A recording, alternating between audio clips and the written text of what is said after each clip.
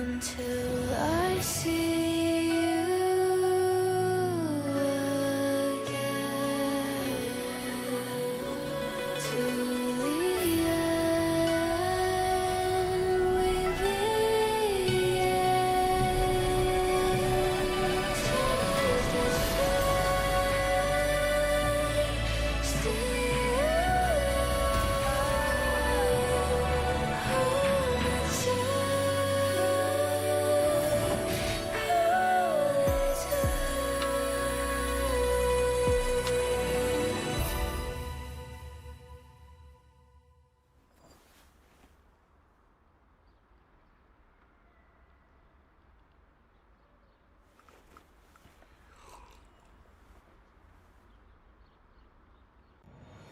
Get ready for the 2026 Battle of S.E.A. Across Southeast Asia, teams fight for their region and the pride of Demacia. They first clash at the Proving Grounds Community Tournament with only the best teams moving on to Rally Day for the ultimate showdown. They join forces with regional creators from Thailand, the Philippines, Indonesia, Malaysia, and Singapore to compete across all game modes. Summoner's Rift, ARAM Mayhem, and Arena. They're just gonna sit by and watch, but perfect executions. Who will rise to glory and become the Battle of S.E.A champion? Grand finalist! Battle of S.E.A. Welcome, Summoners, to Day 2 of the Battle of S.E.A Proving Grounds. It's your boy here, Qontra, alongside with Sagi, to bring you all the heat, all the action happening throughout the span of this evening. Thank you, of course, to all of you guys who are joining us, and also shout out to the co-streamers who's having their own watch party going on, as the Battle of S.E.A is a regional tournament featuring 5 participant countries: Thailand, Indonesia, the Philippines, Malaysia, and Singapore, to battle it out, to prove to themselves and to the rest of the region that they are the very best at sea. Exactly right, Contra. I think throughout the entire Proving Grounds thus far, we see a trend regarding the teams that we actually have right now. If we look at the remaining teams, we have Team SSS, FRC, Faerie Charm, right? Team FF, and finally WP Academy. I gotta say, out of the 5 regions that you just mentioned, we only have 4 representatives coming in from Malaysia, Singapore, and 1 representative coming in from WP Academy here. So for Thailand, Indonesia, not the best case for them, as they've been knocked out yesterday. Well, you gotta also see for the fact that, you know, things can happen in the best of 1. You can get cheese in some of all these drafts. That's true. So, who knows? Maybe on Rally Day is where they truly get to shine. So, of course, throughout the Proving Ground stage, we have open community tournaments for all of the finalists, from the solo queue ladders to ex-pros as well as current pros who's been forming up their own teams to prove their worth. And of course, today will be the very final day, and the best representative will be able to join some of your influencers as well as your community leaders to play out on the Rally Day. And we've also got plenty of rewards for all of those who are playing. Yeah, talking about rewards, right? Aside from the prize pool that we're looking at, a 3.5k US dollar prize pool, the first place taking 1,000, second 600, third 500, fourth 400, and fifth 600, 300, seventh, eighth 200 here. That's just not all. Take a look at the top 16 teams. Look at that swag kit. You get a Garen Demacia sword, you get a cape that signifies Demacia, and also like a little like, what do you call that, a keychain that you can pin on towards your wallet or towards like your bag, showcase that you actually participated in this tournament itself.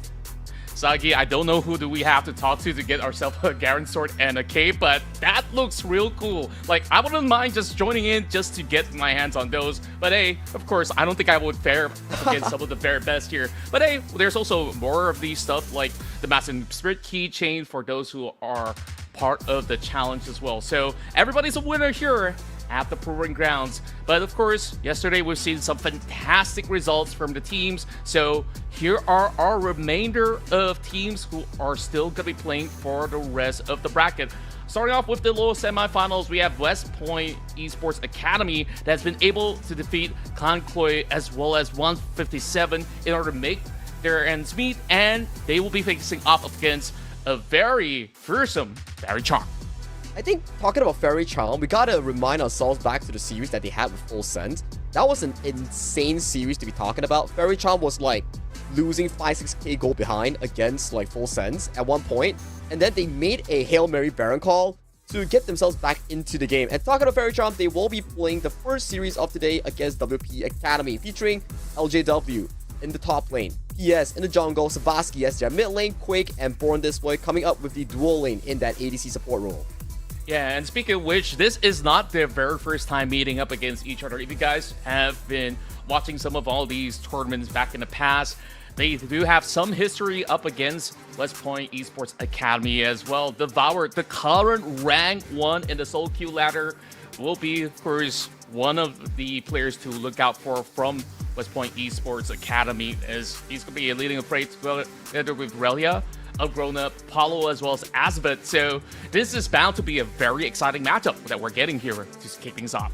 I think both teams also played like fantastic League of Legends back yesterday. We saw the fact that FRC, the amazing comeback they talk about, and from WPA, aside from absolutely demolishing 157 in their matchup, they also had a really back and forth game coming in with Thailand's very own Kang Koi. So for these two teams, I think it's definitely not going to be an easy one moving forward that pick and bans and going into Summoner's Rift. Indeed, I mean, overall, there's a lot of pride at stake as well when we take a look at how they've been really putting everything on the line. And we talked about that big Hail Mary play that kept FRC alive. I wonder if there's still going to be another crazy Hail Mary that we're going to be seeing later on, because they definitely have this no-holds-barred kind of playstyle. But you also got to see WPE, they got a very versatile draft as well. They've been playing some kind of carries like Akali at the top lane. We've been seeing Aurora coming out from Relia. So it's a very big pool that they're actually working with. As we kick things off, Faerie Charm starts on the blue side, and the first ban will be a respect towards Devoured on that Viego. It's an interesting one, right? So far in the entire tournament, we've seen Jungle Assassins being banned specifically to WP Academy, and also teams like Team FF, which features like carry jungle playstyles on Devour, on the side of Blueprint. So these are interesting bans as well. And talking about the Jace pick, we saw it yesterday on the hands of like Rona. He played it towards the mid lane, and it's a very good flex pick that you can throw in towards the jungle in this patch. That's true, and definitely you could even flex it over the top side. It's just so versatile, and that's the thing that I really love about this brand new season that we're getting with, of course, the Demacia patch. That's why we're in Demacia colors today, and we've even seen a lot of all these focus bans coming out, because that Akali was played by Relia one of the matches prior, so they're just making sure that, hey, if this is a very problematic champion, we might as well just get rid of it. And of course, from West Point Esports Academy, they're also taking out Fiora as well as Nico. Those kind of playmakers as well as late game skirmishes is definitely going to be very pesky, but they definitely don't want to have Born This Way maybe picking up a very cheeky Lee Sin talented bot lane. It's very interesting, right? Because Born This Way in previous tournaments, he was actually playing in the jungle, but instead, he's coming in as a support for Faerie Charm. Talking about support role, right? It's interesting that you mentioned that Born This Way this time around for the support role. Maybe it's like an emergency substitution or like a role swap that we don't really see much often here. But kicking off the pick and bans, we do see LJW locking in that Dr. Mundo here. Likely going to the jungle, because so far in the tournament in 2025 and 2026, we've seen more and more of Jungle Mundo dominating as the premier frontline. That's true, and overall, like, he's just really pesky to deal with, and the longer it progresses, he just gets beefier and beefier towards the point that you have to build so many of all these anti-strat items up against him. What they did miss out on the ban is that Varus, but the big question right now remains that, is this going to be a typical bot lane Varus or mid lane Varus? It might even be top lane Varus, since he's just so strong with that one item power spike of Dusk at Dawn that was introduced earlier this year, and I do think that wherever he goes, he's definitely going to be giving a lot of impact towards WPE Academy. I mean, it makes sense, right? Like, usually if we just see Varus, like, oh, it can go top, it can go mid, it can go ADC. Because why? I remember that one video that I saw Faker did that 2-minute 30 clear on Ambessa, and you know, some people have tried that, and they're like, okay, maybe Ambessa can be played in the jungle here. So, for WPE Academy on the red side, this too will remain a flex until the very end, considering they have the final pick on the red side. That's true. Meanwhile, Faerie, they don't really mind revealing a couple of their cards on the table right now with both the Nautilus as well as Azrael pickup. And we're definitely seeing a lot of all these focus onto getting engaged supports or even tanks in order to pick up that Vandal pipe so that you could just land a couple of CC and just give your entire team a 20% buff of attack speed. So that being said though, West Point Esports Academy, they lock in the Aurora once more. Yeah, this Aurora will be interesting, considering the fact that options are widely available. We can see that Polo might be getting his hands on that Varus to the ADC role. And for this Aurora and Bessa, we've seen how Relia was able to play that Aurora in towards the top lane, and considering the fact that this patch, you have quests. You can go for potentially something like the Teleport Ignite, you can go for Flash Ignite for more aggression, as long as you can break through that level 20 mark and finish up that quest. That's true, and I really do like the kind of ideas that they do have with their kind of pickup, because you can see already the ideation for West Point Esports Academy is that, hey, if we get a catch, we can just full send it, go for that dive, and they want to ensure that nothing blocks their path, so they will just take out Talia out of pool from the side of Savaski. So what's going to be the answer for Faerie? They will remove another support out of the pool, and that's going to be the rail. It makes a lot of sense, considering the fact that FRC has already shown their bottom lane duel. So right now is to make sure that Quake and Born This Way gets a comfortable matchup going into that early game here. Because if you were to look in terms of draft, WP, if they do send that Varus towards the bottom side, it's really 50-50. It depends on whichever supports gets their initiation off. Is it going to be Born This Way, spamming his emotes and getting that perfect hook on towards the Varus, or the potential support coming in from WP Academy, formulating that strong 2v2 and suppressing Quake and Born This Way? Yeah, and I really do like that you've pointed that out, and we're also seeing a little bit more of that priority ban over mid lane just to deplete the kind of pull that Savaski has. And Orianna was one of the most popular choices out of yesterday's run, with multiple teams actually going for her big capability of landing big shockwaves in those team fights. And of course, similarly on the other end, another support being removed from the pool, and that's going to be Braum. So there's not too many choices left that's going to be giving them all these great engage tools. And maybe you could still figure out something like maybe a Rakan or Alistar that could still be pretty much accessible, but does it actually fit into what WPE wants to achieve? And speaking of which, they will go ahead, lock in that Rakan. It makes a lot of sense, right? You have so much engage tools coming in for WPE Academy. The moment you hit that chain of corruption on towards the enemy, Rakan just follows up with the quickness and get that perfect setup here. The only thing that we need to look at coming in for WPE Academy, where is this Aurora and Bessa going? On Bessa, you can flex top jungle, Aurora, mid top. It's really down to WPE Academy to see which thing they want to prioritize on these specific counters here. So for FRC, to lock in yet another strong lane bully, which is the Rumble, equalize out some of these strong matchups that has been drafted by WPE Academy.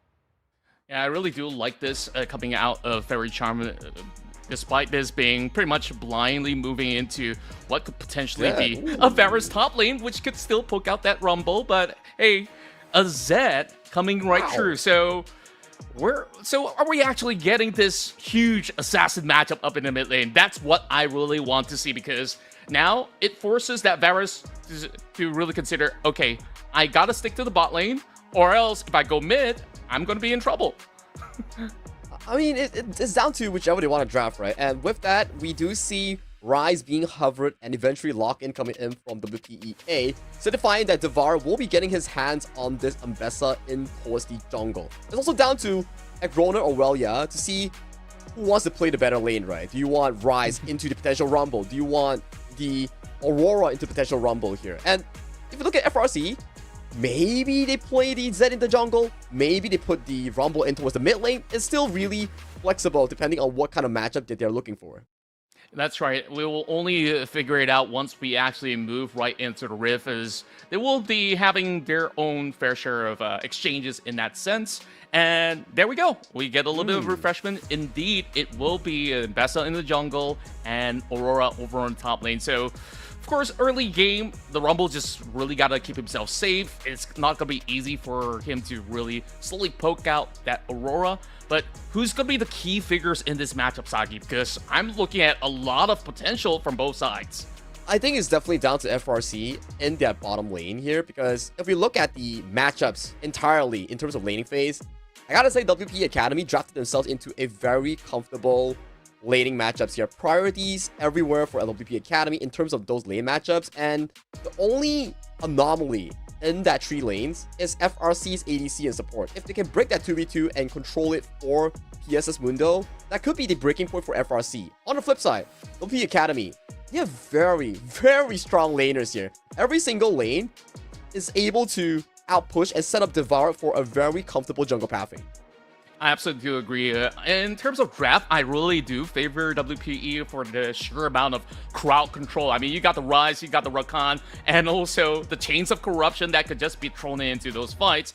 And if anyone actually tries to get anywhere out of the corners of the map, then you could still have the Mbissa to permanently chase out that one fellow. But hey, if the Mundo can just scale up and go where he pleases, hey, it might just be a very different story. So it really boils down to who really takes the lead in those first 20 minutes, and then we'll really get to witness the full game plan coming from the side of Faerie Charm, because there definitely is a lot of weight on the shoulders of that Ezreal. So I'm really hoping to see a really good round in this best of 1. I think to your point as well, right? We talk about the first 20 minutes. If we break down on how both teams want to play, for the side of Faerie Charm is to survive the laning phase, right? You have essentially maybe 3 losing lanes if you don't play it to your own cards. And for the side of the Academy, right on the side of Devour's jungle pacing, and make sure that these 3 winning lanes convert it to more jungle pressure, more early game dragons. Make sure that you can ride the Varus momentum in the early game to close out the game as soon as possible. Force that That's dragon true. solo, right? And you look over to the side of FRC, it's really down to their comfort draft. And if we go to the mid game, the Zed is going to be a very strong side lane pressure. So for them, survive the laning phase and pace themselves towards that mid game. That's true. Overall, we also want to see whether if FRC wants to consider prioritizing objectives overall on the top quadrant of the map, because if you're going to go into the late game and you haven't really get too much of all these structures out of it, then it is going to be rather difficult for them to really go on the push as well, considering the fact that, you know, that's the problem about the Ezreal, where you just can actually focus down, you know, one after another in comparison to all the other kind of high DPS ADCs that's available in the pool. So really a lot of factors come into play. So West Point Esports Academy, if they can actually snowball that lead from the early game, then they could actually make a quick hurdle and just absolutely take whatever they would and just keep on forcing those team fights. So that definitely would be super exciting to watch. And of course, once again, for all you guys who are tuning into the Proving Grounds, get your snacks ready, is the Battle of S.E.A is just getting started. So Sagi, I'm not going to be the guy to put you on the spot and say, oh, let's make a prediction on which team. We're here for the vibes, man. I'm pretty sure that the co-streamers are too, because overall, we are having some of the best out of the Philippines and MYSG to really kickstart the day.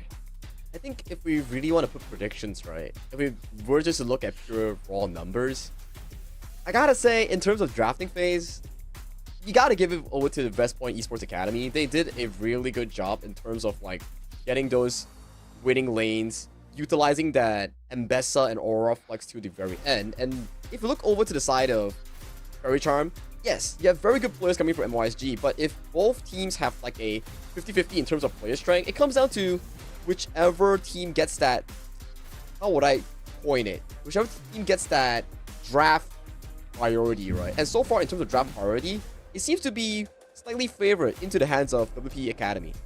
I definitely do agree, and that also boils down to how hard does these two supports have to roam around the map to really create scenarios that can actually give them all these small little build-up of a lead in that sense. So born this way on the support role, I'm definitely sure that he's definitely played plenty of all these matches in his solo queue climbs and stuff in order to really shine. But overall, this is something that's new to us because we know him very well to be a prominent jungler in the scene, whether it's in pro play or even in the queue ladders. And on the other side, I mean, West Point Esports Academy, they've definitely shined from the matches from yesterday, that they really do have a support that really is willing to give it all in order to get those leads for the team. So I'm just really hoping to see something really special coming out of the bot lane, starting from these two supports, and then of course later on in the late game, the both ADCs are gonna prove their worth on who really gets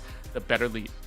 I think if we were to pan over to the bottom lane later, something that Born This Way has been known for in the solo queue ladder is his ability to mind control his opponents with the mastery spams and emote spams. We've known this guy for like so long. We've seen him play in tournaments. His specialty, you gotta say, is in the jungle, is in the form of those heroes like the Lee Sin, but when it comes down to his personality, it's gotta be those emotes. Yeah, I'm glad that we're actually playing on the live server instead of, tournament realm, so that he could actually flex his mastery whenever he pleases. So I think that anyone that has faced him have already gotten used to, okay, this guy. If I start the game, I'm just gonna mute his emotes, and that's it.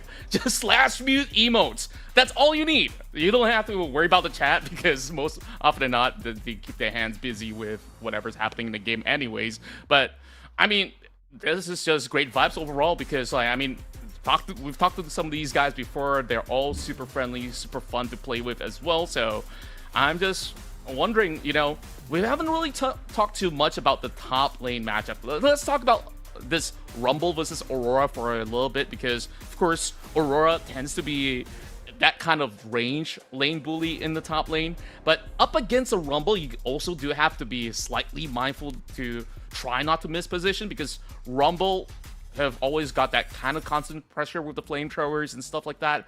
But once they do have the equalizer, I think that Rumble is gonna be having some really big impact from level 6 onwards. Yeah, and it comes down to whether or not LJW can actually control that level 1 wave. Like, level 1 is Rumble's weakest phase in the game, so if potentially LJW can survive that early game, pop that level 3 in, then the shield starts kicking in, the flamethrower starts kicking in, and he can start actually being able to mitigate that lane pressure coming in from Relia's potential Aurora top lane, right? So it's really down to those wave management talk about how you trade well, how you cast those spells to get yourself into those certain advantages. That's true, and of course, I'm pretty sure that Devoured could try to clear as fast as Faker in that sense, so he's going to have a lot of impact in that early game. So to also match up to that speed, I really do wonder on the side of FRC, will they be able to really upkeep that kind of tempo in order to either maybe form a counter gank or even maybe prioritize objectives instead? So FRC, they gotta ensure that their game plan is gonna be very clean, because looking at the late game, Zed, sure, you do have maybe a little bit more of that split push pressure on the side lanes, but overall, you gotta also find avenues on that mid lane to get this engine rolling for the Zed. Yeah, that's the problem, right? So we need to see how Savaski plays out that Zed in the laning phase, and if you can get a sufficient lead to outpace Agrona on that rise, then maybe we see a side lane domination coming from FRC, because their side lane in terms of 1v1 is pretty strong until Agrona on their rise hits that level 16 breakpoint on the hero champion like the Rise, right? So it's really down to this laning phase that we talk about, right? Because WP Academy, if we look towards the early game, they are so strong in laning phase here. So setup as well is really sufficient. We could look at a fresh Prison Realm coming in for the side of Rise in the mid lane to catch Savaski off guard. So it's really down to how they play that early game later on. Laning phase is too important for both of these teams. That's true, and overall, if you give enough time for the Rise to actually get all of his full build, then it is definitely going to be very scary towards the late game, because once he has the Actualizer, 8 seconds window of spamming those spells, he could just absolutely melt anyone like butter. Maybe not the Dr. Mundo that quickly, but it's still going to be very significant. So overall, I think like West Point Esports Academy, I think that this is almost like a foolproof kind of draft, whereas there's definitely a lot of conditions to be met for the side of FRC. As much as, I love these boys to bits, but they really got to show us that to work out this draft, you just really got to be absolutely monsters in each respective lanes. You gotta just lock in. You gotta just make sure that every lane equalizes out according to your expectations, survive the early game onslaught coming in from WPE's aggression, and maybe when going into the mid game, we will see more of the fights happening around players like Savaski, players like LJW, setting up those team fights in terms of like the 4-on split push or potentially the dragon here. So for the bottom side is what we need to be focusing on. If Quake and Born this way can equalize that lane and even win against Poland Revelate, that's going to be such a good news coming in from FRC. That's their anchor right there in the bottom side.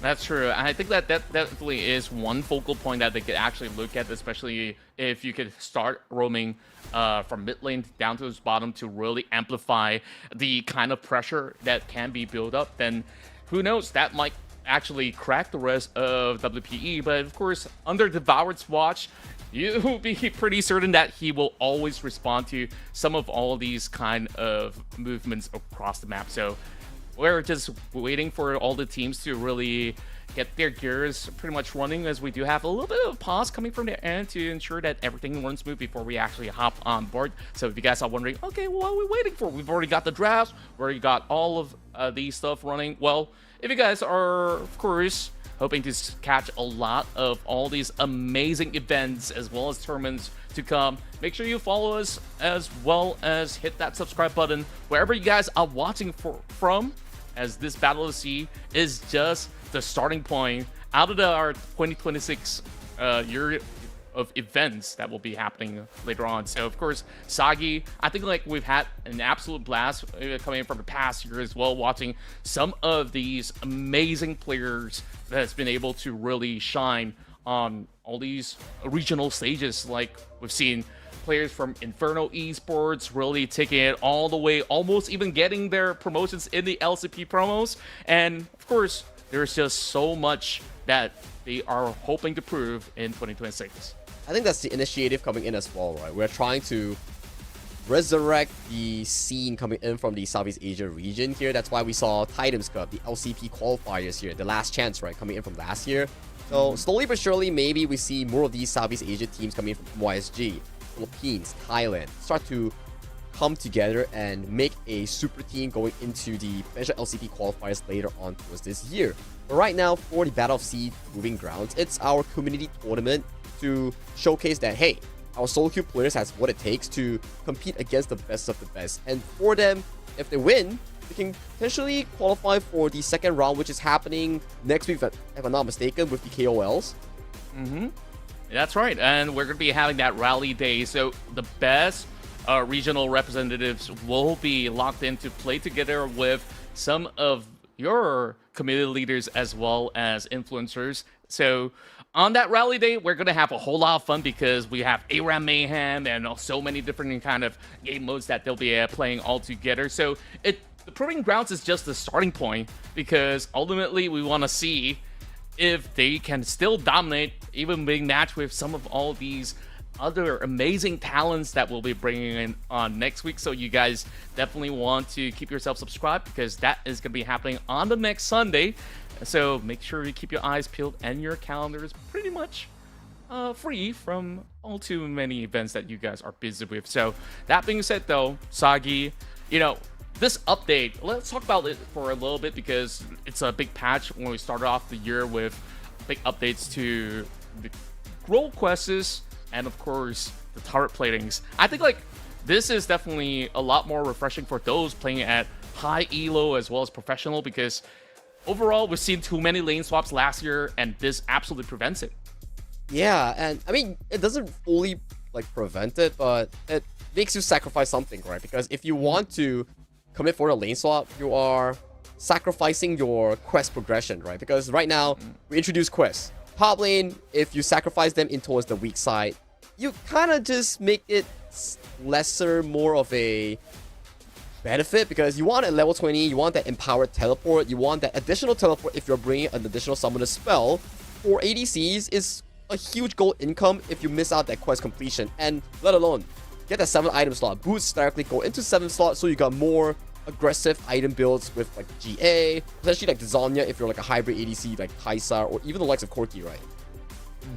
That's true. Like we've seen a lot of all these professional games, whether it's the LEC or LCK, even ADCs like Jinx is getting a little bit more viable in pro play as well, because once you do get your hands on the 6 and 7 item, that's where you could absolutely see them absolutely tear through team fights like it's hot knife through a butter in that sense. And we also see a lot of all these amazing variety of summoner spell pickups that can actually lead to more aggressive plays on that 1v1 top lane, right? Overall, this is the reason why, you know, Aurora becomes viable. She gets that free TP past 12, 14-minute mark, and you can still impact into some of all these fights around Dragon. So this is just the beauty of it. And if you were to go on tanks, you could still take those kind of teleports. And I just think that the options are absolutely plenty. Meanwhile, of course, that added slot for supports to finally get a space to park your control wards, I think that really comes in handy as well, as much as essentially the role remains pretty much the same, but the power of battle pipes is absolutely strong throughout the past couple of patches. But if there's going to be enchanters coming out, I do think that, you know, there's a bunch of all these enchanters that's still really powerful with all these newly introduced healing items like Diadem of Songs to pair with Echoes of Helia. So options are absolutely plenty. I'm absolutely enjoying all the new patches coming true. And talking about items, right, Qontra? The revisit the item known as the Hextech Gunblade. We've missed this item since like God knows how many patches, and right now it's back in towards this new season of League of Legends. So I do believe that we do see more Akalis coming into pro play to more of these like tier 2, tier 3 tournaments because of like Hextech Gunblade. Because this item fits Akali so well. You jump in with Akali's ultimate, immediately pop the Hextech Gunblade, and you could go potentially for that all in. So for this item to be back, it's good to see some old names coming in towards this. Yeah, speaking of new items, I think that there's a lot of all these new items that can benefit certain champions, and for those that love playing Caitlyn, you know, they got the Hex Optics C44 that just empowers you for that range auto attacks. Imagine getting that headshot in as well. It just doubles it down. And of course, there's just so many of all these interesting kind of builds coming up. And since we do have a Rise, once you have that actualizer up online, man, that is a very, very nasty item that absolutely benefits Rise at this point in time, because you could just amplify your damage output just by doubling the cost of the mana, which is not a problem for Rise at all, right? So within that 8 seconds, he could just absolutely blow somebody up. So I want to see that happen later on, and who's going to be that victim towards the side of FRC. It's like pulling the old Rise ultimate and make it a item, right? Like back then, when you pop the Rise ultimate, you go like on the onslaught mode, you can spam that spell button like a keyboard. And with the actualizer being an actualized item right now, it's more of a, how would I say it, a different item. It's like Shojins for mage users, right? It's like you're just like spamming that. It's like, okay, it's time to all in. Let me pop that and let me like just like swipe my QWER and just spam all my spells. It'll be a shame where once you pop that and then like you have something that can absolutely silence Rise, and then like, oh, I've wasted like maybe 2 seconds out of the 8. But hey, it doesn't really matter too much. At least it's 8 seconds, so they could still at least pop a couple of spells right through. And what other interesting items are there? I think like there's definitely a lot of interesting stuff like Bastion Breaker. If you have those kind of split pushes over on the side lanes, you even have other than the ones that we've mentioned earlier, I think like over. Bean Hunter yeah, the new ADC item. That's pretty good, man. It is, and we've seen a lot of people experimenting with all these kind of builds. We've even seen Nasus is starting to build that item alongside with Essence River, and he just absolutely dunks everybody else with that. So it becomes an absolute monstrosity for those who are facing the kind of crit Nasus build. I mean, those are in mid-elos, you'll see a bunch of them. I mean, it's for the funs and lols, right? When you look at a Nasus that's like stacking, you can sort of wonder like, after the Essence Reaver, I kind of need some true damage coming in for my crit items. So for them to build Bean Hunters on Nasus, maybe it's like for the funs, you know, for the funs. You get that ultimate haste, you get that additional attack speed. You just sacrifice like what? A lot of HP, a lot of tankiness for being able to bonk the enemy, right? Yeah, just get more crits, get more lifesteal, and you're sorted. Well, I do believe that the technical pause is going to be taking some time. Just want to get some confirmation from our dear producers if we're going to be going for a little bit of a quick break, or are we going to be moving in for our matchup. Of course, we'll keep you guys updated towards that. But of course, at the meantime, Sagi, I think it's a little bit of a long podcast between you and I. So, have you experimented with any of all these, new stuff that was being brought to the table?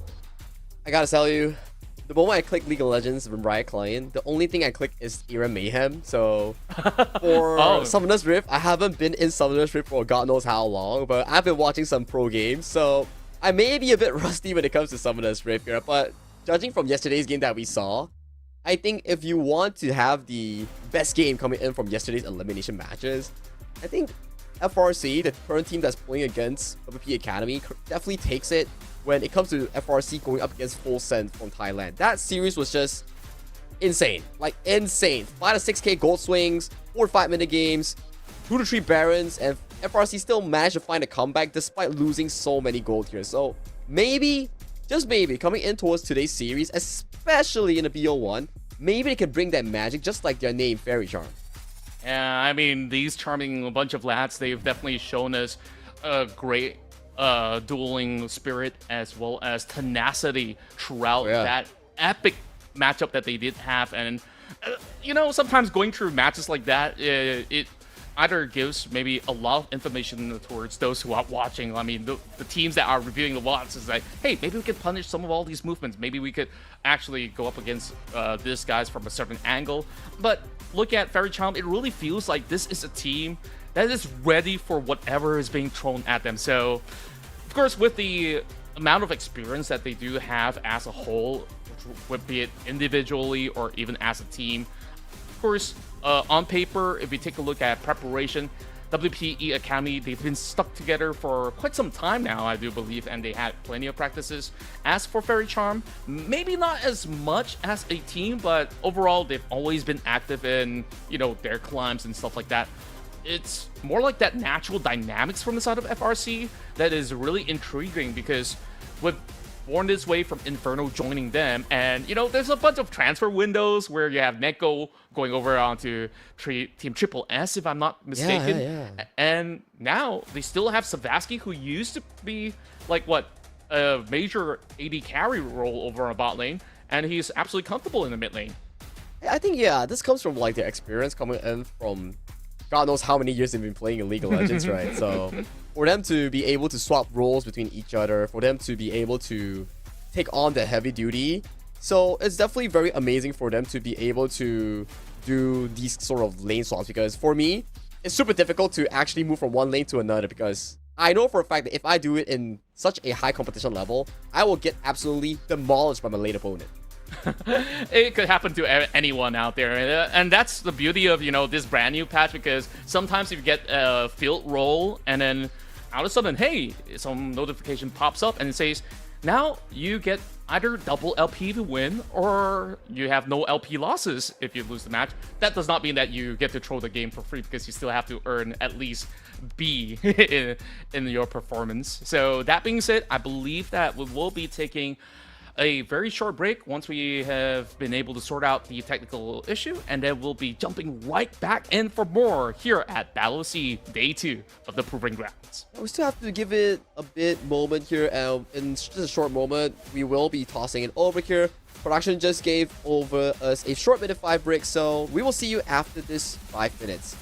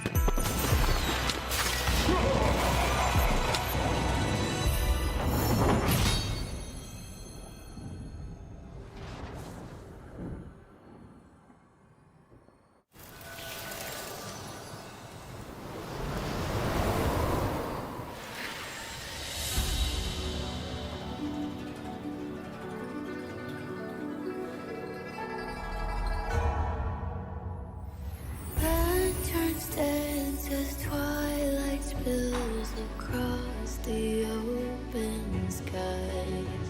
A spark of joy once lit the dusk in crimson flame and soul, where voices rose like echoes deep in halls where we belong. Yeah, yeah, 海角公里，你见你我，共此时光。愿此情长似月流芳。Where we belong.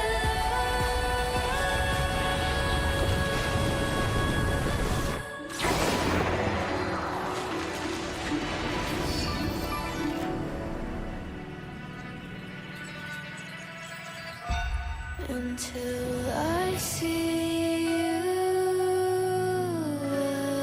again, to the end we begin. Taste the shine, see you,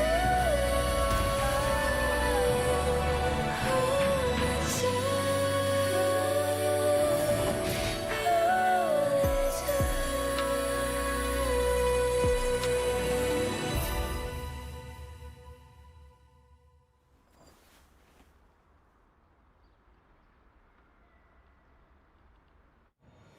Get ready for the 2026 Battle of S.E.A. Across Southeast Asia, teams fight for their region and the pride of Demacia. They first clash at the Proving Grounds Community Tournament with only the best teams moving on to Rally Day for the ultimate showdown. They joined forces with regional creators from Thailand, the Philippines, Indonesia, Malaysia, and Singapore to compete across all game modes. Summer's Rift, ARAM Mayhem, and Arena. They're just gonna sit by and watch, but perfect executions. Who will rise to glory and become the Battle of S.E.A champion? Garage! Battle of S.E.A.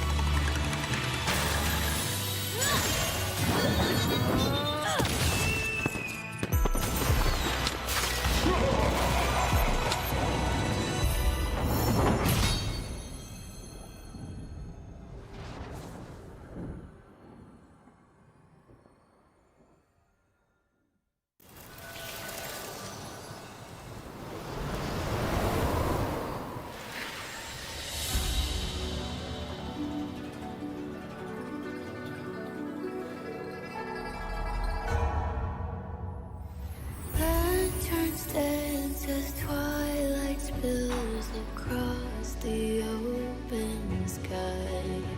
A spark of joy once lit the dusk in crimson flame and soul, where voices rose like echoes deep in halls where we belong. Yeah, 海角公民遇见你我，共此时光。愿此情长，四月流芳。Where we belong.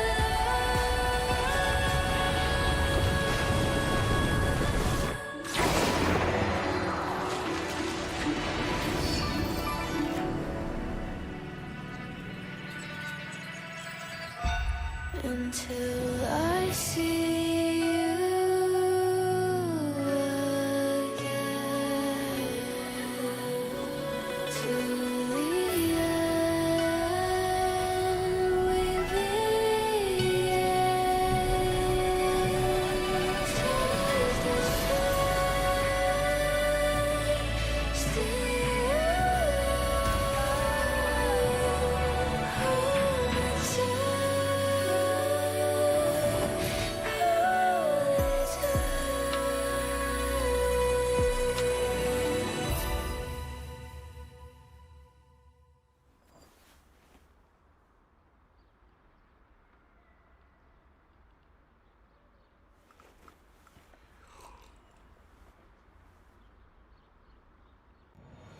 Get ready for the 2026 Battle of S.E.A. Across Southeast Asia, teams fight for their region and the pride of Demacia. They first clash at the Proving Grounds Community Tournament with only the best teams moving on to Rally Day for the ultimate showdown. They join forces with regional creators from Thailand, the Philippines, Indonesia, Malaysia, and Singapore to compete across all game modes. Summer's Rift, ARAM Mayhem, and Arena. They're just gonna sit by and watch, but perfect executions. Who will rise to glory and become the Battle of S.E.A. champion? Grand finalist! Battle of S.E.A.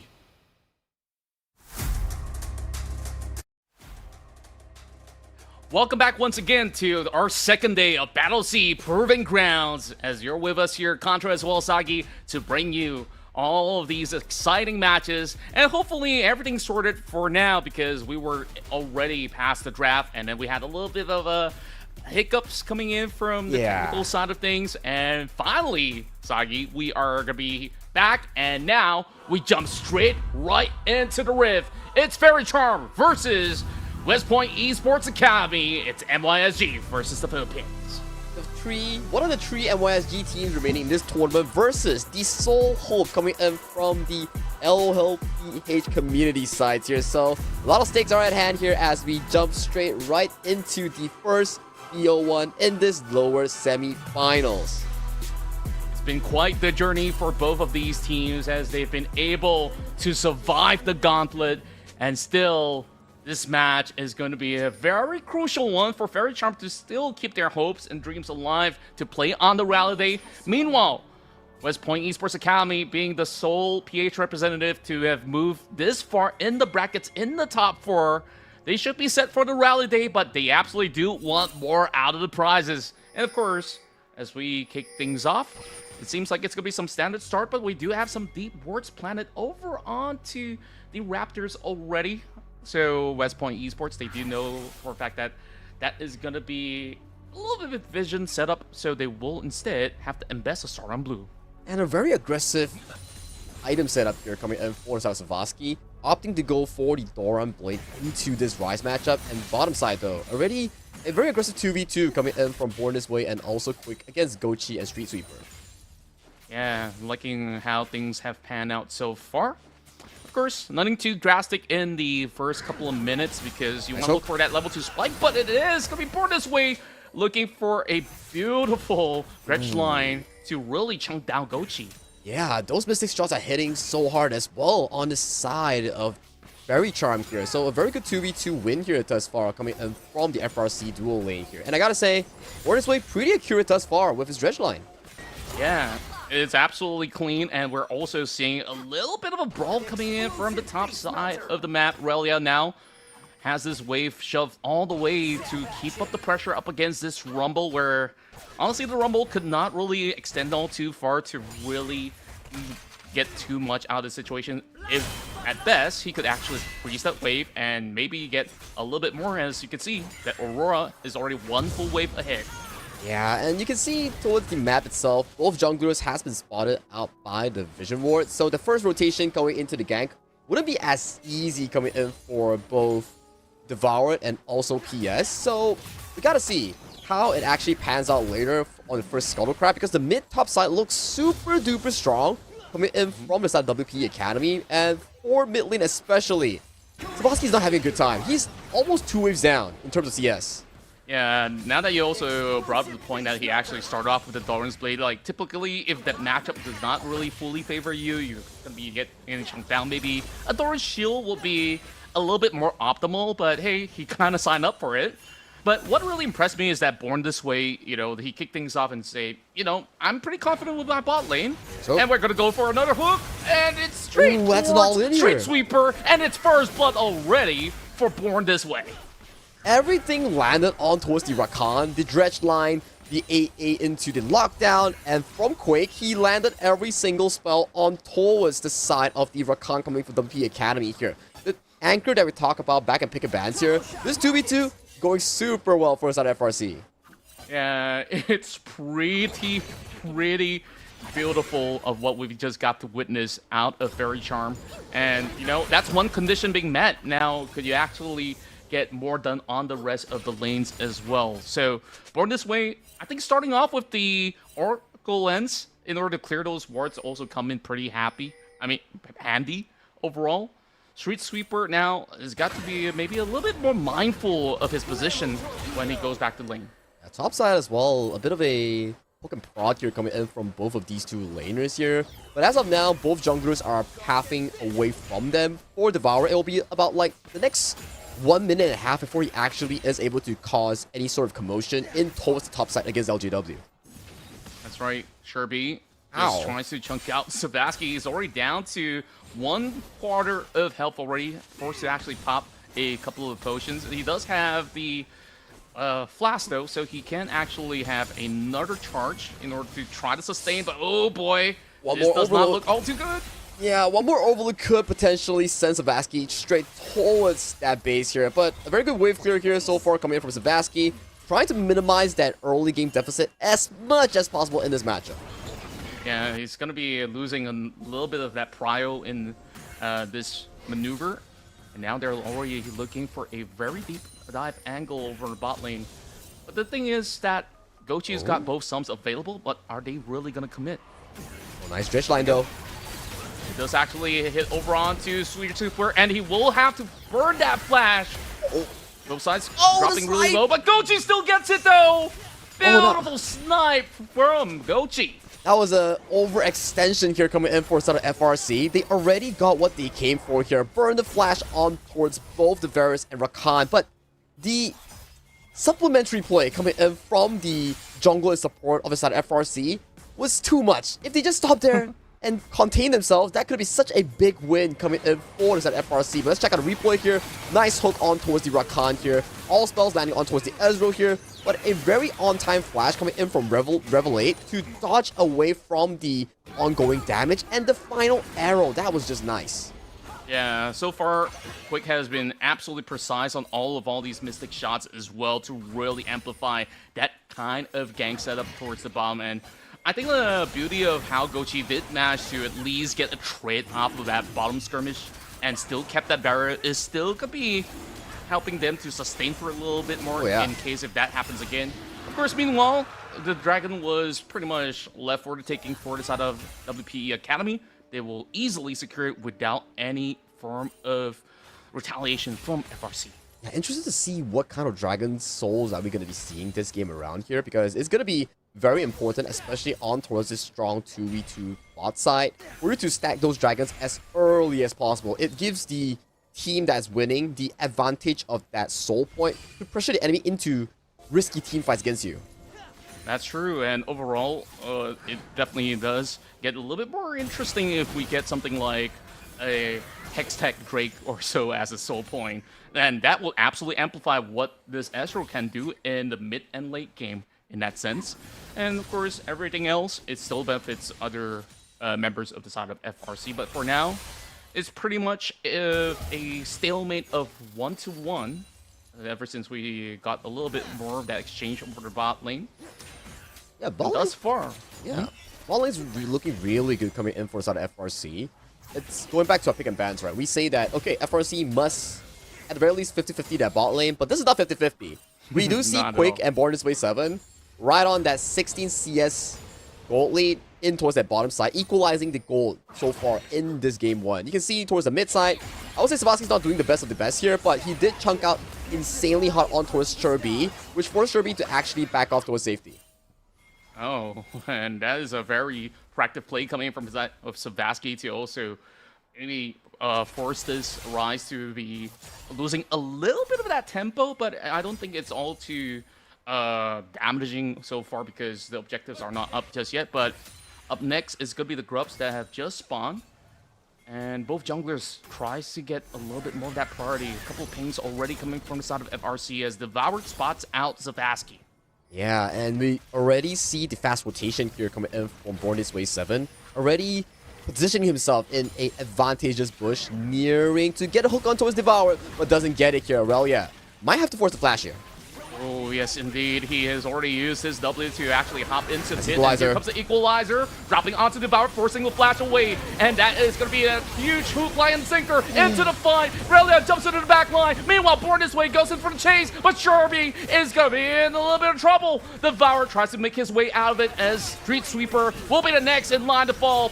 PS and low will be able to secure it. Devour still gets one exchange before going down. It's a double for PS. And now the options are open for the taking for Faerie Charm. That was a beautiful equalizer coming in for the side of LJW's Rumble, which immediately forced out so many of the key spells coming in from the side of WP Academy here. And then even when we see Street Sweeper coming in with a 4-man Rakan knockup, it wasn't enough. There's no consistent DPS the moment Sherby falls on that Rise, which, coming to the conclusion here, this early game has been played tremendously well because of the fact that Born This Way 7 is able to move around the map so much faster compared to his counterpart, which is the Rakan coming in from WP Academy. Take a look at this fight.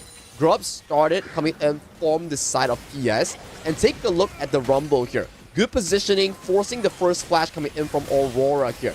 True Shot Barrage doesn't hit on towards anyone, but this Equalizer, man, forcing every single spell coming in from the Ambessa and Devourer. Yes, he has so much damage in towards the early game, but the moment you lose the Rise, there's just no constant spell flux to refresh those spells that you're looking for. No DPS, pick down this Mundo. Yeah, the chemistry between Born This Way and LJW have once again been proven to be a very, very nasty tandem. And like you said, massive impact from both the Rumble as well as the Nautilus. And it really didn't help that Relia was in a very awkward position in that fight, forcing that flash. And once they say, you know, let's try to commit and convert something instead, at least Sherby did manage to walk away with 1 kill. So it does help that Rise to also stabilize to eventually catch up to this build, eventually getting his hands on that Rod of Ages. Yeah, the next few Dragons is going to be really interesting coming in for both of these teams. We'll be coming into a strong contention on whoever can stack those early Drakes and pace themselves towards that strong Drake fight, right? You get that soul point, you increase your combat ability going into that mid-late game stages here. And Born This Way 7, positioning himself in towards the top side, we do know for a fact that Relia has no flash. That's true. So there's only one way that you could realistically get out of fight. So he's got to keep that hop ability just to get himself back into safety. Meanwhile, Heartsteel already online for the Mundo, so he's definitely looking for a couple of these free stacks if he could, but definitely don't want to put himself into danger just yet. Brack's pretty much up online, so we do have the Hextech Drake. That is going to be our second Drake for the taking. Born This Way, already lining up with the pressure, or dealing a chunk up for Street Sweeper, and now he is in the thick of it, will be blown up by Gochi, and this is a full commitment up against PS Low, and just like that, the Mundo will be melted down. A late TP comes through from LJW, but it is not gonna matter all too much. And once again, West Point Esports Academy, they do have an open Drake for the taking, but it's still warded though. They don't want to fully commit just yet. Oh, what is going on here? FRC overcommitting themselves in towards that play. Born This Way 7, although he got a hook on towards Sweet Sweeper's Rakan, but the members coming in from FRC just wasn't ready here. We saw how late the teleport was coming in from the Rumble of the side of FRC, and the moment he landed, all 3 members, Born This Way, Savasky, and PS, has already been taken down coming in from the beautiful CC chain coming in from the Rakan. Gochi's Varus. Take a look at this play. Dredgeline lands on towards the Rakan, and immediately, quickness into the knockup. Chained by the Chains of Corruption here. The Nautilus couldn't even land anything in that play because he was CC chained to death. And as of this point, Teleport was just too darn slow coming in from the Rumble here because the Aurora on the hands of Relia had the push priority in that 1v1. True enough, and there wasn't that Unleashed teleport activated just yet, and Sherby came in just in the nick of time with his Realm Warp in order to really make a very impactful team fight. And who benefits the most out of that skirmish? I gotta say, it's gotta be Gochi. Look at him. Man. He's already 3-0, and he's got a 300 bounty on his head. Yeah, and with the control being relinquished over to the side of WP Academy on this Dragon, you gotta be wondering, if they get themselves on the hands of this Dragon, the Dragon's stacking pressure will be in the hands of FRC, but take a look at PS in low ball. He's trying, he's going for it, he doesn't land a smite. Yeah, they don't want to fully commit though. Street Sweeper looking for a little something, but Amundo is not who you really want to jump on, since he could just block one of this crowd control spell anyways. So they will have to give it over to West Point Esports Academy. So it's good going for WPE because you give them more time, you can let them skill. It is still going to be the ball on their court if it's going to hit that 35-minute mark. Yeah, and the 35-minute mark is actually really, really far away. And if you take a look at the scalability coming in for both of these teams, I would have to give it over to the side of West Point Academy here because take a look at the Rise and Aura that's in effect here. They are looking super duper well farmed in both of their respective lanes. Absolutely agree with that. And on top of that, when we take a look at the potential of trying to even snatch Gochi in some of these team fights, his position was absolutely immaculate that it makes it even harder for Savasky to even find maybe a flank angle to try to land a death mark. So far we have not seen much of that other than that early dive from the bottom lane. So I wonder if there's going to be any of these avenues, because you don't want to be that kind of Zed that's just aiming down on that Ryze where he's just going to get some of all these items up. And once he does have the Seraph of Embrace, he's still going to be able to really soak in all that damage, so it wouldn't matter all too much.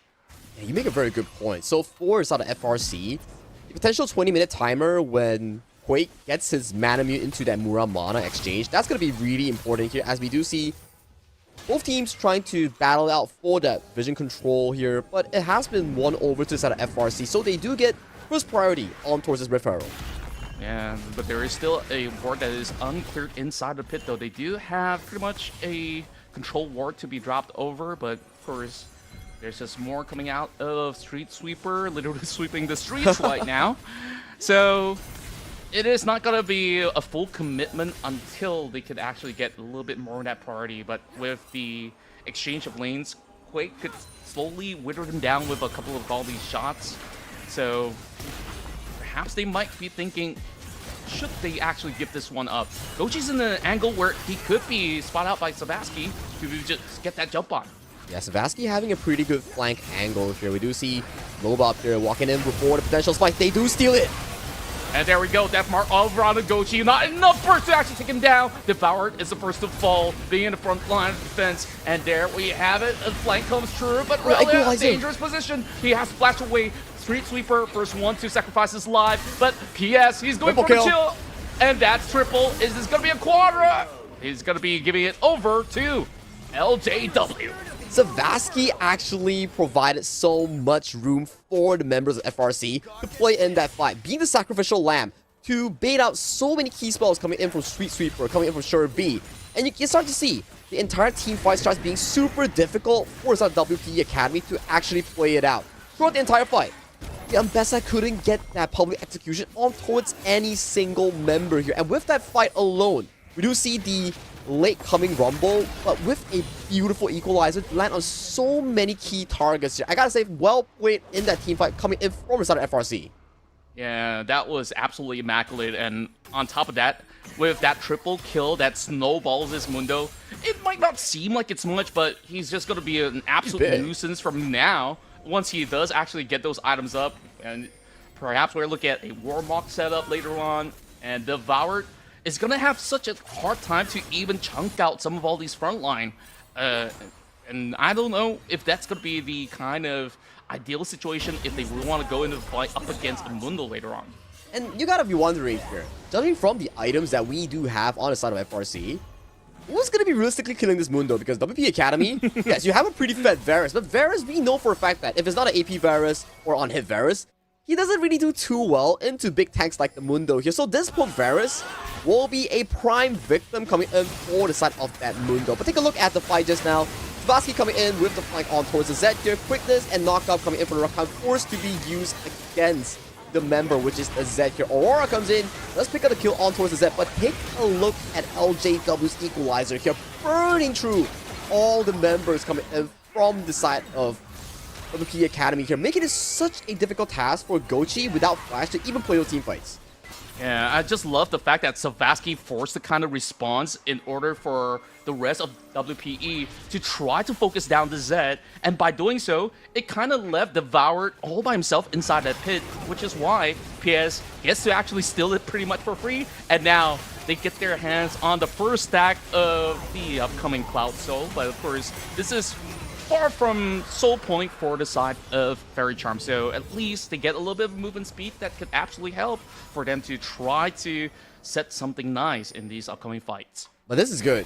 You deny the potential soul point coming in for the side WP Academy, and you stall this game into potentially Baron game, Baron flip later on. So you do have to wonder, like, hey, without the potential of this potential soul point coming from WP Academy, it greatly reduces the Varus strength later on, going into for those like small clutch moments here. We do see WPE though, put their sights on towards this Azure Gold. The blue buff, they do steal it away with the help of the smite coming in from Devoured.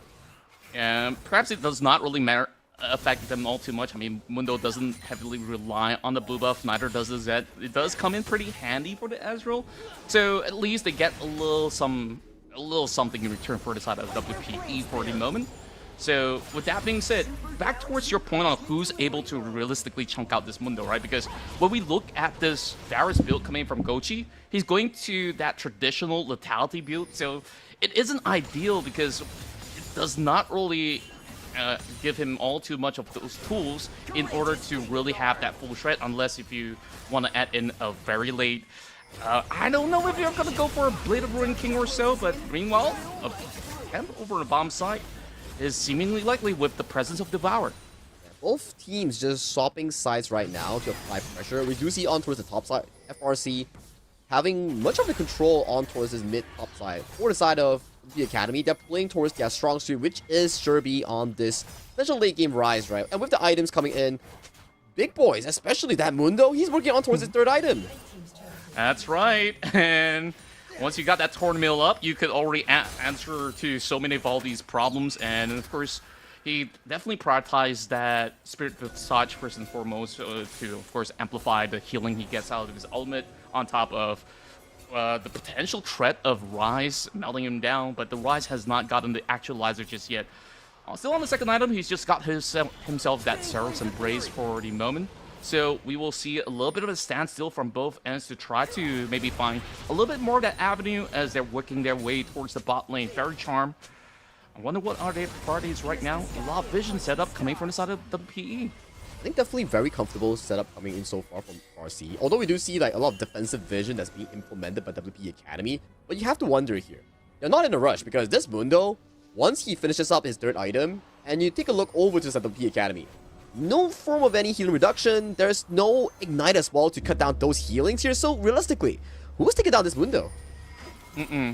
That's the thing that we've mentioned early on, and I think like it's just going to be rather difficult. And I believe he's also going for something like a Vandal Pipe kind of setup into what he's currently building. Of course, he's not going for Aegis, right? So That's it looking could like be potential. Unending Despair, I think. Like, oh, yeah. I have a fair share of ARM Mundo games, and that's probably definitely going to be Unending Despair here. So it does increase more of this in-combat healing for this big raid boss, which is PS and Loba on the hands of the Dr. Mundo. So that's why. It goes back to a question here. For this game, both sides benefits off of scaling towards that late game marker, but in terms of DPS, it's super heavily revolving around WP Academy's Sherby on that rise to hit that level 16 breakpoint. Sure enough. Meanwhile, an attempt invading into the jungle. Maybe it's slightly too late in order to secure that red buff, but overall, Faerie Charm. They do know that something's cooking over in mid lane, but they will still advance up ahead. Plenty of all these boards set up for potentially the next streak.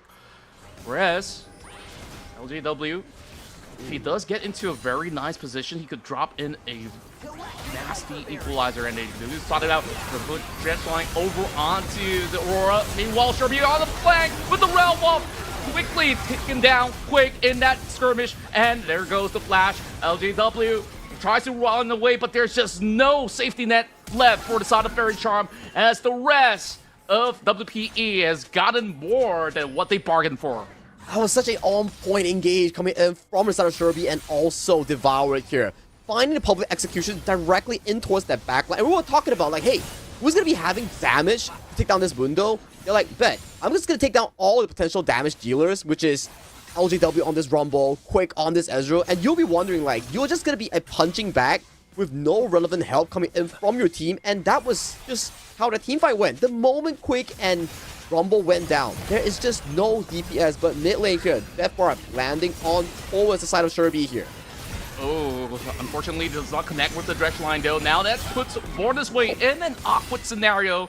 Forced to give his life for it with that Tem coming from Savasky, and that just amplifies what WP is building towards right now with another kill in the back. Ooh, True Shot Barrage does actually hit onto Sherby, though. But now is where it matters more, as the next Cloud Drake is already up online. Well, he does have the Empowered Baron recall upon completing that mid lane quest, so Sherby will be pretty up and available coming in towards this bottom side of the map, coming in for this Dragon take. For Border's Way 7, he's going to be taking the Walk of Shame here, slowly approaching this potential Dragon here. We need to see who lands this potential smite, as Faerie Charm looks to be potentially going for this. They're pondering, they're looking, they're thinking. Oh, Sebastian actually hops right into the pit, but this time around the rest of them just put everything onto the Mundo, where the equalizer does hit over the back line though. Now it is going to be their retreat. Oh, with the round wall, saving all of their lives. What a play by Sherby. That could have been so bad if there was anyone coming in from side of FRC to potentially stop that realm warp here. But with the health advantage coming in for side of FRC, they are looking to start off this Baron here. Baron is their strong suit. They found the win against Full Sense yesterday with the Baron flip. Sebastian has to hop right back in the pit, and now they're looking for a 50-50 flip with a little bit of direct line head over onto the side of Sherby as he does open the portals to go in between worlds. Meanwhile, a beautiful public execution over on the backline once again coming in from Devourer will find the rest of Faerie Charm as they try to pull all the way back. It is still plenty of damage offered from the side of Quick, and they will now be shredded down as Relo is the last one surviving for WPE. Still finds his way to take one more down. Quick with the masterful positioning here, making sure that he survives the ongoing team fight. As long as the Ezreal is able to keep himself safe, survive the DPS coming in from Relia and Sherby, his potential damage going in towards those later team fights will definitely outshine Gochi, given if Sherby falls as the first member in those team fights. Yeah, that was such a close call. We got to take a look at this again because they just wanted to bait them into a fight, and it all started with this hook.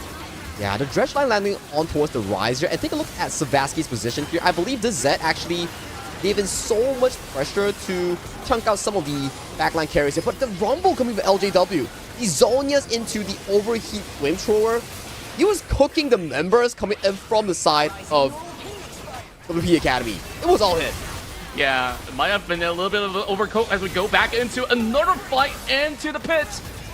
Looking for a pick over onto Devourer. He will be in the really tricky situation where Rella is next one to be hooked by Born this way as the Mundo goes where he please. He will secure himself a double kill while Sherby still got himself pretty much hit with the ult, and now the Baron is free for the taking for FRC. Tree taken down coming in for South WP Academy here. This does open up the free Baron take coming in for FRC. With this Baron going in towards their slot, they are looking even more comfortable going in towards this mid game here. It's just something about Baron plays and Faerie Charm. Every time it comes to Baron plays, they've managed to find the perfect team fight to flip the script over for themselves. Yeah, it really feels like they thrive in chaos, and they're the ones subscribing to it all the time. But this one was actually instigated by the side of Devourer that got them into really hot waters because they were slightly off of position. This is the problem here. It was a decent engage, but on the wrong target here. You land yourself on towards the Nautilus, but Nautilus is not your main target. And then Sherby, the Rise, was nowhere to be seen in that place. So you don't have consistent DPS to take down that Mundo in towards those front lines here. And right now, with the Baron power play, 4.2k against their opponents here. This is looking super good for the MYSG representatives. Yeah, and of course, there's still some hope left for the side of WPE if they can get their hands on the Dragon Soul. They've already got 3 stacks in their favor. So perhaps that could absolutely allow them to at least weave around the fight a little bit better once they do land their hands on that soul. But of course, now with the Baron power play, it makes things so much difficult for the rest of WPE as they're hoping to siege as much as possible.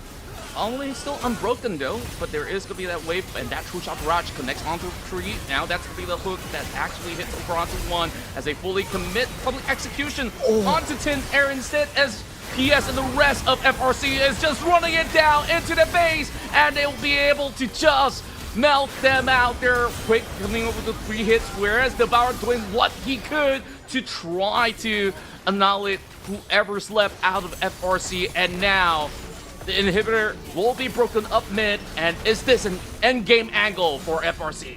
With 30 seconds death timers on the clock on all the carries coming in from WPE Academy, this is definitely going to be a straight game push for the side of Faerie Charm, and for them, Faerie Charm, they advance to the lower bracket finals here. That was a beautiful team fight from start to finish coming in from FRC. The Dredge line into the ultimate coming from the Nautilus, setting up LJW for the perfect Rumble ultimate, and Quick getting that DPS consistently in. This man is so consistent on the Ezreal. Wow, what a matchup that was. Faerie out of Malaysia and Singapore will prevail, and they will move up ahead into the lower bracket finals. Congratulations to them, and of course, commiserations for the representatives of the Philippines. I think West Point Esports Academy, they played their hearts out, but that perfect call, that perfect equalizer, like you said, really put everything to a halt for the rest of WPE, and we will see more of FRC later today. If I were to give my personal MVP in that game, it's really difficult because if we talk about potential of team fight, the beautiful equalizers coming in from LJW was really, really spot on. But if you want someone who's just a Mystic consistent, it has to be Quake on that Ezreal. He was so darn consistent in those team fights, barely dropping to any of these engages. It's got to be between these two players here. They were so good in those team fights. Yeah, especially when you take a look at all the early game highlights on how Quake have already hit like almost 100% of all his skill shots. It is just so nasty to the point that he's got all these efficient builds up online, and then once he does have that endless hunger, it's almost no point jumping onto Ezreal anymore because he's just gonna heal back up very, very swiftly. So that was just so well played. I definitely do want to commend on the side of West Point Esports Academy, because at a certain point in one of those team fights, like you said, they don't really have to deal with the Mundo. They just gotta take out all the rest of the carries, and I think like they kind of forced their hands a little too much in doing so. Oh yeah, I think so as well, yeah. So for us, I do think that we will be going to a short break, if I'm not mistaken, before we go into the next series here. That's true, and of course, we'll catch you guys in a couple of quick minutes. So do stay tuned for more action here at the Battle of S.E.A Proving Grounds Day 2.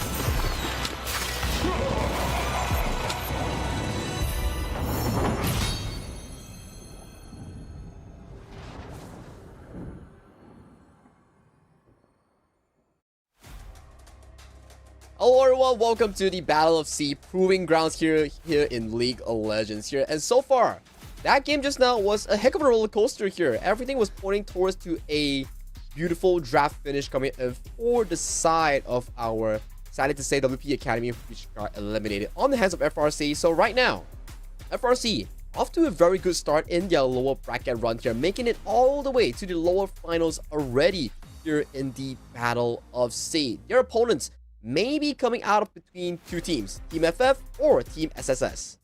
That's right, and of course, we will take a look at Team Triple S. SSS consists of Dust, Arashi, Nekodesu, Blaze, as well as Faerie. Now, this is a very established roster with some of the players who have seen professional circuits such as names like Arashi, as well as Faerie, who have played in the PCS days under the banner of Sem9, and I do believe of Impunity as well. Nekodesu have been the star for the past year, being the player that's been consistently ranked 1.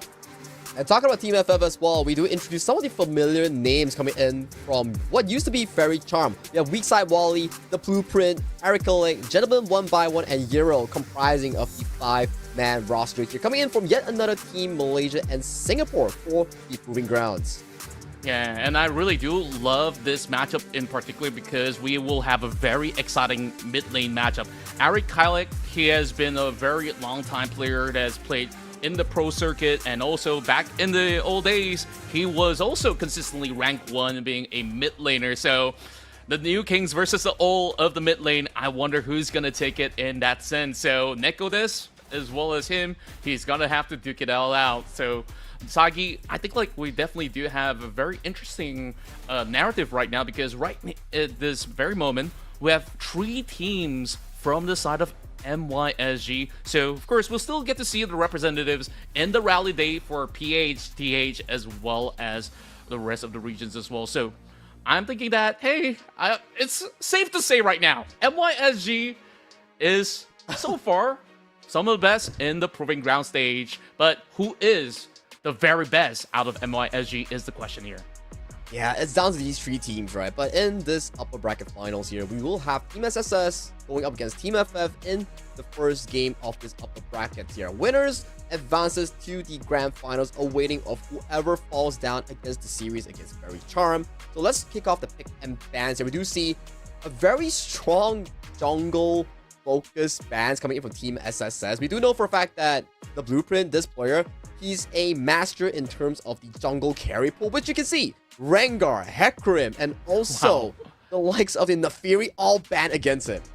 Okay, now I definitely do think that he definitely has something interesting to actually bring to the table. You still have, you know, if you talk about carry jungle, maybe a Kayn, maybe a Viego could also be in the picture as well. But to also kick things off, Triple S, they start things off with the Vi pickup for Arashi, presumably, whereas a lot of all the bans coming out of Team FF is pretty much staple picks that we've seen a lot, not only in pro play, but also in, you know, high elo in general.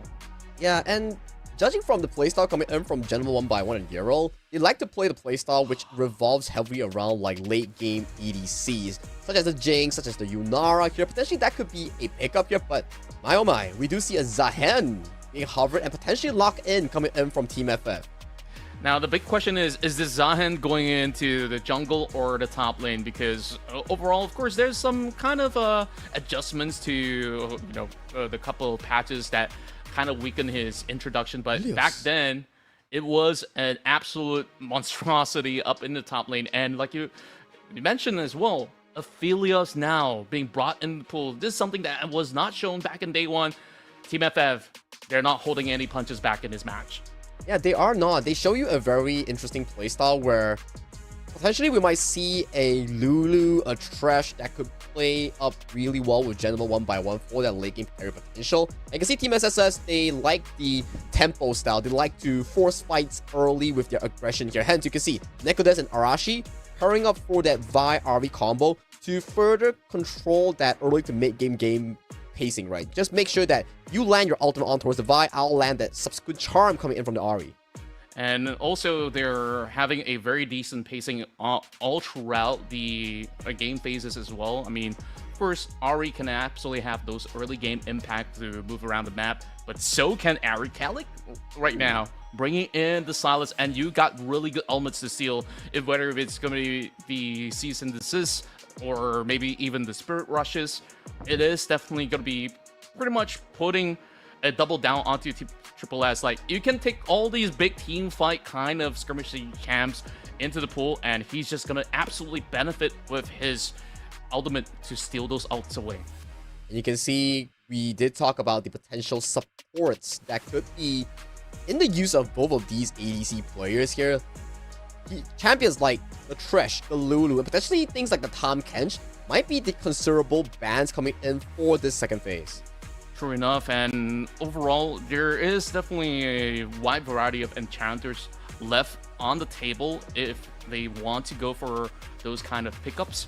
Whereas Triple S, they also do need a very beefy frontline, which is what's lacking right now. So does it actually force one of them to actually play the weak side over onto the top lane to go up against potentially a Zahen? So that's going to be the quick answer with Triple S locking out that Leona. So what else do we have in the pool other than the Tahm Kench that you've mentioned? Tahm Kench is a potential, and if I'm Team FF, maybe I will put the priority on towards winning lane. For example, the Karma seems to be a pretty good pickup here. It's like daring SSS to say, hey, I know for a fact that you want to go for Tahm Kench because it's a very good pick to allow Blaze and Philia to protect the president, right? Which is the Jinx. So if you lock it in, I'm going to make sure it's a hell of a laning phase for you here. Hence, he messages like, bet, let's match the laning phase. I can land the dredge line, you can land the mantra, see whoever gets that solid 2v2 in towards the bottom side. Wow. This is going to be an explosive match. Once again, we are seeing another Loneliness being introduced into the Rift. Last game, it was born this way, and Philia has been pretty nasty on any champions that has a hook mechanic, so he's definitely going to prove himself again. Whereas, it is the final pick of the Ambessa that might actually be break wall by this K'Sante that's being picked up, so it further confirms it that the Zahen is going to be played by the Blueprint instead. Yeah, the Blueprint, his playstyle is really revolving around these carry junglers here. That's why when I was talking to him pre-game draft, he was saying that Philia did tell him that we will be target banning you because of the fact that you have a very distinct hero champion pool here, which introduces a lot of these jungle assassin playstyles here. He's not the guy who will go for the Mundo, will go for the likes of the Xin Zhao. You know for a fact that his playstyle is one of those jungle strong carry roles. Yeah, and I think like this is definitely very fitting for his personality because Zahen, you want to be in the fight for as long as possible in order to proc the passive for him to get that second life on the Cultivation of War. And of course, if you guys have been ARAM retirees or have not played League for too long, this is like the old Aatrox passive where you get the second lifeline, right? So that being said, it could be very pesky to deal with for the side of Team Triple S because you gotta ensure that you can sustain long enough in the fight. So it is absolutely crucial for Blaze to keep himself alive at all times. I think Blaze and also Gentleman 1x1, their advantage comes from the strong laning phase later on into that 2v2 in towards the bottom lane to get that priority that we saw that Quick provided to the side of Faerie Charm, right? So that's that 2v2. But the focus that I want to be putting at is definitely the mid-jungle skirmish coming in from Arashi Nekodes, the Blueprint Eric Helic. I think this is definitely going to be a hot place for 4 of these players to duke it out. Whoever wins that mid-jungle priority will affect the side lanes heavily going into these early game objectives. True enough, and of course, going back into, you know, both sides of the mid laners' impact into what they could potentially bring to the table. On Triple S, you could already smell the kind of dive setups that they could actually go with, whether it is going to be Arashi that is going to be going diving into the back line. And with Eric Kellick, he's got so many options. He could steal the Nala's ult, he could actually steal the Vice ult, or even Ambessa, which essentially all do the same thing. You could also look for an alternative to try to absolutely delete the AD carries. So this is absolutely scary for either Blaze or General 1x1, so they have to be absolutely on their toes every single moment. But weak side Wally, I want to keep my eyes on him as well because, of course, he's going to build a lot of all these resistances, and I want to see his impact when it comes down to the team fights. Yeah, the team fight is definitely going to be an interesting one coming in for the side of weak side Wally here. We've seen for a fact that how well he pilots these tanks like Sion, like the Kasante here. So coming in towards this matchup here, we do have Team SSS coming in from the Malaysia and Singapore region. We're against Team FF, a very festive, I would say, team logo as well, considering we are at the Lunar Year Force calendar here. So this two matchup is going to be spicy to decide who goes on towards that grand finals and who drops to that lower finals to meet Faerie Charm, their fellow brethren coming in from the Malaysia and Singapore region. Now that you pointed it out, maybe Team FF actually stands for Festive Fortune instead of your typical FF15 for FF20 back in the matchup. But of course, there's no forfeits here in the tournament realm as Battle of S.E.A. They're here to prove that they are the very best out of NYSG. And ooh, we're already having some spicy stuff being cooked up, and I believe Faerie might be able to spot some vision, so they will be a little bit more wary on what they're bringing to the table. Yeah, Faerie does put himself into a very advantageous spot, spotting out Gentleman 1 by 1 and Uriel coming in for the potential 4v2 of a gank here. And top side here, we do see a bit of a pick and prod coming in from both Wally and Ice Lemon Tea on towards that 1v1. But nice dodge though coming in from the side of Dust. Ooh. First double Q already landing onto weak side Wally, and he's happy enough to take those kind of exchanges and then of course focus onto hitting level 2. So Ice Lemon Tea, he's just going to be having maybe slightly more of a priority in these early exchanges. But how much damage can be done to weak side Wally realistically? But Gentleman 1 by 1, he's in a really good position to absolutely hurt the bot lane of Triple S. Summoner here already popped by the side of Triple S here, so that is an advantageous laning phase going in favor of Team FF. You can see aggressive Summoner heal, and they are going for that level 1 poke here. That's the affiliate strength that we talk about, right? That level 1 with the passive here. Look at him, he's just chunking out Blaze, forcing that potential barrier. Ooh. He doesn't care. He's like, I don't mind if his minions are hurting me slowly. I'm just gonna do as much damage I could up against Blaze. And now, just because of all these small maneuvers, Uriel as well as Gentleman 1 by 1 and just naturally would gain so much more of a pressure up against the rest of Triple S, and there's just not much you can do in this lane, and that might actually force Blaze to miss quite an amount of CS. But fortunately, right, we do see the blueprint on the Zahan. He's pathing over to the top side here, so there won't be any form of a early dive on towards Blaze or Faerie here. And fortunately for Team SSS, Arashi is also slowly but surely coming in for their aid here in this bottom side of the map. Yeah, true enough. And Blaze, he's happy enough to just sit back and get some last hit going for himself, while Faerie could still maybe aid with just, you know, the passive proc from the item quest for him to get some HP back for the side of Blaze, so it's not too worrisome. Still has double sums up available other than the heal that was being popped by Faerie early on. So it will definitely be a very neutral standpoint on how this early phase of the game will pan out for both sides. At the very least, we do need to point out over to the side of Team SSS, Nekotes is doing a superb job in winning in that CS here. 12 CS lead against Eric Kellick here. That is, what, 2 waves? And take a look at top side though. Ooh, perfect timing coming in from the blueprint as he yoinks Ice Lemon Tea back, and it's just slightly outreach underneath the turret, but Faerie is getting hurt right into the battle with the crescendo up online. Gentleman 1 by 1 flashes in for first blood, but the fight's not over just yet. But Blaze, he gets excited and he will look to secure a double, but he is being snared into position. Here will survive. It's more of a window towards the side of Team SSS, because as long as Blaze as an ADC survives that 2v2, he's actively able to absorb all this EXP that's left available for him. But for Gentleman 1 by 1, he does get the first blood though in that case here. As we take a look on towards the highlights here, you see the link coming in from the Karma here, forcing both Flash here. Nautilus getting hit by almost every single spell, utilizing the Flash to pull away safety here. That's how the Jinx coming in for this play managed to get that reset here. Especially if he does flash forward, maybe you get that solo kill. Yeah, absolutely love how Blaze was so calm and composed in that fight in order to really get the nice trades going where Filia, he didn't mind going down as much as he gave the first blood away.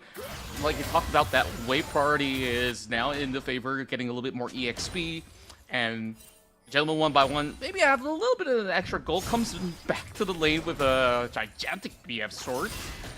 And overall, Jinx is just going to be able to just absolutely benefit by having a Cull back in the lane. I think he has yet to go for a recall here, though. So they definitely are pulling some of the players coming from Triple S to try their very best to go for the clear hemophilia, landing a beautiful on the Gentleman. Oh, that red line is just absolutely lethal. Securing one for Arashi, knowing for the fact that they've already blown both flashes, and just like that, Race is just going to absolutely be dominant and just stay to finish up those Cull stacks. We were talking about, like, hey, that wave doesn't look too good for the side of Blaze because he hasn't taken that recall. But the fact that Filia landed the perfect dredge line into the Q coming in from Arashi negated everything that we just said and allowed for a perfect recall into especially one tower plating into the pockets of Blaze. Yeah, and once they actually get back in for some of all these cash outs, he's just going to be absolutely having a breeze of the time and just delaying the recalls for a little bit, and that's going to be a second hook onto Euro. Mana, though. I don't think they could actually do much. Like you said, not much mana for him to really work things out. Gentleman 1x1 pops in the ghost, but could not get the last hit done. That was just too close for comfort here, but it does put Team FF back into a very advantageous spot. But take a look at Nekodes here. He's trailing from behind, and he might be potentially getting this kill on a flashless Aphelios. Oh, got the timing absolutely perfect, and Spirit Rush to secure it. Easy peasy for Nekodesu, and it's just going to make things worse for Arakelik because we talked about Arakelik being waves behind. He hasn't really completed any major recipes just yet, so he's just got to really hang on until there's certain opportunities for them to really find something. Oh, where's this rocket going? Oh, he stole it! What? That is just absurd. The timing. Okay, timing-wise is definitely amazing coming in from Blaze. And you gotta think going into the side of Gentleman 1x1's brain is like, hey, I died 3 times in a row despite getting first blood. I'm not having a good time. And what do you mean going into lane I have to fight a Jinx with blue buff? it goes from bad to worse. That's all that I could say. But hey, the only good thing going for them is that Blueprint did actually get the dragon though, so that's gonna at least help them in the long run. Yeah, it's a consolation prize. It does slow down the game tempo in towards the side of Team SSS, but you gotta wonder here. Right now, with no relevant spells coming up for the side of Team FF, it's really difficult for them to actually force a play, considering Zahen is not the most active junglers compared to Arashi's Vi. True enough, and overall, like, Zahen also needs to hook up some of all these expensive items, whether if it's going to be the Sunlit Sky, or if you're looking for something like a Triforce later on. It will take a while for them to actually get activated while we look for some opportunities over the top side. There could be a potential where Arashi might take a visit up against the Santi up towards weak side Wally, but some pressure being built up as they do want to get their hands on Grubs. They do want to. You can see the aggressive positioning coming in for all the members coming in from Team FF and Team SSS, but they don't know where is Arashi here. He's finding a potential flank coming in for this Grub play. And there we go. Perfect initiatives being set right in from Team FF. They dive right through. They find their target as Nekodes absolutely gets dropped instantaneously. And they just have to forfeit the Grubs over the hands of Team FF. 2 objectives so far, all secured by Team FF. Pretty good CC chain coming in for side of Team FF and absolutely shutting down Nekodes in trying to combo with Arashi in that ultimate into the charm combo here. So I would say that they played a much better team fight compared to SSS for that specific Grub play. Yeah, and then some of the members of Team Triple S were not fully in position to also respond to that, which is why that once Neko was actually being caught out, they just decided, you know, it's not really worth it to really go full-on brawling up against a 4-man advantage coming from the side of Team FF. And you gotta wonder here, who can realistically take down this Jinx going into the later stages of the team fight, I would say that it actually puts a lot of pressure on towards the shoulder of Erica Lake and also the side of Wally in finding the potential flank against this Jinx, which is a late game monster that's having a fantastic early game thus far. Yeah, you actually brought up a really, really good point. Like, maybe the other opportunity is for Blueprint to maybe come in later to fight, then to actually start the fight, so that he could actually find a Grim Deliverance to just hop over the back line and start chunking them down. And that could actually be one of the alternatives, but it's a long shot until we actually get to see how they eventually navigate those team fights up to find Blaze. Yeah, Blaze is going to be an important target later on for Team FF to look to try to put into a not so comfortable spot, as we do see pings coming in towards the bottom side here. A lot of focus is pointed on towards that bottom 2v2 in controlling that bottom river.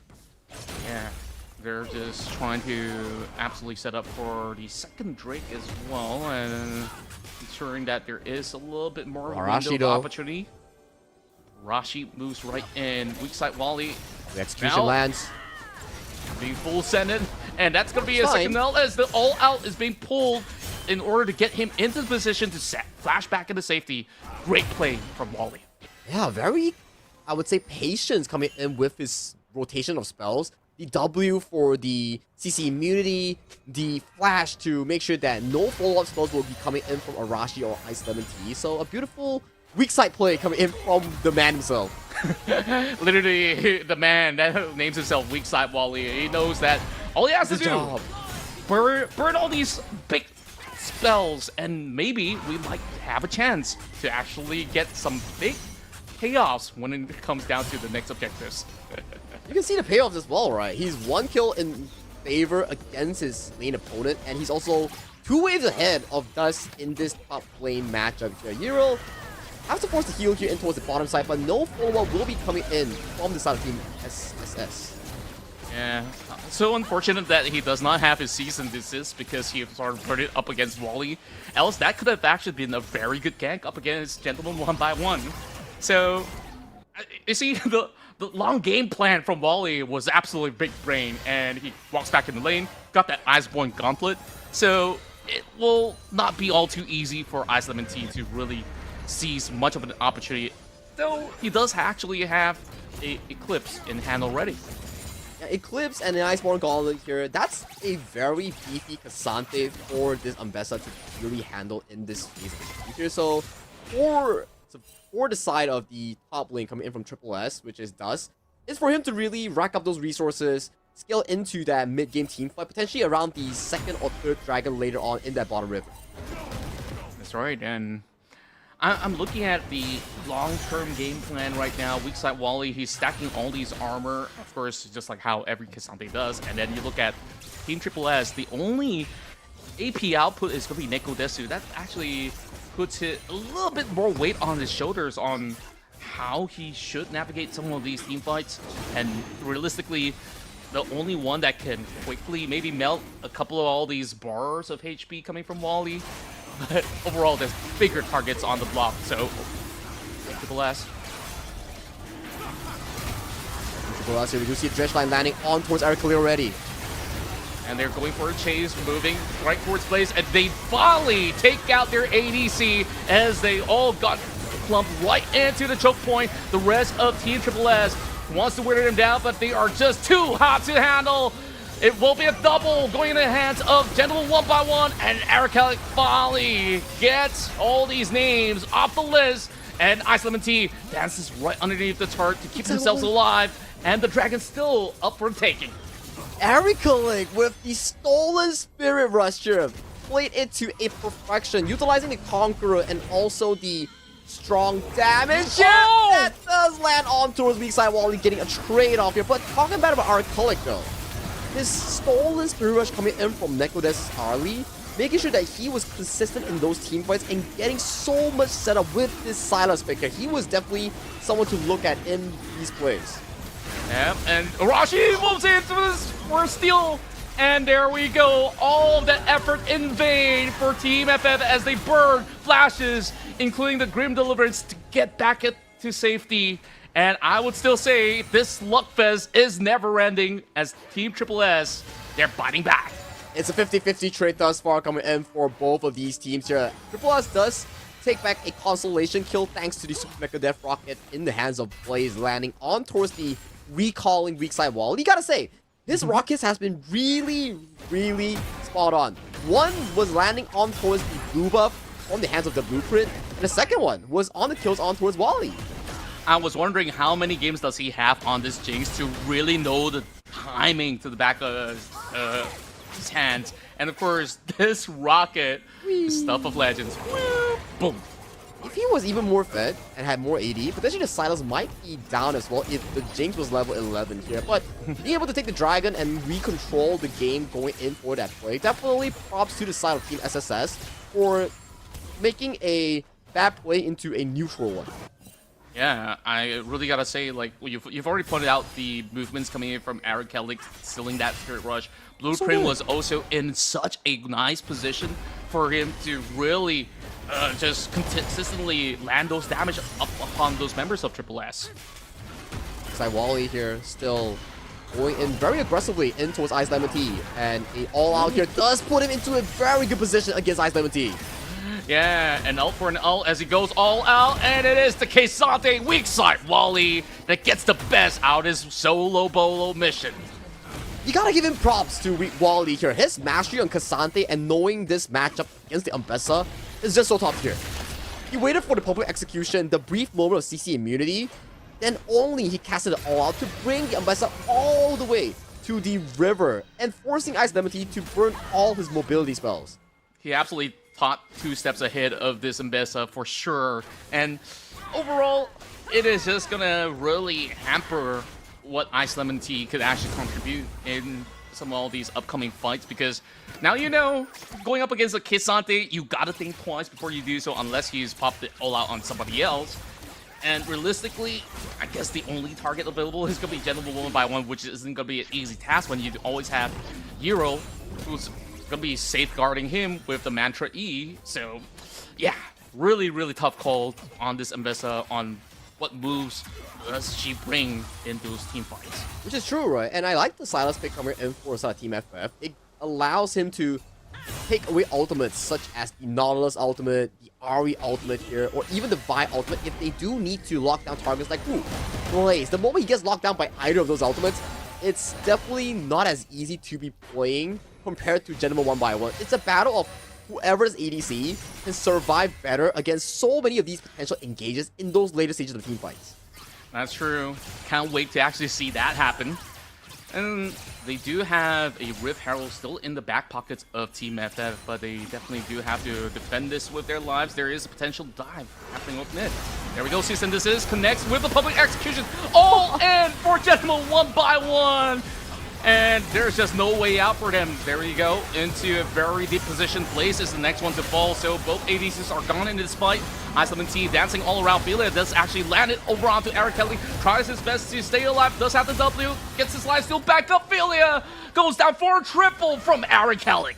The King Slayer coming in from Eric Kelly, consistently keeping him healed up in all these team fights here. Like we mentioned here, you have so much damage coming in from Team SSS, but it's in the form of a one rotation spell. The moment Nekodes or Arashi doesn't get the perfect execution off, you will realize that, hey, if Blaze is down, there's no consistent DPS to take down the Zahen, to take down weak side Wally on that beefy Qontra that's level 14 in this game right now. Yeah, we finally get a taste of what we tried to picture in our heads, and you saw both sides of the ADCs, they were struggling to actually get damage output. I mean, of course, Gentleman 1x1, he didn't even get a drop of damage done because look at this setup. Cease and desist. Cease and desist into the Jinx trap, into the public execution. Everything was on the face of the Aphelios here, but take a look at this here. The stolen Nautilus ultimate immediately locking in Jinx on the hands of Blaze. And you can see, linking health bars on towards the Silas here, but you gotta wonder, no Umbessa, no Jinx, who's gonna do DPS against these big three beefy bruiser and tanks? Nobody. Absolutely nobody. So I think like that's where they really have to once again configure some of all these team fight setups. Maybe fight in a little bit more of that open space where they can still weave around. Speaking of which, another fight quick loose. Over onto the blueprint as he's soaking too much damage. Not enough stacks Very for good him catch. to proc the passive, and that's just gonna be a freebie. That is a beautiful catch coming in from Team SSS. The moment that the blueprint got caught out, it's just at the timing where this dragon is spawning here. So right now we do see Arashi doesn't land on towards Archelic on that initial engage, but Archelic has to pop the stolen Spirit Rush. So for this objective, it'll be going into the hands of Team SSS with practically no contest here. Oh, they are actually falling up ahead up against Ice Lemon Tea though. Weak side Wally is also gonna double down. Meanwhile, the flank comes right in. This is going to be very difficult for side of Team SSS to return towards this mid lane here. Ilya taking a bit of damage towards the face here. Do they want to go for a potential hook? No, they do not want to, as they're looking to recollect their resources that's available on the map. So far, very calculated plays from both ends. Team FF, they didn't really have much of those avenues, losing that, and now sneaking in the Baron play. Now, is there going to be any member of Triple S that goes in for a check? They do have that ward drop right in, but the question is, will they bail out or commit? Ice Lemon Tea now just looking for a little bit of that nose dive, but it's Eric Halleck now jumping right through, does not really want to commit. And here comes weak side Wally being the front line of the defense as he gives himself up. And now the rest of Triple S, they will take over with the Spirit Rush, absolutely connecting from Nekodesu, securing a double, 4 plays, and they're back in the game with a Baron power play. They're not just back into the game, they absolutely demolished that team fight coming in for the side Team SSS. Not only they got a clean ace and multiple kills in towards the pockets of the late game Jinx on the hands of Blaze, they also got the Baron from the hands of Team FF. Take a look at this replay here. Thus spots out the potential play coming in from the side of Team FF. And the moment that they spotted it out, the call is so split coming in from Team FF. Half of the members wanted to finish the Baron. Half of the members wanted to go for the team fight here. And that split second of confusion and delay allowed for Team SSS to immediately get this objective in towards their hands. Oh, we go back into the action this time around. Blaze gets jumped on, but it is him who will secure a rampage up against General 1 by 1. Oh, it's been some rough times for this Aphelios, I gotta say. It's not easy. He burned the flash wanting to go for Blaze, and that put him into such a difficult spot later on because you're playing against so much engaged tools on the side of Philia's ultimate, Nekodesu's ultimate, Arashi's lockdown on the season this year. This Aphelios is not going to be having the best of the time later on going into these game-winning team fights. That's true. It's like, should I consider early Guardian Angels or maybe Edge of Night, which does not really complement the build? He's just got to really soak in all these engage pressure for the most part, and just know for that this will happen in every other brawl that they sign up for. So yeah, burning that flash absolutely wasn't worth it. It wasn't worth it. And take a look at the item discrepancy coming in from both of the ADCs here. Thank you, observers, for pointing it out. That's a 5,000 goal lead. Going into the hands of the Jinx was a Aphelios matchup here. This Aphelios is not having the greatest of the times here. This is a monstrous lead on the hands of Blaze. But when we talk about scaling, right, like there's definitely a certain picture that we can draw for our audience out there that if you give enough time for the Zahen or even the Aphelios, then perhaps then they will have major impact. But now with the Baron power play in effect, is not gonna allow the rest of Team FF to even get there in, what, another 15-20 minutes? Which, by then, the game might have even ended already. Which is true, right? Initially, we thought that Eric Helwig and Blueprint and Wally was doing an exceptional job in making sure that the game was in their own tempo here. But with this 8,000 goalie, it's not looking too good for the side of Team FF and actually being the hold down for that late game environment here. Who's going to be realistically jumping on towards Blaze? You have so much control, so much CC to cover up for this ADC. Ooh, something's exciting happening over the top side though. Weak side Wally now goes all in, and probably execution does actually connect, and he does get the better trait this time around. An eye for an eye. Meanwhile, the team fight breaks loose as the Grim Deliverance is being forced to pull all of them back into safety. Triple ult's already being collected, and now they're looking for Kelly. Does not have enough resources or tools to catch him off guard. Silas so far unkillable throughout the rest of the matchup, where earlier I've seen Mega Death Rockets as well as some charms being connected, and Euro did manage to at least burn some of these ults away. And Team FF, they're holding firm, but they did lose that inhibitor. Yeah, losing an inhibitor and right now potentially losing the soul point in towards the hands of Team SSS. So every single move coming in from SSS, they've been profiting on a larger scale. We talk about the 50-50 in terms of those team fights. If Eric Killick could get that stolen Nautilus ultimate land on towards Blaze, but that was like what, 10 minutes ago when the game was dead even. But ever since that Baron ace and that Baron stolen away from the side of Team FF, things like this tend to happen when you have no realistic face check. Sure enough, and the Karma did actually pop the flash earlier, and there we go, Nekodesu with another perfect charm, this time catching over onto the blueprint. He does actually whip back into the jungle to safety, but it is gentle one by one getting clipped, and it doesn't even matter because Blaze still gets him in return with the double, looking for a triple as well, and Rashi does not care, he just wants blood. He could smell it, but Arcalic as well as weak side Wally should be able to hold firm. We just have to let them have the inhibitor while Triple S might be looking to end the game. Super Minions are marching through the bottom side here. If this Minions actually fall, this could be the game-winning push coming in from Triple S. Death Timers are starting to come back online for the side of Team FF. Can they do the defense? A very desperate attempt coming in, and Arcalic gets blown up! Team Triple S will now break down the Nexus and break the hopes and dreams of Team FF as they are our first representative from MYSG to secure the Grand Finals. Welcome to the Grand Finals, Team SSS. It was looking really 50-50 in the earliest segments of the game. Weak side Wally doing the 1v1 solo bolo against Dust. And then throughout the mid-game, we saw a beautiful team fight coming in from Eric Kellick with the Solan Spirit Rush to put themselves on towards the board. But everything changed when the 20-minute timer came. The moment the players wanted to go for the sneaky Baron play, they had confusion, visual confusion. Do they want to finish the Baron? Do they want to take the 5v5? That split second of indecisiveness allowed Team Triple S to get that convincing team fight 5-0 into that super strong Baron power play, into that 15,000 goalie at the very end of the game. I could have said it much better. Like, Sagi, that coin flip onto the Baron, they try to rush it, and by the time with the arrival of Triple S, that really split that decision and forced this kind of miscommunication to happen. So it's kind of like a series of unfortunate events where they were forced to make certain plays to happen, but couldn't really get that to really pull through. So Triple S, they really found their way back into the game, and they were absolutely dominating those team fights.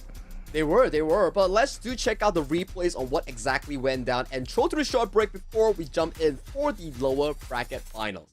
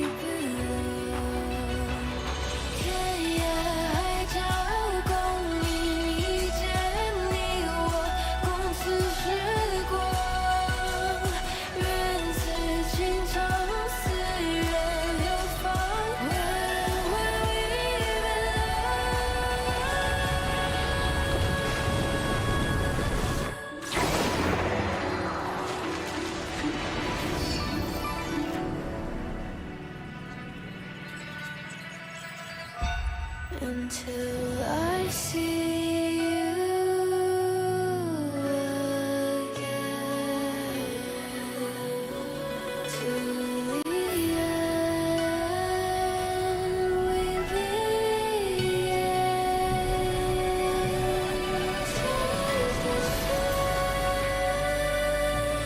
Taste the flame,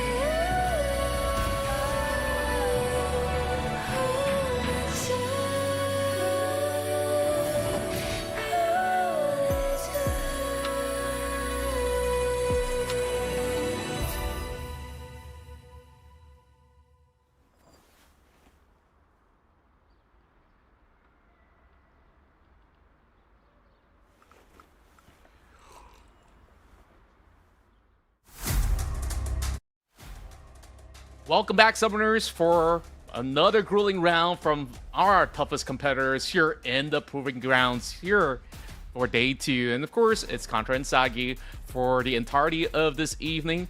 And now down to the final potential hopefuls to move into the grand finals. One team will be eliminated and one will try to challenge up in Team Triple S, who's already secured their spot. So now, of course, all of the stakes will be put on the table. It's all in or nothing for either Team FF or Team Faerie Charm. And this is the updated tournament bracket thus far in the entire Proving Grounds of our Battle of S.E.A. So for both of these teams, they had a very different storyline coming in for this lower final. For the side of Faerie Charm, they had to go through a very gruesome lower bracket run after being defeated by Team SSS in the upper brackets here.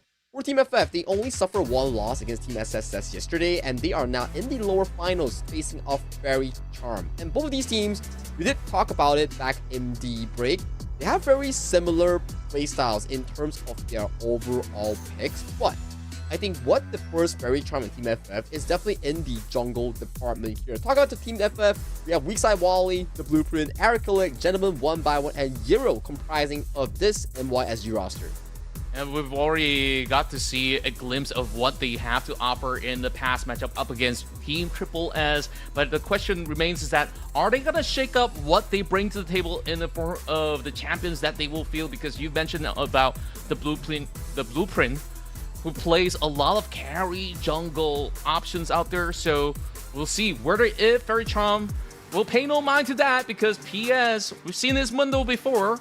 And can he actually pull through with another tank jungle to match up to the pace of what Team FF offers? Yeah, very good point, right? He just likes to go on the heroes, the champions like the Mundo. And for the Blueprint, he likes to play the assassin, bruiser, carry styles that we've seen so far. So it's a clash of philosophies between the two junglers, and it goes back to the laning stage as well. Can the laners provide a comfortable room for the junglers to farm safely into that first or second clear? Once that first or second clear is over, there's lesser invade threats unless you lose a full-on team fight. So that's what I want to see going in towards the draft later. Strong jungle matchups for both teams, and then decent matchups for the laners to supplement that jungle 1v1. Yeah, and on top of all these kind of theories that we could potentially craft, both these teams have not only played together as a team, but also against each other, whether it's going to be the solo queues or even rank flags and even competitive scene, because some of them have been under the same banner before. Ericalic, who used to play together with Quick, and then you also do have Savasky, who did play with Weakside Wally back in the Titans Cup. So it really takes one to know one, and these are basically all the usual respect bans. It's like, I know you want to play your main champ, we're not gonna allow it. Yeah, that Rengar is never gonna see the daylight in this entire tournament for the Blueprint here. The whole server knows he's a pretty good and one of the best Rengar players thus far. So in this tournament, it's practically gone. And Faerie Charm was like, okay, yeah, that's what they banned. Yeah, take the notes down. We're doing the exact same thing against Team FF later on. We're banning Rengar, we're banning the Fury, especially banning the Hecarim as well, coming into the third ban, coming in for Faerie Charm. But that actually opens a lot of all these juicy picks on the table for the rest of the lanes as well, right? So they even go to the point, it's like, okay, what else is under the Assassin banner? Zed, so far in the recent patches, have been one of the quickest in clearing camps, and they say, you know what? Let's take out the Zed as well. Might as well. So is Faerie Charm going to commit all 5 bans on the jungle? Is going to be the question. Maybe Team FF locks in the Hecarim right now because this is one of those rare moments that the Hecarim is open to Team FF. It depends what kind of priority they want to be putting over to their first pick here. Is it going to be the ADC? Is it going to be the jungle here? But the answer is over to the ADC with the Yunara locked in for Gentleman 1x1.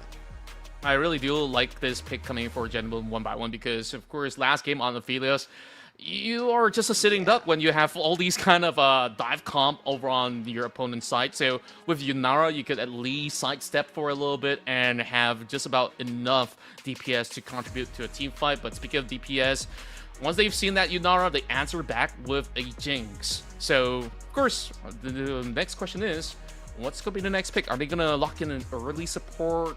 Because there's a lot of engaged support still up for the taking because there's just no bans on support. We do have the Jinx Lulu, the Jinx Trash, things that are really good when paired up with the Jinx in towards the bottom lane here. It's really down to your point, right? What do they want to prioritize here? Is it for the team composition? Is it for the comfortability of the 2v2 here? But we do get ourselves a Jinx and Nautilus here. It's also a very good combination, right? When you hit the hook with the dredge line coming in from Born This Way, and then you land the traps on towards the enemy's feet, it allows for a very smooth CC chain against the first opponent that you land the hook on.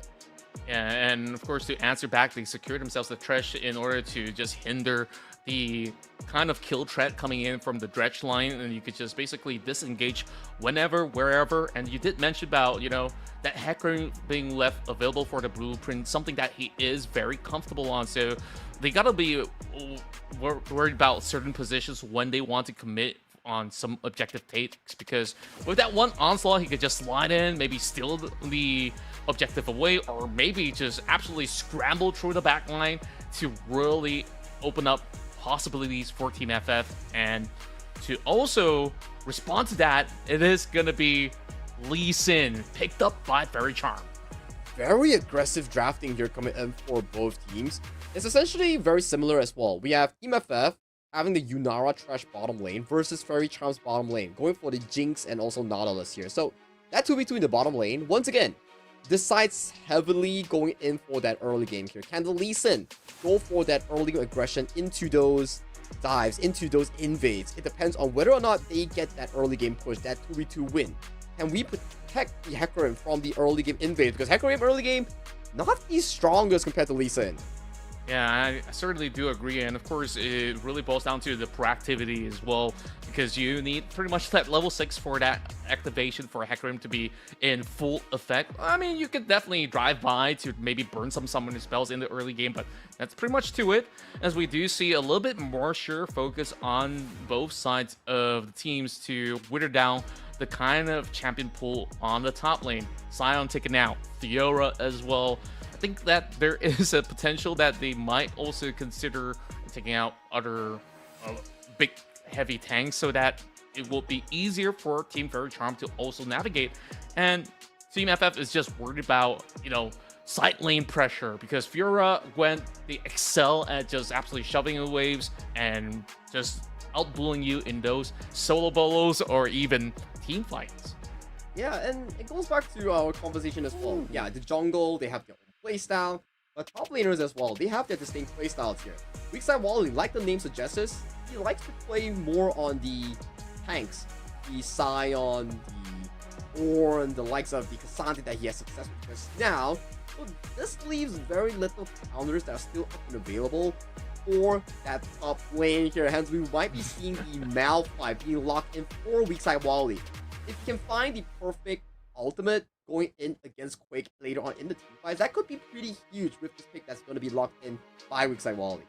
Yeah, you did mention that there's not too many of these options, and then Malphite is just the be-all and all solution, because one, you get to counter the Jax, so whenever he tries to counter strike with this E, you could just basically walk away by just throwing that Q with the Seismic Shard and just walk out back into safety. So ideally, you still wanted to go semi-tank on this Malphite, but what if, Sagi, what if he just went all in, just built a bunch of AP, assassinate that backline, because it's a Jinx after all. So if she does not have Flash, she's a goner. I'm just saying.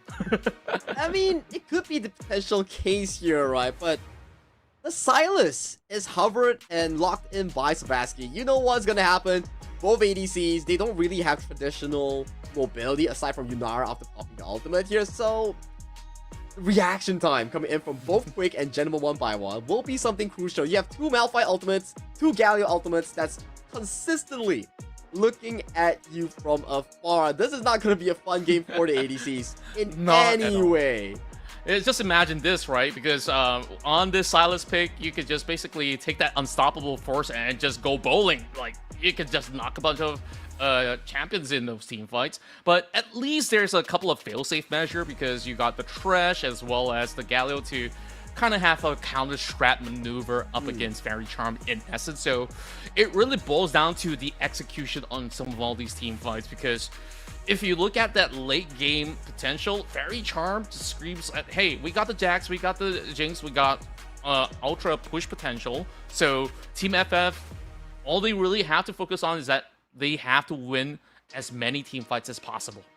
Which is true, right? If you were to observe the composition coming in from that Team FF, in terms of 5v5 straight out, they look amazing. But if you look at Faerie Charm, their side lane, their 4-1, their 1-3-1 is way better compared to Team FF. If they get themselves individually fed, that side lane is going to be such a big issue for Team FF to actually figure out, because Team FF, they don't really have a side lane player per se aside from the Hecarim, so it's not going to be easy for Team FF if they lose out on the early skirmishes like you mentioned. That's true, and I also want to keep my eyes on Eric Kellick on the kind of build that he's going to go for. Of course, naturally in this matchup, Galio versus Silas, you do have maybe some early game advantages in the form of naturally having those magic resistance up against the Silas, but when you actually stack more resistance into mid-game, that's going to be a very big question when whether or not does Team FF actually have enough damage to finish those fights, because the rest of Faerie Charm, everything screams damage. Overall, of course, Lee Sin late game, he will path towards a little bit more defensive heavy kind of build in order to have relevancy other than just be a kick machine. But I'm just really pondering, does any of these semi-tanks or tanks in general want to switch up to maybe a little bit more of a carry behavior by just maybe investing a little bit more on that AP? I don't know. I won't put that Malphite AP off the books just yet, because that could still be a thing.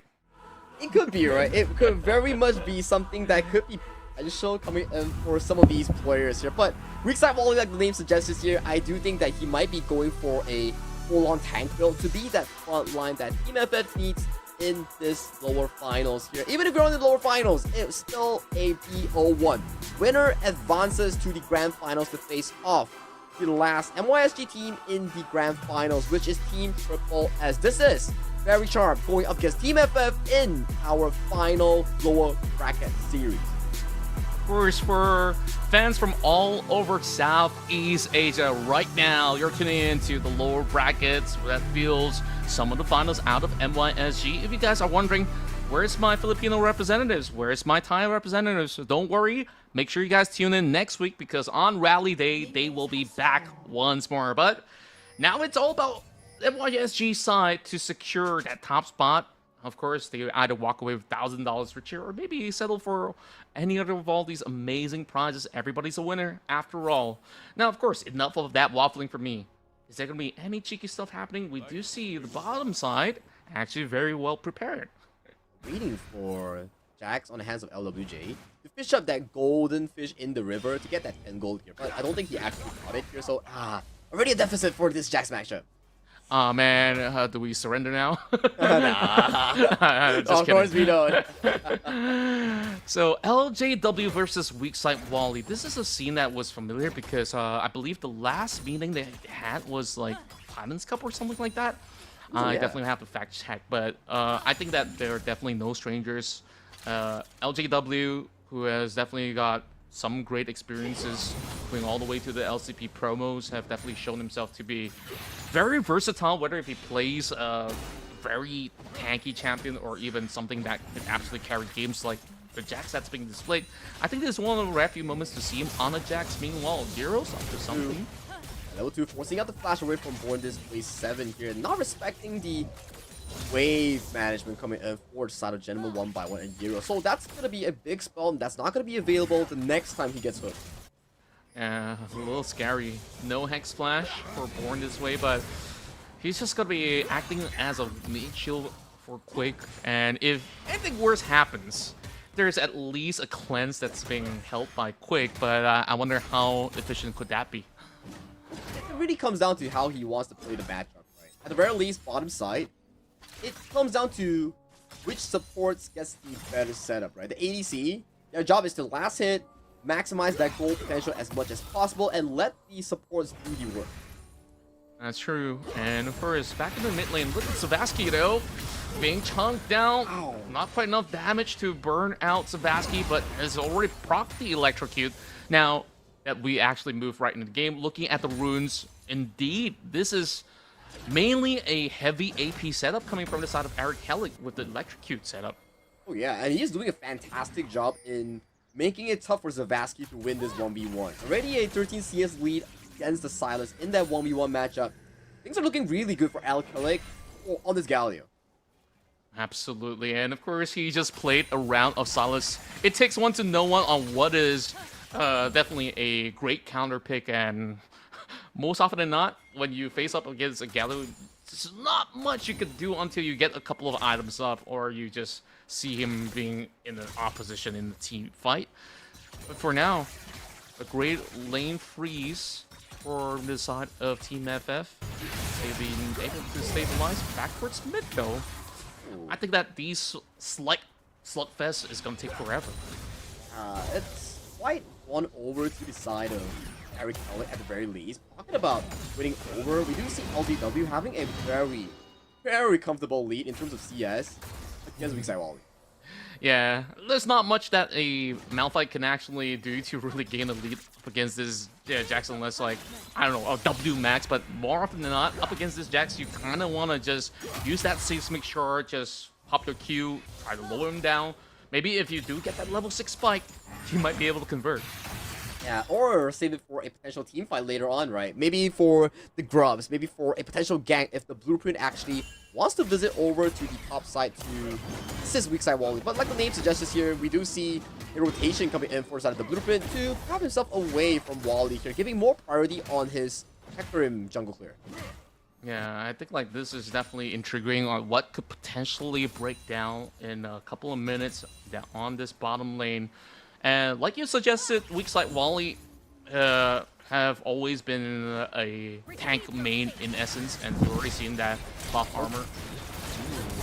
Great catch, as it will see Gentleman 1x1 pop that barrier, and that is a beautiful play in order to keep them all at bay. But there is going to be a death sentence that does connect onto Quake just to scare them for a little bit. Nothing more than that. Yeah, nothing more than that though, because Gentleman 1x1 has been chunked out in such a strong way. The Thresh line into the Jinx trap, chunking out all the health bars coming in from this Yunara. So this walk coming back towards the lane will not feel good for the FF ADC. Losing out some of the minions to the towers especially. Yeah, this is definitely gonna be costly in the long run, but overall, at least being able to, of course, stabilize themselves in such a manner is still gonna be okay for now. Meanwhile, Weakside Wally, he's been able to really bite onto LGW to the point that it forces him to recall, and that wave, it freezes nicely for Wally. It does freeze nicely for Wally here, so that's a very good news coming in for the side Team FF top lane, but you gotta wonder. 11 CS lead for the side of Faerie Charm's top lane. That's a Jax, and we know for a fact that Jax, he skills extremely well. He has flash Gentleman 1x1, gets hit, gets CC chain, but the Lantern comes in to save Gentleman 1x1 away from danger. Yeah, great timing coming from the side of Euro, but now that's big news because Team FF's ADC has got no flash, so all eyes are definitely on the side of PS if he wants to eventually pay a visit later on. And that could also be a little bit of deficit when they go for that dragon takedown. Yeah, like not having flash for the next 5 minutes here. 11th minute will be the flash reset coming in from Gentleman 1x1. So if anyone goes in for a bottom game, for example, an insect coming in from PS's Lee Sin, that could be very detrimental for a late game ADC like the Yunara. It could happen right here, right now, though. But spotted out by a ward, so I guess he's gonna wait for the right moment then. Running his hands on the Dragon already here. He's capitalizing the fact that Quake and Born is way 7. They're winning out this bot lane 2v2. And for mid lane as well, capitalizing the fact that Arcalic has to take the recall here. So this is gonna be a easy Dragon pickup coming in for side of Faerie Chime, starting off the game. Yeah, Team FF, they automatically know that there's just absolutely no priority and are unwilling to take that kind of risk to suddenly give that snowball factor towards FRC. So instead, the Blueprint says, you know what, get that Dragon, because I'm just yoinking some of all these camps away, and oh! Okay. Let's see this rocket. Not this time. Not the same guy. Fool me once, shame on me. Fool me twice, you don't get me. I just love how they've already got the warp plays right there because they expected, okay, this guy's gonna play and invade. But, yep, not fooling anyone out there. Sebastian being caught out as he flashes over the wall. The onslaught comes true. Blueprint, he will be able to save his red buff, forcing PS to be in a dangerous position. And Born This Way is already in the perfect setup in order to get that catch up against Eric Kellick. He does go for the Dragon's Rage, but PS is forced away. Flashes over the wall, and now Born This Way gets caught out by Gentleman 1x1.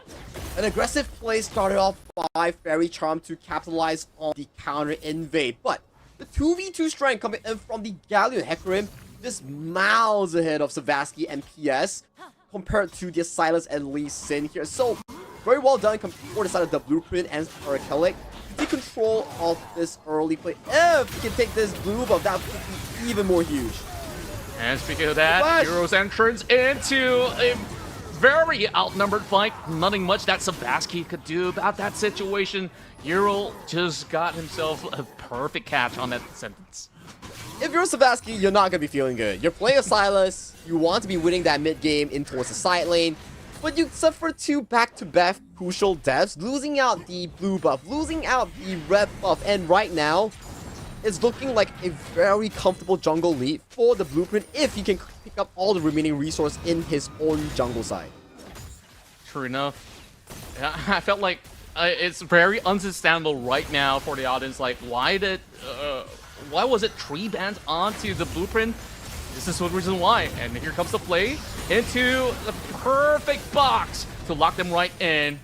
And just like that, they capture PS once more. And that's without the jungle presence as well. This gives the side of Team FF all the priority they need to focus down on this scrubs. And after this, it's depending on the Blueprint. Does he want to go for the Raptor camp that's possible here? The more you take away from the enemy, the more lead that you can earn. But beautiful Dredge coming in from Born This Way 7 into the ultimate here. Do they have enough damage? They do not. Yunara popping the ultimate, going in for that 1v1, but they do trade though. Oh, beautifully done, but there is that turret shot that lowers him down. Ural absolutely benefited out of that. And my boy, that was just the perfect 2v2 duel that we've just got to witness. And it's disastrous going in for Faerie Charm here because the shutdown went into the hands of Born This Way 7's Nautilus. It's not even in the hands of the Jinx that needs gold, but let's check down this replay here.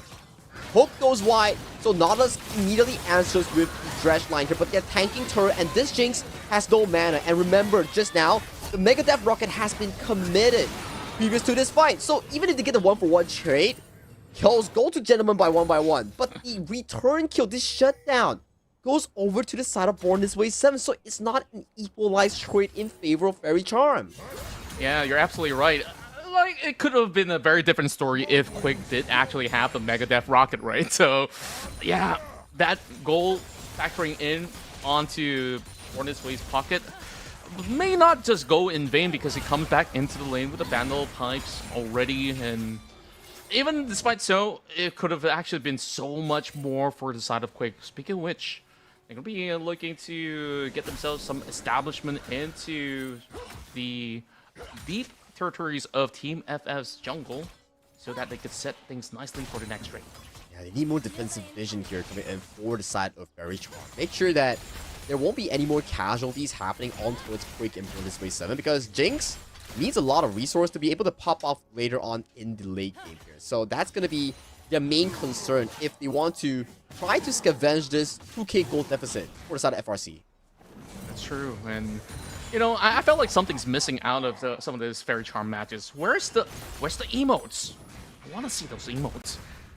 Born this way. Maybe just the admins have to talk in this year because based on Born This Way 7's playstyle, he's too quiet. This is not him. This is not him. Oh, he's probably given a warning.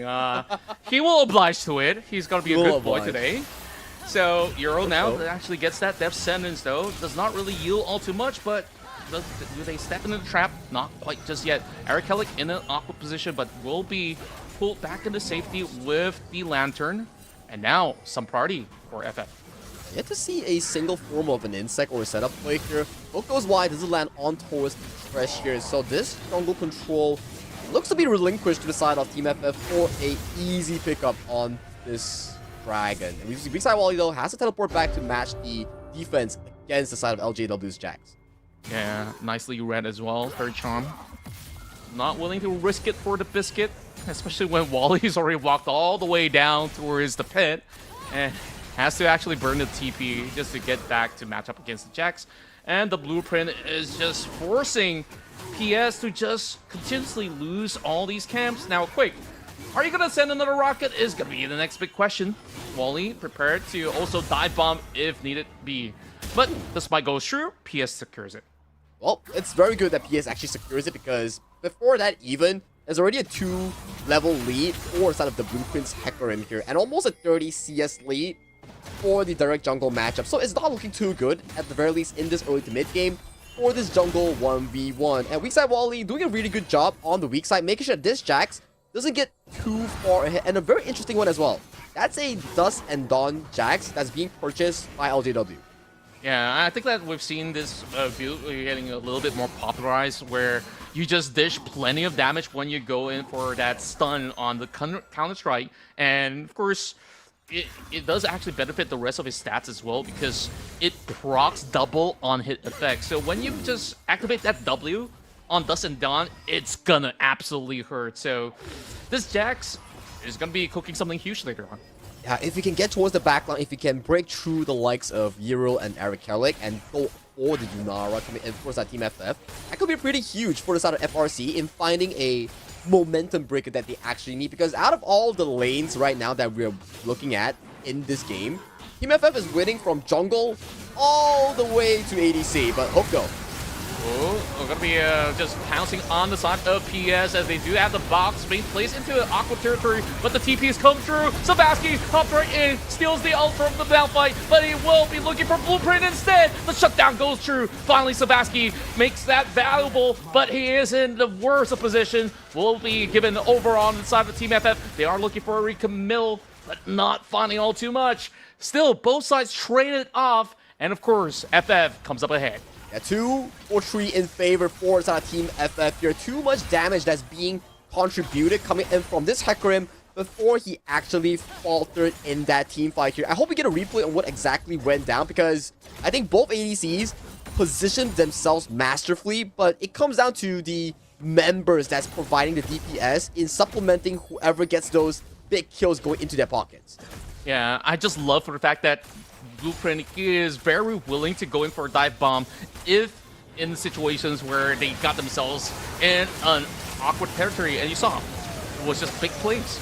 Yeah, big play. So we do see the initial exchange coming in for both teams, but Silas getting a nice unstoppable on towards multiple members here. And as of this point, the Hecarim, you thought he's going to be dying, but he actually laid out so much damage. And as of this point, you lost the Jax. You no longer have sufficient DPS. And topside, though, we see a 3-man taunt. There we go. The onslaught goes through as he looks to just deplete PS, and somehow he survives. The Blueprint has got nowhere else to run. The rocket goes through. Savaski lays another one down up against the Blueprint. Now, Shelly's available. A very dangerous situation for PS if there's going to be another contest, but I believe the fight's pretty much over. And FRC, they finally find some openings. a much needed win for the side of FRC here, taking down one of the most spent members coming in from Team FF and stunting the growth and the lead on this Hecarim versus the Lee Sin matchup here. And throughout that fight, Weakside Wally wasn't ready at all. We can see this play here. So the Gallia walks in, gets stretch line by the Nautilus here, lands a nice counter engage here. So at this point, Hecarim goes in, but take a look at the remaining members here. ADC, Yunara is not here. The Malphite is not here. So you don't have sufficient DPS to follow up the Blueprint's play on that Onslaught of Shadows. Yeah, very cheeky bush play as well to commend their efforts, as FRC definitely know that they will eventually rotate right into the pit. And just like that, they found themselves a really nice catch. On top of that, right now, as it stands, I would dare say that Savasky is actually building something of his own to be able to keep up to the rhythm of Eric Kelly. Of course, it will be a lot more ideal if he could actually get another item online, but look at the back pocket of PS. He's going to be looking to drop down that Herald over on the bot lane. Does this actually force Team FF to answer back? I think no. It's just going to be a few platings here and there going in towards the pocket of Lee Sin. But look at mid lane though. That's a lot of power pressure on an important tier 1 in the map here. So once this is down, the jungle division immediately opens up for Team FF to make much more aggressive plays. True enough, they immediately go in for a beeline towards the dragon. And this is going to be an Infernal Soul game, and I'm pretty sure that they will fight for the very last drop of their HP if they need the Blueprint now. Still wants to keep the vision intact as Weakside Wally is holding on to his unstoppable force. There we go, a big dive right over her back, and there is still going to be a huge steal coming out Team FF, but does it actually pay off? But the Blueprint will be able to actually find the rhythm and just slowly dissect them one after another. And there goes LJW. 3 takedowns for an ADC. They take those any day. Yeah, they only have to sacrifice Genoma one by one Yunara, and you can see these supplementary members causing so much chaos in that team fight. It's the Blueprint, Weakside Wally, and Eric Hellick putting in so much DPS work to chunk down Savasky, to chunk down the likes of the Nautilus coming in from Born This Way 7. So what if even you get the Yunara? There's still so much carry potential coming in from the majority of the members of the side of Team FF. It goes back to your discussion. What build is Eric Hellick going for? He's answered you. He's going for the full damage one. And it's lovely. I mean, look at the amount of burst potential he has, especially with the electrocute pop on top of everything else. So we have to really look at this fight again. Yeah, take a look at this. They are waiting for Eric Hellick to slowly but surely come back from his recall. So he has sufficient range for the heroic entrance here. So to start off the fight, we see a nice stretch line that's being landed by the side of Nautilus here, but it's too deep in towards the back line here. The heroic entrance perfectly separates the Lee Sin and Jinx coming from FRC to be any of use in the FRC team fight. So right now, you're isolating the Jax, you're isolating Savasky. It's a 4v2 even if you have taken down the Yunara on the hands of Genoma one by one. So the formation in terms of team fight is super difficult for Quick to be playing in. Yeah, that ultimate coming in from Eric Hellick absolutely disperse off Faerie Charms' plan in order to really get much of the avenue, because they were trying to dodge that hero's entrance, and even when they do, it was just disoriented for the side of Faerie Charms to even try to look for recommitment. Speaking of commitments though, something's going on right now as they are trying to fend off any invaders coming from FF. Just battling for vision here, making sure that the more the Blueprint action gets from the hands of PS, the lead starts to grow extravagantly, right? Because right now, if you look at FRC, a lot of the heroes need gold and vision here, and a nice taunt does land onto Savasky, but there won't be any much more of a continuance of that play. So it goes back to this. The more you take away from FRC, the members like Quake, Savasky, or LWJ, they start to pace slower into the game because you need so much gold. True enough, they really have to really find avenues in order to regain a little bit more of that momentum. And now that PS is just so far behind, look at him, he's not even completed his boots up to the 20-minute mark, and just that pressure might actually crack him. There we go. Just a little dash, and they're also trying to knock a couple of plates off the top side. Yeah, they're just banking in these plates, forcing this goal lead to be almost about a 5,000 in favor for Team FF. You can take a look at the items here. I would say that Wally is doing a heck of a good job in making sure that he takes less gold, but is funneling so much resource here. Take a look at the engage towards top side. Oh, Eric Kelly, he does have a lantern being set right by, but that onslaught stops him from even getting his hands on the lantern, and that puts Team FF in the worst possible location. PS now looking for an angle. He does not actually connect the Sonic Wave, and there is going to be Blueprint just trying to fight muscle to muscle, and Sebaski is back on track to just take them out, looking for an ace, but the Blueprint is just a little too fast.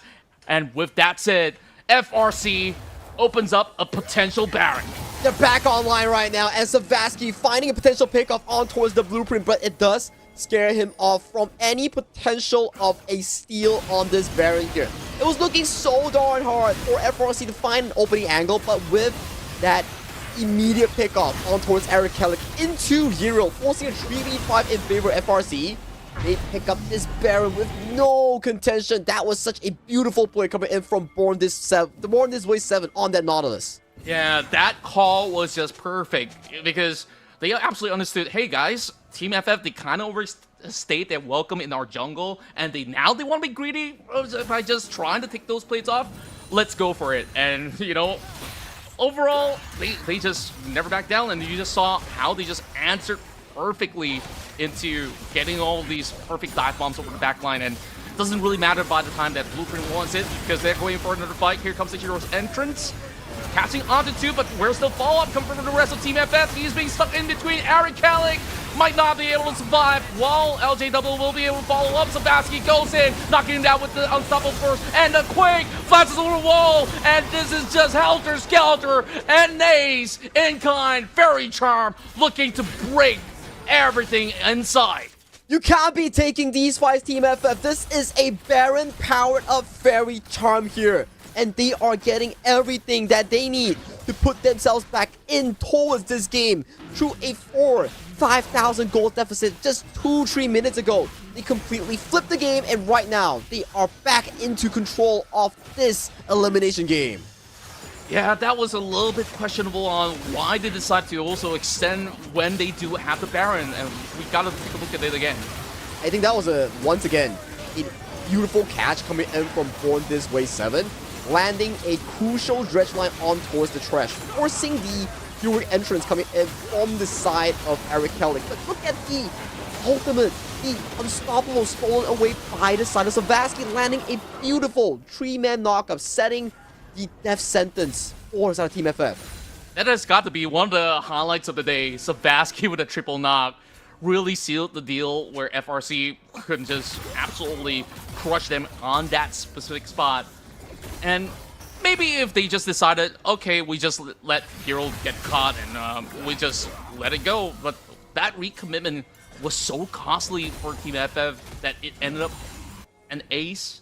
And not only do they lose out on a potential dragon, mid lane absolutely got crushed right through whether they like it or not. So Team FF is severely on a back foot. When I say severely, it's only about 2,000-3,000 gold lead of a difference right now. And it goes to a question here. It's Team FF's thing, where they play super well in the first 20 minutes, and the moment Baron spawns, something just happens to them, and it goes in favor of their opponents here. Remember their game just now when they went on against Team Triple S. It was super good. Eric Kelly was doing well, everybody was doing well, but the moment it hit 20 minutes, that's where everything felt in favor here. Flashblade on towards that LJW. It's just going to be a solo pick-off while there is some action up against the top side as they chase over onto weak side Wally. But it's just buying so much time as you see LJW at least get some chunk of damage through. So both top laners gone from the game for now. But it's okay if you're on Team FF because you're trading for a big member like I said, LJW, but your return towards the mid lane will not be as easy of it compared to Fairy Charm, which has premier access in that mid lane here. Getting a supplementary win on the top of that kill is that mid tier 2. So for Fairy Charm, it's hella worth in that exchange. Absolutely agree. Now they have so much more spacing to work with for PS to at least find some really great outlet angles if they need to. But FF, they're going to be able to at least play some Vision War as they have Blueprint running very deep into the jungle. Oh, they don't want to run the risk of pulling another oopsie though, but Faerie Charm, they've already fully utilized the Baron power play and they've gotten decently rewarded out of the exchanges. I think it's about like a 7,000 gold recovery coming in for side of Faerie Charm. It was like a 4,000 or 5,000 gold lead for side of Team FF prior to that Baron oopsie. And we can see the replay here on what exactly happened when both sides traded their top laners here. I would say that's crazy from the side of Wally here to be able to walk all the way into that position, burning both Flash and also Ultimate here. So that's going to be key cooldowns not available for the top laner here coming in for the side of Team FF. Yeah, I also do have a big question. Like, why is Wally right there on that corner? You know, like, whereas the entire squad was just around the bottom side of the river, you must be thinking like, this Malphite, does he have anyone behind him? But it's great that Faerie Charm did double down on him, also burning that Unstoppable Force, but doesn't matter at all too much. It's already passed like maybe 1 minute and 20 over seconds for that to come back up online, so balls on the court for the meantime for Team FF with the waves crashing towards the side of FRC, but they're absolutely under vision. Yeah, and we're not just pacing ourselves towards the second Baron and also the potential soul point later on. So the next Dragon will be a strong contention point coming in for both teams. Hence you can see Quake already finishing that Guardian's Angel prior to that important team fight. Yeah, and just a quick check on items as well. I think that it definitely will be some very high DPS coming out from side of Gentleman 1x1 as well, because he's already got Kraken, the IE, as well as the bolts pretty much up in effect, and they are just looking to see if any members of Team FF will be eventually challenging. No one is near Wally here, so this is an easy pickup if you want to go for. So that's going to be Unstoppable Force being committed by Wally to escape towards safety here. The question is, does Faerie Charm go for this potential Baron opening? Well, Born This Way, he's going to be fronting in, though. He gets the Death Sentence onto Born This Way. Weak side Wally rejoins the fight, and there is a deep flank onto Savaski. So him out, Hero's entrance being popped, but there is going to be Wally trying to hold the line. Instead, it will be a Hero, the first one to drop. And there's just not much of an alternative. The rest of Team FF, they scattered across their own jungle. It only leaves Wally and Blueprint surviving the onslaught. Once again, man, the engaged potential coming in for the side of Born This Way, and also Savaski getting immediate access with the stolen Unstoppable Force, diving deep into Gentleman 1x1. Although we do see Savaski falling, but Lunara, with no protection, with no flash or summoner spells, it's easily picked up by the remaining members of LJW and also PS on the Lee Sin. My. They really absolutely get their parties right, and overall, this is just a huge moment for the side of FRC.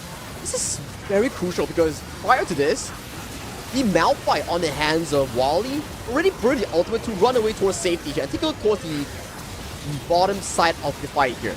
The Silas has already completed his job, burned all the spells here, and LJW with a beautiful counter strike into the leap strike, getting the stun on towards Gentleman 1x1, and as of that point, already no flash and gets punished by the mistake caused by his own teammates. Yeah, it was just absolutely brutal for them to really soak the brunt of what Savaski had to offer from the backline. Meanwhile, oh, there we go. We still have a nice little cute emote coming from PS. Well, BDW probably aren't allowed to do the same though. Okay. Of course. I think you can't spam it, right? I think it's sanctioned already as of this point. They're like, okay, we know that you are a strong emoter, so try to control yourself here. But all jokes aside here, we do see Team FF starting off the Baron here. They know for a fact that LJW's Jack is all the way towards the bottom set, but he does have teleport here. Wally zoning it off, and the Baron is going low. Oh, Unstoppable Bars instantly into the Hero's entry, and there will be absolute bloodbath over onto the side of the jungle. PS is just chasing onto Euro. That does not matter all too much. Ari Calyx moving deep, but the rest of FRC will win out the duel. And there's nothing much that Wally can't do in this fight. This might just be over and done. FRC, they can march through mid lane. With 4 men down coming and 4 inside of Team FF, Wally, the Malphite with no ultimate. I don't see an angle that he can actually hold on this defense. We have a Jax coming in 4 inside of Faerie Charm here. He is going ability power. This is a Jax that is capable of carrying down towers here. Wally, what can you do? He's just got to clear the waves, but there is still another one. He's just gonna give his life for it. And Faerie Charm will book another meeting, this time up against Team Triple S as your second grand finalist in the Proving Grounds. Welcome to the grand finals. Faerie Charm, they once again proved that they are a respectable team to be scared of, because back to back in multiple tournaments they are in the grand finals, and right now they have to take on Team Triple S to defend their potential throne in the MYSG region here. Valiant effort as well towards Team FF, as they did showcase a very strong first 20 minutes until the inevitable engage coming in from Born This Way's Nautilus. Yeah, it's really down to all these team fight prowess coming in from the side of Faerie Charm, knowing who to really fully target. And you saw how many times Savasky has made some giant plays happen in this matchup. It was. The first 20 minutes looked so darn good coming in for the side of Team FF. The blueprint was hella fed on that Hecarim, miles ahead of his jungle opponent PS, but the fight, the dredge line coming in from Born This Way 7, capturing the first member, capturing the second member, immediately making it a 3v5 in favor for the side of FRC. Capitalize on that crucial play. After that play, they immediately took Baron, and all the gold lead that's generated by Team FF immediately down the drain after that play. It absolutely dissipated, right? And I felt like that was the kind of a play that is worth shouting about for many days to come, because there's just so many great, brilliant moments that really was revolving about on the kind of initiations that FRC has been able to pull from the side of the follow-ups right after Born This Way goes in for those kind of death sentences. I was losing my mind. My hair was all over the place. Sagi, I think it's time we actually take a little bit of break so that we get to chill for a little bit, and then we bring you into the finals of Battle of S.E.A. Proving Grounds up next. So don't go anywhere. We'll be right back.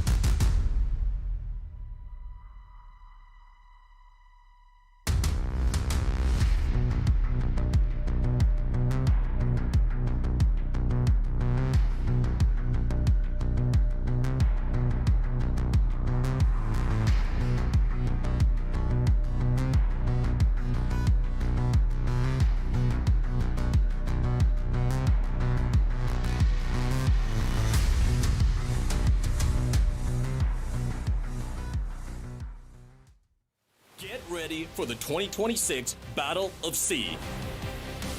Across Southeast Asia, teams fight for their region and the pride of Demacia. They first clash at the Proving Grounds Community Tournament with only the best teams moving on to Rally Day for the ultimate showdown. They join forces with regional creators from Thailand, the Philippines, Indonesia, Malaysia, and Singapore to compete across all game modes. Summer's Rift, ARAM Mayhem, and Arena. They're just gonna sit by and watch, but perfect executions.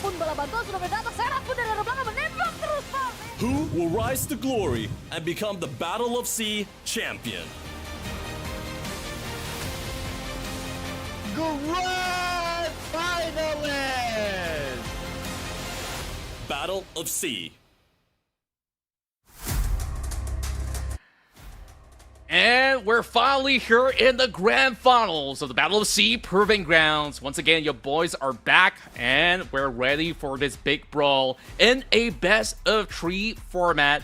And this time, it gets even more exciting, Sagi, because all the Fearless Draft rules is gonna be set right into this match. And for those who don't know Fearless Draft, it has been introduced recently in towards the League of Legends esports environment, whereby the moment a champion gets locked in game 1, it can no longer be used by both teams until the very last moment of the BO3, BO5, whichever format that you'll be playing in. So in this exact format that we're playing in right now, for Proving Grounds, it's going to be best of 3 with Fearless Draft. The moment, for example, Jinx gets locked in by blue team, Jinx will not be available until the very final moments of the game.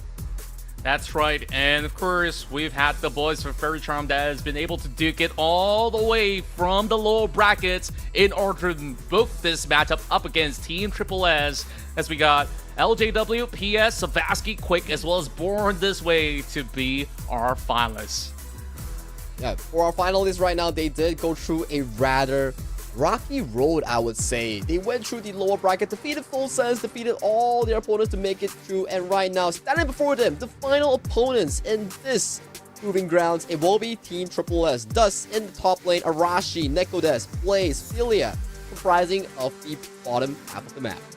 And these two opponents, they faced off multiple times before, and arguably both sides have got great competitive experiences. Nekodesu used to play for Faerie just, a couple months back, and, I don't know what the roster shift kind of looks like or what kind of composition it says. Hey, I'm joining Triple S because they look like the better team, and would you argue that it really is? Because so far, they've been undefeated in the upper brackets, and I think that the stats don't lie at all, because Nekodesu once again have shown that he is the premier mid laner of this tournament so far.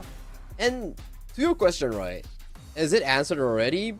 It somewhat actually is, because the team who sent Faerie all the way to the lower bracket run was, in fact, Team Triple S themselves. So it really comes down to whether or not the Cinderella story coming in for the side of Faerie can actually be realized in this grand finals, right? Because coming in from such a rocky road in that lower bracket, defeating teams like Full Sense, defeating teams like the WP Academy, and finally defeating Team Double F just now, you gotta wonder, they are pretty geared up for this final showdown against Triple S. Maybe this time in a BO3 environment, things could look pretty spicy and not as easy for Team Triple S.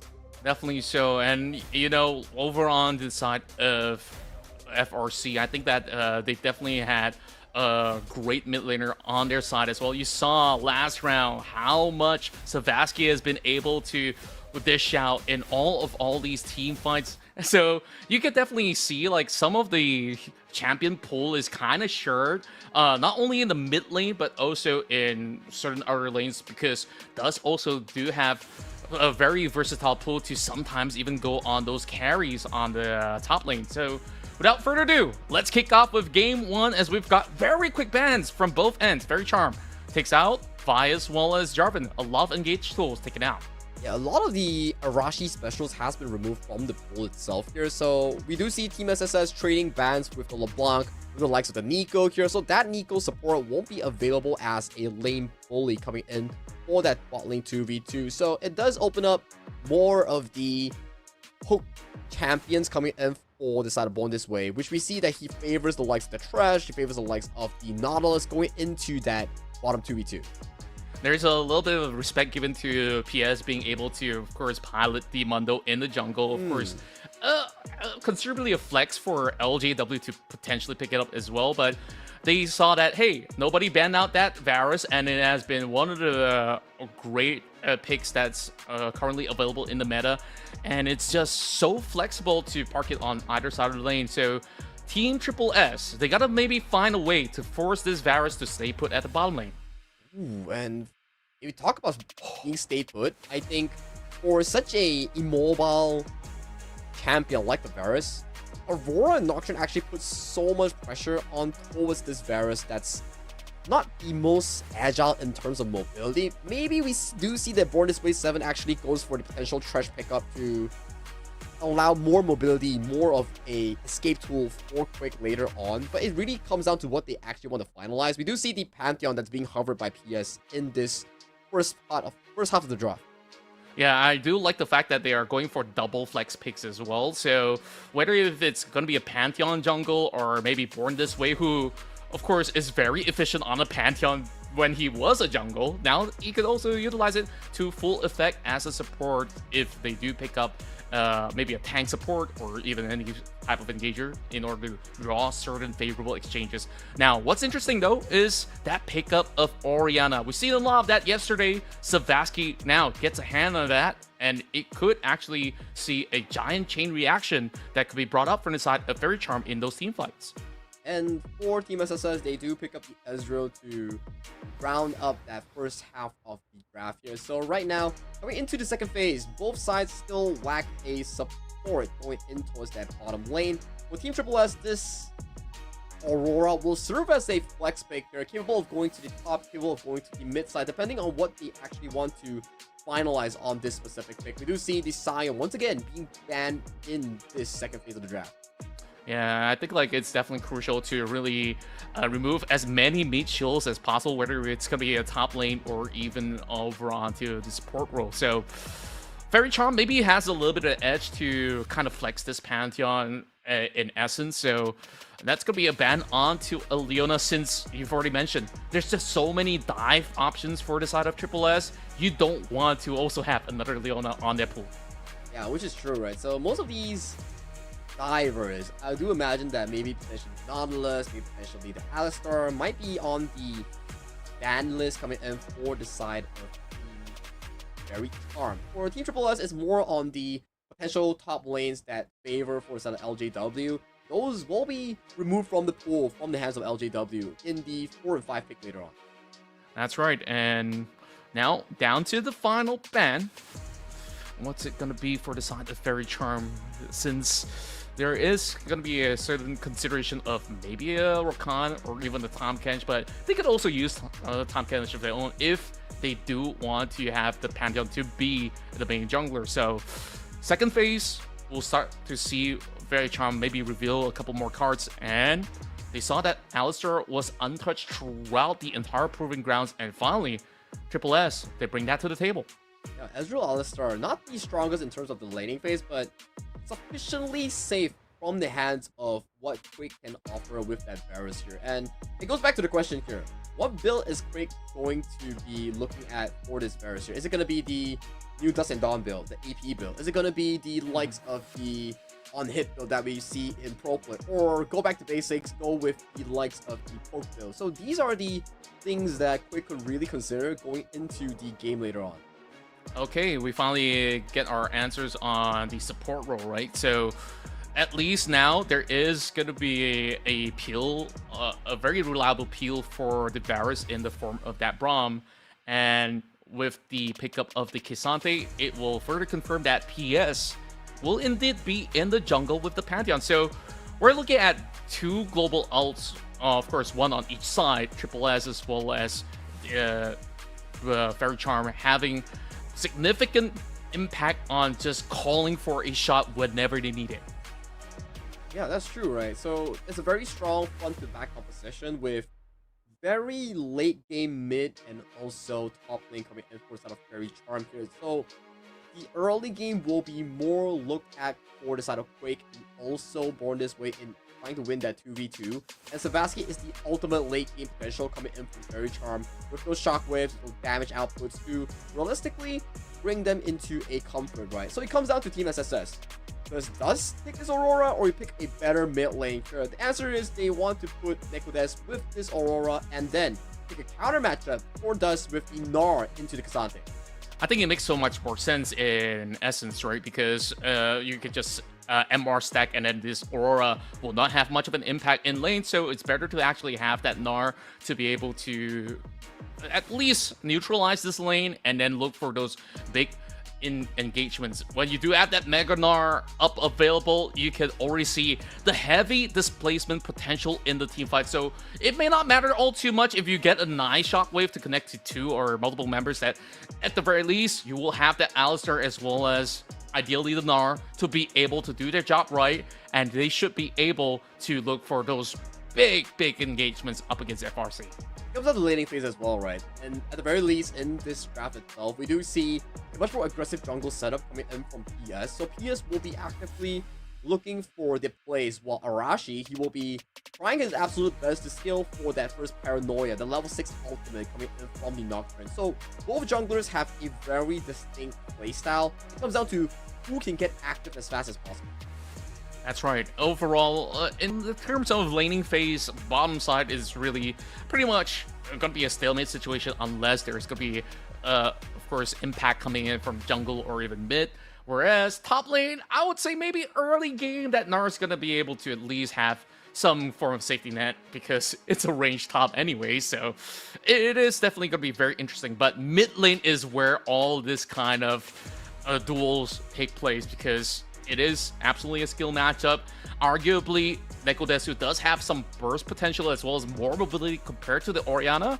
But hey, once he gets caught with some of all these big shockwaves, it could change things. Laning phase is too important coming in for both of these teams right now. At the very least, I do think that Triple S and Faerie Charm, they cannot let go of that mid and also bottom lane duo matchup. The moment one side actually loses or suffers a big enough lead that could potentially harm the jungle equilibrium, it could put either team into a much more peculiar state because the moment, let's say, a Nocturne does fall behind, some of your caps get invaded, you delay a level 6, you miss out on your first important Paranoia. If you're Arashi, you're not going to be feeling it because you need that early game execution to make sure that you get that level 6 and start being active. Indeed, and here we go into the very first match of our grand finals here in the Battle of S.E.A Proving Grounds. Is it going to be Faerie Charm or Team Triple S to be the representatives to be moving into the rallies of our action towards next week, where we'll be joined with your favorite creators from all across SEA. And of course, there's going to be familiar faces that have participated from the rest of Proving Grounds to represent each respective region. So we're finding out who is not only the best in MYSG, but throughout the rest of SEA. Yeah, the Proving Grounds is really where you actually prove yourself. And what better way than to duke it out with the two best MYSG teams, because you have already conquered all the other regions here. And right now, it's a battle between these two teams to decide who's the strongest in Malaysia, Singapore as a 5-man stack. I mean, I don't want to pick sides because I personally have watched all these players grown throughout the years and maybe even in recent times. But this is a very cheeky start with Quake landing a beautiful E to get some chunk of damage to kick things off. Immediately also respawns coming in for the side of Blaze to land that Mystic Shot right towards his face here. So this bottom lane will be dependent on the supports to see who can they actually set up. And the Braum land a good Q. Can the Alistar land a good hip-up pulverize? It really depends on who gets the perfect setup for the ADC. Yeah, and that's where we talk about that level 2 spike, right? If you give Philia an edge to reach level 2 first, he's not going to waste any time with the hit pulverize, and that might quickly change things up against this duo down bot of FRC. Level 2 already, hip-up pulverize landing on towards both members here. A bit of a chip damage on towards that of Born This Way 7. Immediately, some of the heal pop by both supports to keep your team healthy and available in that 2v2. Yeah, I love the fact that Born This Way immediately reaches out for the next available minion just to hit that level 2 as well, so that they can keep things steady at the very least, and just instant reaction for them to keep the lane state healthy with the heals. Meanwhile, as we have assumed, this is just huge areas of control for the Gnar in the early game up against the K'Sante with the range advantage. And you can see towards the mid side as well, right? Top side, it's pretty 50-50. K'Sante not having the push, but still able to pick up some of these farms that's crashing in towards the tower. But mid lane though, Savaski doing a really good job in picking up some of these last hits compared to Nekodes. That's right. These two have definitely met a lot in the solo queue climb back in the past, maybe in the present as well. Of course, Savaski, revered as one of the best ADCs now, matches up to Nekodes, arguably the best mid laner across MYSG, and he's really holding to his own. And in fact, he's actually playing super aggressive on this Orianna. Yeah, he's just matching blow for blow, making sure that he gets value from all these command balls, right? So making sure that this early game is not going to be as easy for some Nekodes that actually have to on the Aura. You can see Arashi finishing up his first clear here, trying to get that Scuttle Crab that has been finished up by PS here. So that's going to be an easy pickup for the Pantheon. Yeah, just 1 second late into a potential contest to try to steal that away, but it doesn't matter all too much. He did manage to secure the ones over on the bottom side. So everything's pretty much even Steven from the jungle end. And we go back to the exchanges down bot. And you did mention early on, the pairing does actually favor FRC as compared to Alistar and an Ezreal combo. I feel like the Ezreal Alistar comes online when we see the first Grubs fight that's going to be happening over to the top right. With Alistar, you have much more setup compared to the Braum. Braum is more of a front-to-back champion that relies on the stacks on towards the enemies here. You stack, you raise up your shield, and then you heal for the potential carries like Savaski on the Orianna or Quake on the things like the Varus here. So, very distinct playstyles coming in from both of the support. Yeah, and remember we talked a little bit on displacements, and now I start to also ponder the amount of displacements that FRC also does have when they do reach level 6. You got the all-out coming in from LJW, you got that huge smash coming in from the Braum, and of course the Shockwave as well. So I think like these tools absolutely could control a team fight if they land nicely. But speaking of which, Arashi now looking for opportunity, forces the flash away from Born This Way. Ooh, very rare of a Noxian to be able to find such a nice gank angle here. So that's going to be flash committed from side of Born This Way 7. That's going to be a big cooldown as well for the support coming in for side of FRC. And Arashi already doing a lot of a pressure play as a immobile jungler in the early game. Yeah, and that sets up really nicely for him to just immediately call for an early take on this Ocean Drake. First trick though, so we gotta still keep in mind what's gonna be the soul point, but Ice Lemon Tea, immediately flash, expecting a gank. Yeah, PS just casually aura farming in the middle of the river, just standing and like, okay, you have to flash. Okay, you flash, you shake on that, and then I'm just gonna back off. It's a fair trade, right? Like, It's a fair trade. Ice Lemon Tea, yeah, you still get your wave priority in that sense, and it at least buys a little bit more space for LJW to at least call for recall back to base, get a couple items up to be able to soak a little better up against this Gnar. It's true. And as of this point, I do think that the Gnar is actually doing a really good job getting that almost a wave worth of CS lead against his lane opponent here. Exactly what you need to be doing. And Savaski actually doing a very good job as well towards the mid lane, neutralizing the early game prowess of the Aurora with the electrocute. Yeah, and I also do like for the fact that if you take a look in the mid lane as well, oh, there we go, Shockwave connected. But of course, coast is clear. Nekodesu does not need to force a flash or so. He still has his W online. So I was about to point out that he actually completed his Sorcerer's Boot first and foremost. So in terms of maybe power spike, maybe slightly less compared to that Orianna, who's been able to already get a couple tomes, already working on to maybe a Luden's Echo or some other items. So of course, we have to see what will be brought forward later on when they really do commit their first item. Yeah, and as of this point, it's a very stable lane phase coming in from both teams. Nothing too crazy that's happened thus far. We want to see where's the first gank going to be. Is it going to be the Pantheon? Is it going to be Arashi on his level 6 here? But all out committed towards the top side though. Oh, is it going to be a full connection? Because Ice Lemon Tea, he does not have a charge for the Mega, Nice but he is still trying to wait for his E to come online. It's first blood for LJW. Cause and effect applied on towards Ice Lemon Tea's Nara here. Not having the best of the time here, being solo killed by LJW's Cassante here. What a beautiful engage coming in from the top lane of FRC. Yeah, and he's like, okay, I see you with the call, and overall, like, that call for him to really go all out was just beautiful because that wave was overextended towards his side. He has absolute control, knowing that he does not have the flash as well, since PS has blown that one up, so just was one for the taking. It was one for the taking. It's what we talk about, right? Like, he burned the flash just now when PS showed up top lane. So it puts him into a much more dangerous position here. And for the side of LJW, he found a very good angle in jumping on towards a flashless Gnar. Flashless Gnar with no E, it's like an AD carry. You don't really have mobility to actually escape here. But bottom side, though, Quake is in danger. You mentioned about the AD carry, and he's absolutely defenseless. One shot was all it takes, but it's actually Feelia that secures it instead. So, yeah, it's still value for money in essence, and that is Paranoia already committed, but Fairy Charm finds a different form of value by securing the grubs. And this is going to be a tough angle for the side of Quake here. The next 5 minutes, he won't have the flash to defend himself from potential flash pulverize coming in from Philia, or the Paranoia second cooldown refund here. So, this AD carry, he's going to have a lot of eyes on him, especially from Arashi and also Philia.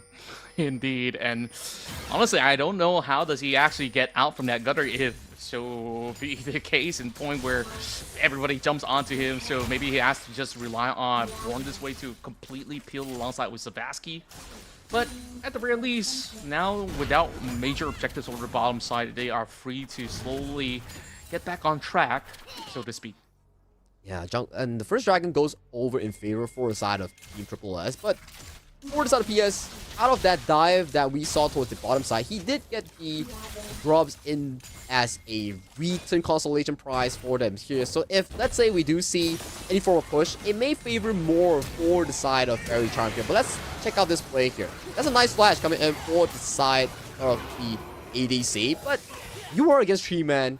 That is just a play that you have overextended yourself into.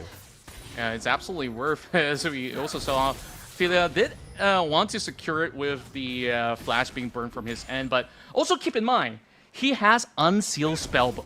So I want to see what Philia does. Does he cheekily takes a smite in some of all these hot contests for Baron play or Dragon play?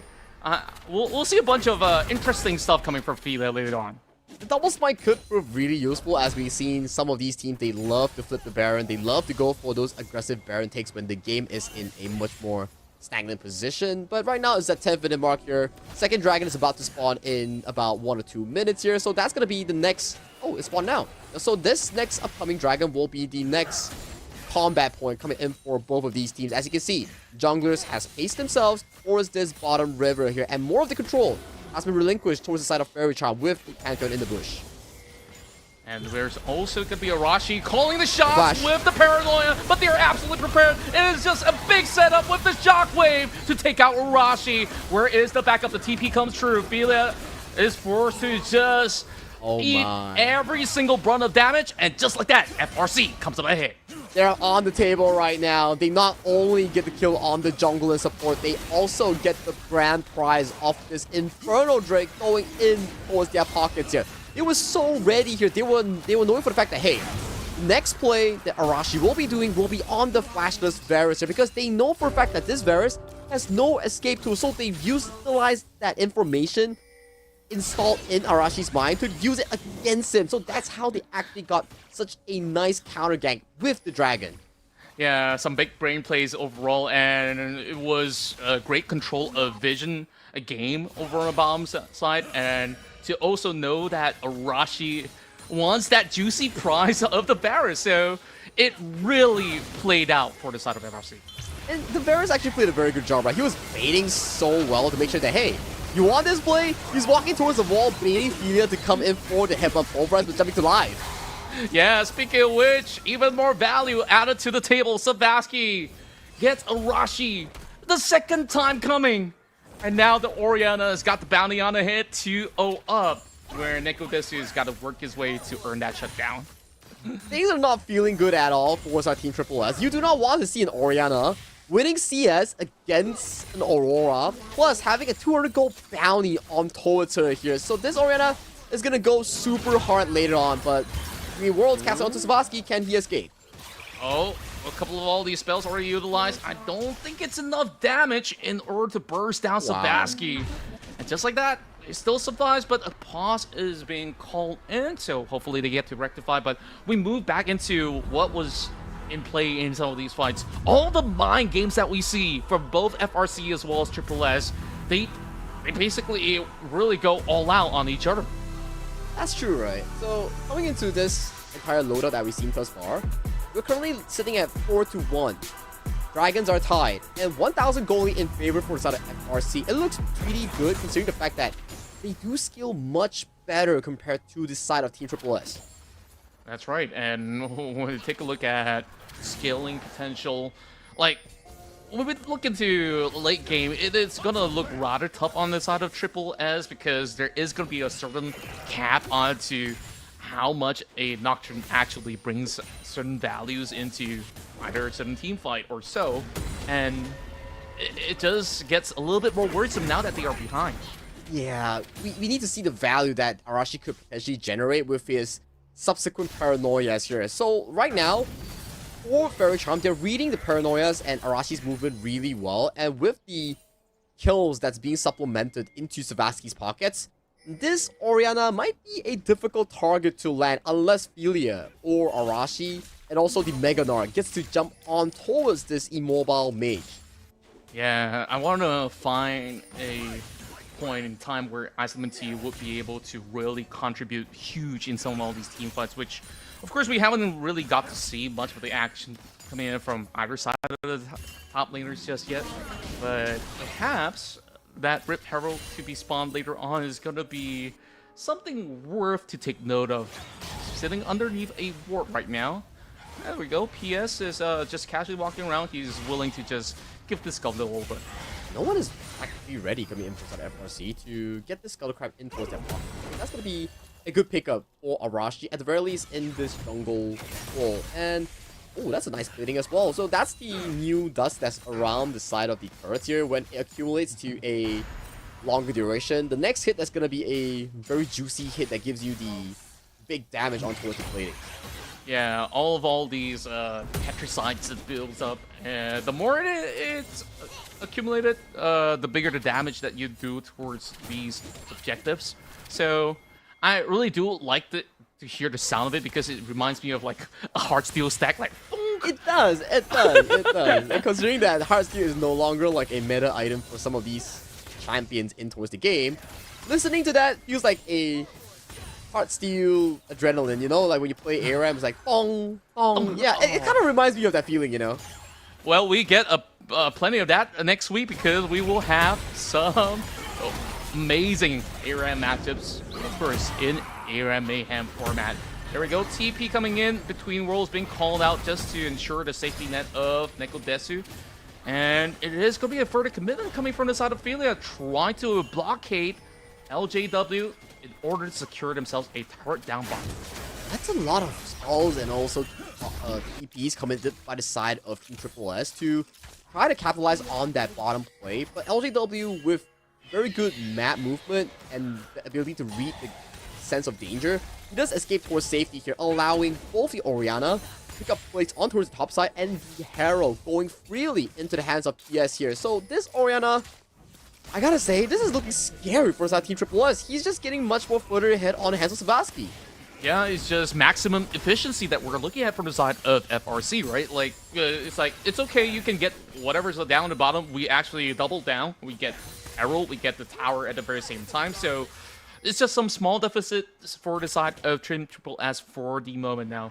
I'm also wondering on, you know, the potential of Necrodesu to try to burst somebody out. I mean, ideally you want Quick, but it is going to be a very much of a tough work to even get to the ADC in some of these fights. I think as of this point, getting anyone that's a squishy like yes, Savasky or Quick could be on the chopping block for some Necrodesk to look for in the subsequent fights. And for Team SSS, it's not like all hope is lost, because the Nocturne, the Aurora, and the Muramana that could be coming online just moments coming in for this Ezreal. These are important signs to be looking at, especially when going in towards the mid game here. And we do see Herald spawn towards the mid lane to buy time when we do have the river that's being heavily controlled coming in towards that Triple S.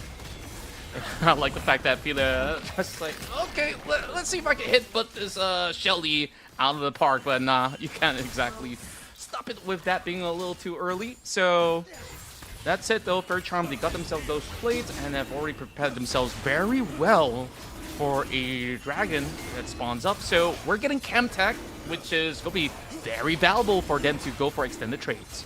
Extended trades, and like the lower you are, the more value you get from the Chemtech soul later on, right? But here's the thing, the game is pretty evenly tied in terms of gold and also in terms of like XP. I do want to see more aggression coming in towards that Team Triple S when the Ezreal completes that Muramana later on, which I think he's basing it for it right now. Once he gets that Muramana fully stacked, things could be looking much more confident for that Team Triple S in engaging in some of these plays.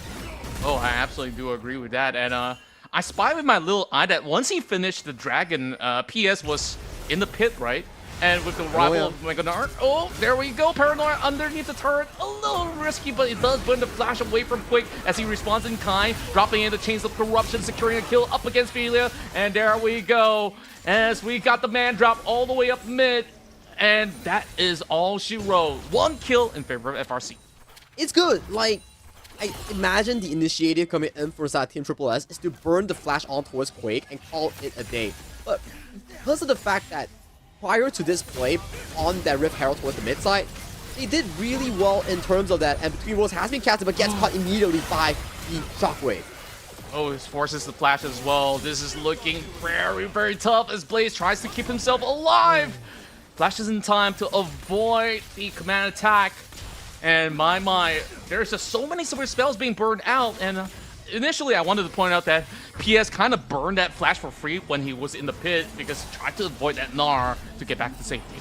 Oh, that actually happened as well towards the off-cam here. So that's the few things that we need to take a look at, right? Even though that, hey, in terms of the gold lead, it's practically even. But FRC does have a kill lead here. But to Team Triple S point, they are slowly but surely inching towards their power spike on the next objective. If they can find the perfect fight, this game is far from over from either sides.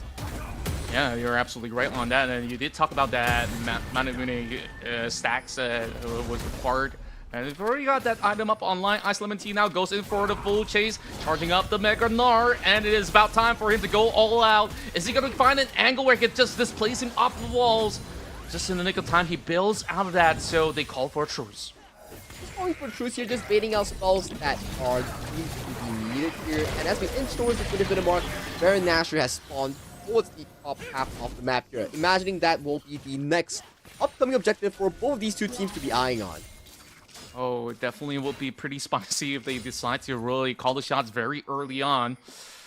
For now, there is going to be that Skull spawn as well. Something that's worthy to secure. Ophelia walks right into it.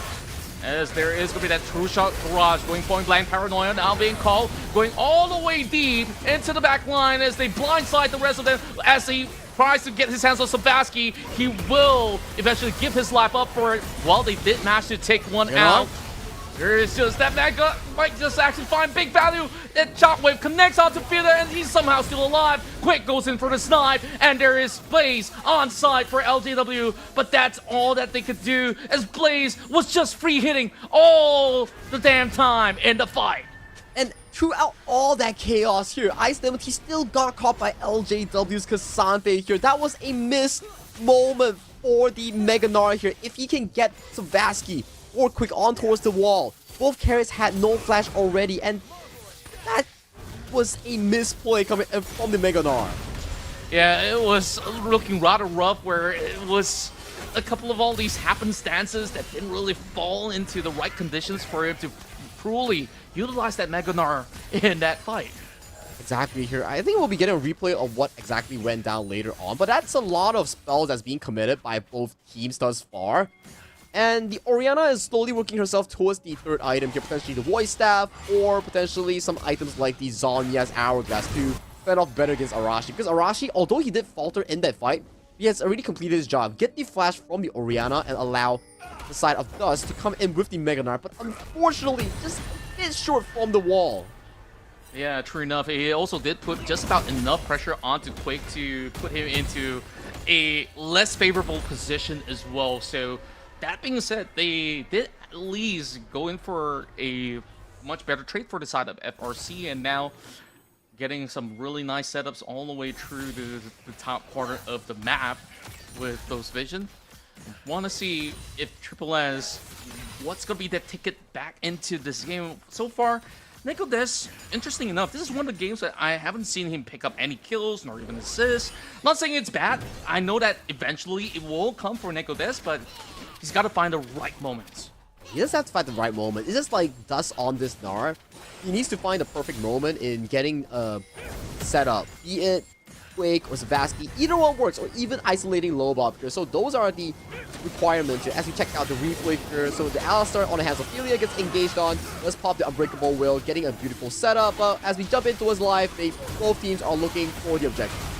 Ophelia does actually get the pulverized through. The Grand Skyfall comes right into the picture with the smite, actually favoring Triple S to secure the dragon, but the fight continues on. Quick, getting some really decent angles as they slowly chunk down Ice Lemon Tea, and Nikodesu, he does actually get a pop right through, but he's getting chased to oblivion for a double in the hands of Quake, and I believe that's just pretty much set and done. 3-for-1 in favor of Fairy Charm.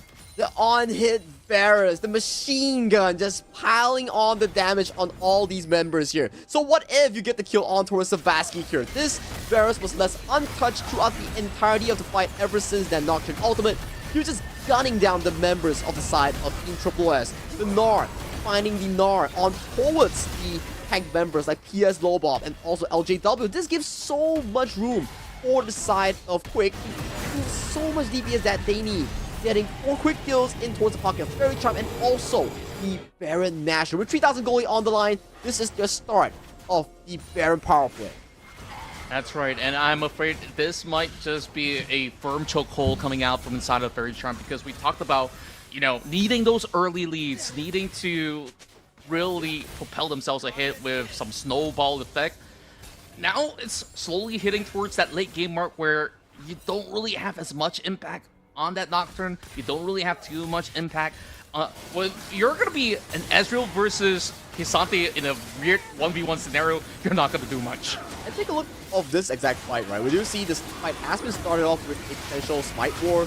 Alistar goes in, Hepa pulverizes the Braum here. Smite goes into the favor of Arashi here. So this is the one spell that has been used by Varus. Flash and Ghost expanded here, and that's at this point.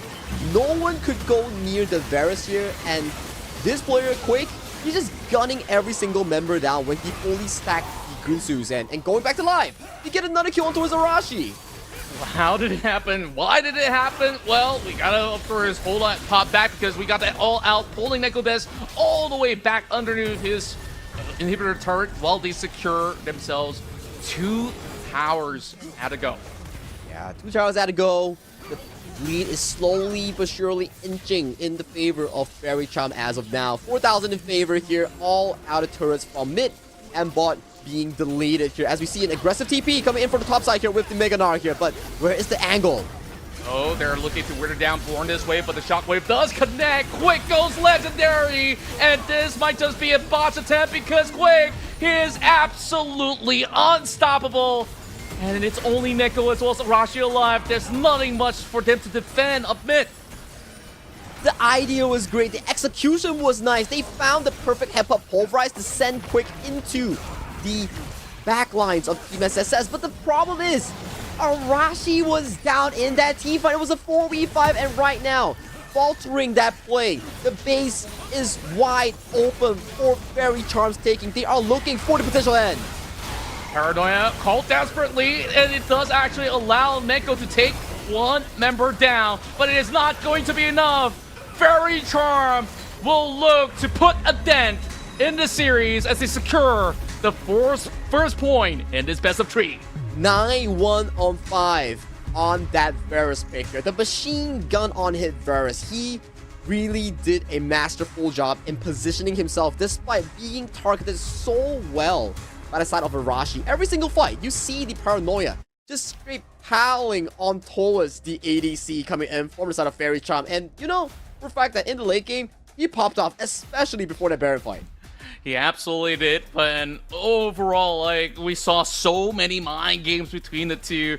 The Paranoia bait and all these big setups coming in from the supports, and I really do think that it was really smart on how Quake really pilots the Varus in this matchup, going for the on-hit to also, of course, benefit from what the Braum actually offers. So there's just this unpenetrable wall of defense that's lined up for this Varus to absolutely excel.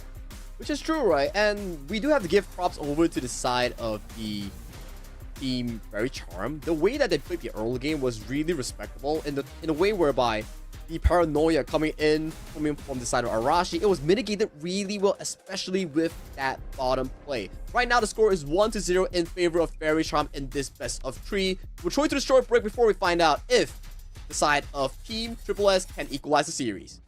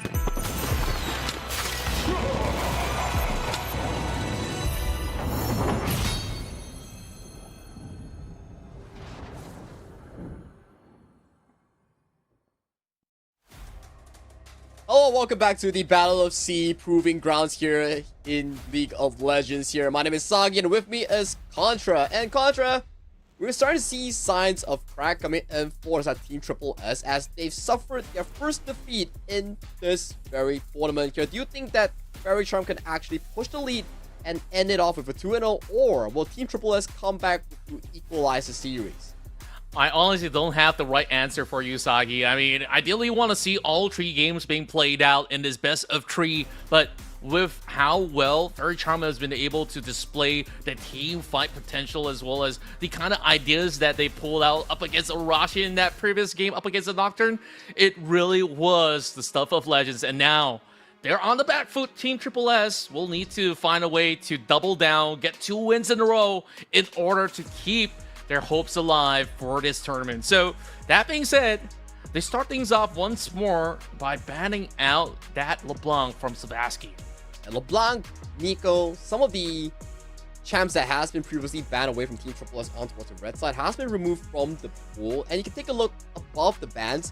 Those are champions that are under lockdown by both teams that's being affected by the Fearless draft rule. So all those 10 champions won't be available coming in for both teams in this game too.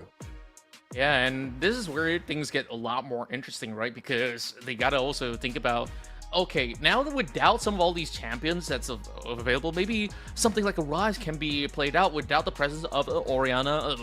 There's just so many of all these variations that they could actually pull out. Team Triple S, they immediately look for a top laner in the form of a Rumble. So thus, we've seen him really do wonders on the Rumble before, and so far, he has not really let pressure crack upon him, and Faerie has got to look for ways to either outtrade it or just power through. Eventually, you can look forward to things like the Umbessa to really equalize out the laning phase against the Rumble, go for that all-in 1v1. It's more of a skill matchup as we speak, right? But for Faerie, the answer is simple. It's to provide as much priority towards the side of Quake in the draft itself. Quirky being one of the premier AD carries in this meta itself. Triforce Manamune into potentially the things like the Collector, the RFC, or even the likes of the Tally items. Those are welcome ideas for the Quirky, and born this way, once again, gets his hand on the Nautilus that he did super well against Team FF just now. Yeah, this is like his bread and butter throughout the course of the Proving Grounds, and it's really great to see that Born This Way have always got his hands on a lot of all these comfort picks. He did excellent on that Braum. He's shown many times before he's always land some really important dredge lines when it matters most. Now, Team Triple S, they're showing us a potential Aphelios. Now, of course, we talked a little bit about immobile AD carries, but you know, last round, that was maybe, some may say anomaly, but some may actually think that, hey, that was just a great call for Faerie to really get that priority for that Varus. So now, it's all about forming all these breaks and walls for that Aphelios to really control the game. Aphelios and also Rel being locked in by the Team Triple S here. So that's going to be an interesting balling 2v2 that's going to be unfolding later on. My question is, does Faerie put more priority on towards the side of LJW to lock in that potential outlane counter, or is it to put more focus on towards Savasky to get that mid lane premier pick on towards that mid side here? So what's the decision here coming in for both of this team?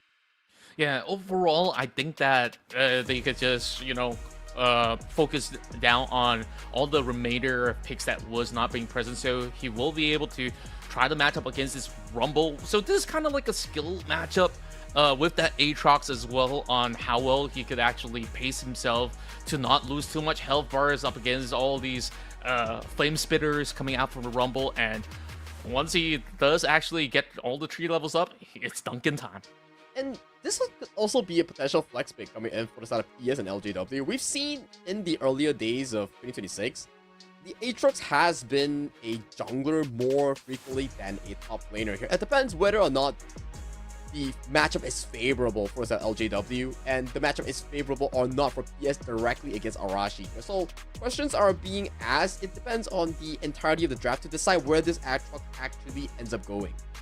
Yeah, I think that's a very fair case in point as well. So, over on to the, top lane tier list, I would say that I would place Aatrox as an A tier at the moment. Not the greatest of lane bullies as he used to be, but when you put him in the jungle, you can actually have many of all these flexible avenues for him to move about. Not the quickest jungler, I would still say. So I would still think that this is definitely going to be interesting if they try to pivot for them to maybe open up more tank options over top lane. Yeah, it could be, right? It really depends how they want to flex this pick here. As we see coming into the second phase, Wukong and Ryze ban away from the side of Team Triple S, and for Team Triple S, Akali and also Zed. One of Savaski's favorite picks has been removed from the poll as well here. So right now, what's going to be the pick here coming in from FRC? If they want to flex this Aatrox to the very end, potentially considering picking up a strong mid lane here could be the answer here coming in from FRC. Yeah, that could be a really bold play coming out from them, because if you really want to keep them guessing, then this is definitely the call where you just ensure that you have a very strong mid laner like the Syndra that's being put right for the block. So now it's gonna be Nekodesu's call to see what could he actually answer back with, because we've seen Nekodesu, who's also played Syndra to full effect, and it is absolutely scary. And it's going to be pretty tough to also put a Ryze to the equation. So Ahri is definitely the best bet that they do have to quickly hover around with the Spirit Rush, or of course Flash if needed. Wow! Wait a second. Qiyana, okay, talk me through this. What's the game plan here? Qiyana jungle here. So I was talking to a jungle main just now, and he did mention that Qiyana jungle, yes, high burst, high setup, but the problem is coming in from Qiyana jungle, the early game is actually pretty weak, and you really need like strong laners. For example, Rumble, Nekodesu on the R lane to protect yourself in against any form of jungle invasion here. And with the final flex coming in first at FRC, the Aatrox will go to the hands of LJW, and PS will get his hands on the Viego as the jungle final pick coming in for set of Faerie Charm. I love where this is going. Triple S, they hold nothing back, because once anybody gets clipped by Qiyana's ult in some of all these fights, the equalizer goes through, and of course, you got the Aphelios, who's absolutely ready to also throw in everything he's got. So Faerie Charm, they also do have the game plan of their own. If they can look for those kind of pickoffs and isolate certain targets, then you can have some really big plays, especially if you have PS to absolutely snowball on this Viego. Which is true, right? Both junglers not the strongest in terms of the early game here, so both can scale towards their own expectations here. To me, I do think that FRC has a much more solid draft in terms of laning, in terms of the mid to late game. So it really comes down to Team Triple S. Can they get the team engaged here? Does get that beautiful equalizer to set the pace coming in for these team fights, to stop the double refresh coming in from PS's ultimate or LGW's World Ender, right? That's right. And overall, of course, both sides have really good late game insurance on their ADC pickups. So in terms of crowd control, I really do like what Team Triple S is actually showing us right now, because every single champion on their side actually have a crowd control of their own. It really does give Faerie Charm maybe a second kind of idea of how to really navigate on some of all these potential fights, and that might actually hinder them on some factors of decision making. Which is true, right? It really comes down to how they actually play out the mid-game later on. In terms of mid-game, I do want to give props over to the side of Team Triple S. Way more consistent in terms of the setup here. It boils down to a few things. Can Filia find a perfect engage? Or can Nekodes and Arashi, the mid-jungle duo, find the perfect assassination onto key members like Savaski, Quick, or even PS? Because once they get charmed or set up by the Qiyana ultimate in the river onto his walls, they don't really get to survive from the up-and-coming burst coming in from such a strong lineup. Indeed, and overall, when you want to see what are some of all these key factors in order to really propel Faerie Charm ahead, I mean, if it's going to be a top div with the Aatrox absolutely dumbstring a Rumble, that's going to be something that really opens up avenues. But more often than not, we know Dust is not going to be a player to be easily pushed and shoved around. So we're looking at a couple of factors for the Syndra to also land some of all these very crucial stuns onto maybe multiple targets on those team fights, that could absolutely change things as well in order to really open up potential play for Faerie Charm. I think it comes down to whoever gets the first kill, right? For Faerie Charm, you need to get the Viego resets in. You need to see the setup coming in from like what you mentioned. Savasky scatter weak on the Syndra, or Born This Way with a beautiful dredge line that we've seen that he's been really capable of from the past 2 days, or Team Triple S, Nekodes on the Ari, or the Tiana on the hands of Arashi. These are key important targets to be looking at in terms of playmaking here. So it comes down to whoever gets the better engaged and whoever gets the opening hand in those team fights. That's right, and when we take a look at Team Triple S's ideation is that, okay, all they really have to do is find those nice angles where FRC gets himself clumped up, because you will see that chain reaction from the Magnet Storm into that full combo from every single carries out of the side of Triple S to just really unravel everything that they do have up against the rest of Faerie Charm. This might just be the very final game of the night if FRC takes the win, or can Team Triple S bounce back to neutralize the series to bring us to Game 3. Both storylines remain interesting coming in towards this second game of this best of 3. So we leave it to the players to duke it out to see who really claims supreme in this game number 2. We move into the Rift, potentially for the final time of the night, ladies and gentlemen. And of course, thank you for all of our dear hardworking co-streamers as well as our creators that's been, of course, having their own watch party. And of course, we appreciate all of you guys viewing this from each respective platform. So show themselves, show you guys a little bit of a love. I don't know, I'm kind of losing some of my thought processes. It's been a long day, but I'm pretty sure some of the creators, they've been enjoying the rally so far. Speaking of rally, next week, that's where our creators will be joining us for some fun times in ARAM Mayhem. Yeah, ARAM Mayhem is always fun, right? But the thing about ARAM Mayhem, that the players will be playing the rally day, it really comes down to what type of augments that you can get, and do you get the Stackosaurus per se. But we leave that towards next week here. We put our focus in towards this up-and-coming game with the highlights coming in towards the mid lane with very aggressive trades already ongoing by both mid laners. Yeah, I'm just going to go back to that point as well. It's like, oh, what kind of augments, right? All I want to see is a question mark ping, and then I'll be satisfied, because that shows that, hey, they've grinded some ARAM Mayhem to know what they're doing. So, okay, yeah. And then now we move back into this equation that you talked a lot about the importance on both sides of the jungle. So if that Qontra gets that lead, what happens? And if that Viego gets the lead, well, we also do know that it is going to be a very huge weight being put on the shoulders of the side of Triple S too. Yeah, it depends really who gets the initiation first and who gets the refreshes, right? For Arashi, you want to get the full-on burst on towards key targets like Quake, Savasky. For PS and Lobob, you want to get refreshes and get Arashi as your soul, or get Ice Lemon Tea as your soul, so you can get those like big damages in towards these team fights. It really comes down to how they play the team fights later on, but that's the explanation, right? With Donger in this play here, but LJW getting big damage.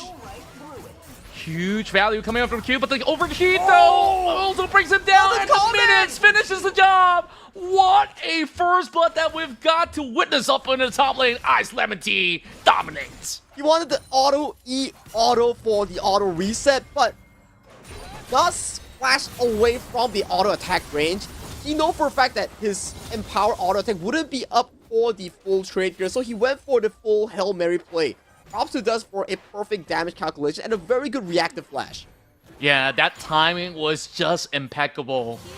I would love to see the replay once again, just to see how technical these guys get. And overall, it looked like LJW was going to be getting that for sure. And now we also do have another brawl out, as they do spot out Arashi. Goes in for the Dark and Blink connection, as he will be able to dash away, but he gets himself in hot waters. So it's 0-2 for the Aatrox, unfortunately. And Savasky getting chunked out. Nekodes, does he have enough? Oh, he misses the charm. But still, good stuff coming in for the side of Team Triple S here, further punishing the side of LJW for going over aggressive here. He popped the TP, went back to lane, got caught out, and bottom side, Born This Way 7, getting caught out by the barrage of damage coming in from Blaze and Faerie here quick. We're for 1v2, but has to Valk away to a safety. Yeah, if I could really put an analogy to what this match looks like, it looks like a boxing match of sorts, right? Like, they go blow for blow. Every single lane is just going all out against each other. And oh, there we go. Born This Way with that red line. As Faerie does have that shield coming from his W to be able to negate that ignite damage. Beautiful play coming from Born This Way. That was so close here. And a nice rotation coming from Arashi here. If Quake or Born This Way decides to stay, he could potentially be in danger here. Flash engage coming from Qiyana. That is some blow plays coming in. Arashi doubles down. The TP goes through. Born This Way. He will still be rammed out from the side of the rail. And that will be it for them to at least get some value off from that very, very difficult dive. Has to flash away from Scatter the Weak. Savasky, he burned his TP, but didn't get any value. But the problem is, Team Triple S, they got all the value. Arashi got the flashes coming in from Quake and also Born This Way 7. And then to add on top of that, Savasky came in trying to TP to get whatever he can actually recollect. Check out this play. So the moment the wave goes in, Qiyana flash EQ on towards Corki here. So Corki is forced to flash, and by a nick of range, Qiyana is just nice out of the turret range, so they can't force a 1-for-1 trade. And by the time the Syndra comes in, Scatter Weak doesn't land onto his Faerie because Faerie has flash to run to a safety. Arashi on this Qiyana just is something else, man. Like It is. It is definitely a flavor that I've never tasted before. I mean, if I were to be enjoying a kind of culinary feast, right? So Arashi typically goes for something that is very team play heavy kind of champion pool that he goes for, and this is the first time that I see he's absolutely doubling down on anyone he sees. And he's doing a really good job thus far. 2-0-0 with 100 bounty here. Farm is dead even with the side of his jungle opponents here, and no flash for that LJW. This could be a potential dive here. Has to pop the wall under here. Does the charm land? Oh, there we go. Spirit Rush already being committed. There's just no way out for the Aatrox LJW. But the charm does actually land onto Savasky instead. And this is just an all-out trade. He does get the shut down with his ultimate, though. So Nekodesu, he knows that he's already burned just about enough spells. Doesn't really have that mana. Expecting PS to also go for a chase. But it's all said and done. Such a painful experience coming in for the side of LJW's Aatrox. 0-3-1, losing 15 CS, and right now, he's not even towards his first components yet. He's trying for Hex Drinker, but he's just too poor in this matchup. Yeah, and can you imagine if Iceland T just walks back in the lane, brings a Lion Breeze, and he could potentially even just go for a 1v1 at this point. Bro, I'm gonna tell you right now, Dust, Iceland T right now, he's really banked out in terms of that gold department here. He's working for the Leandries here, potentially seen it at what, 9 minutes into the game. So for LJW, this is not the stop. This is not the end of his torment in this lane. Oh, look at what we have here. Arashi looking for more. Scatter the Weak will sort it out, but he does not really connect his ultimate, as Arashi was just maybe a couple of inches away from sliding into the wall.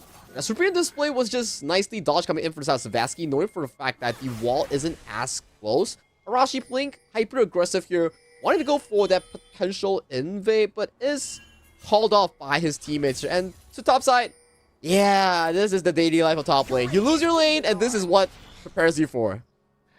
Yep, and all he's got to do is just go in for the Flame Spitter, and he's just got to absolutely back out. That's just one Q. And take a look at that. Put together with one blow of the charge of the E, he's already down 1/4.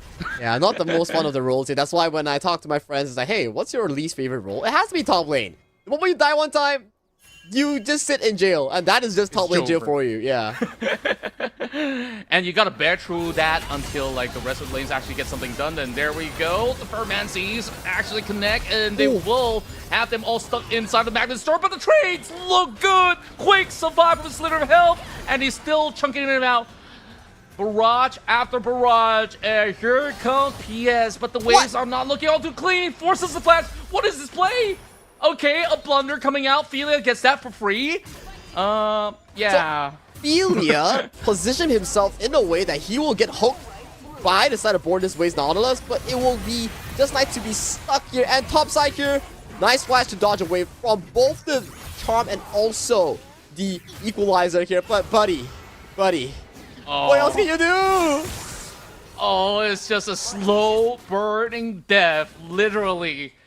Perfect timing for the visit coming from NekoDesu. Just putting that pressure, burns a flash.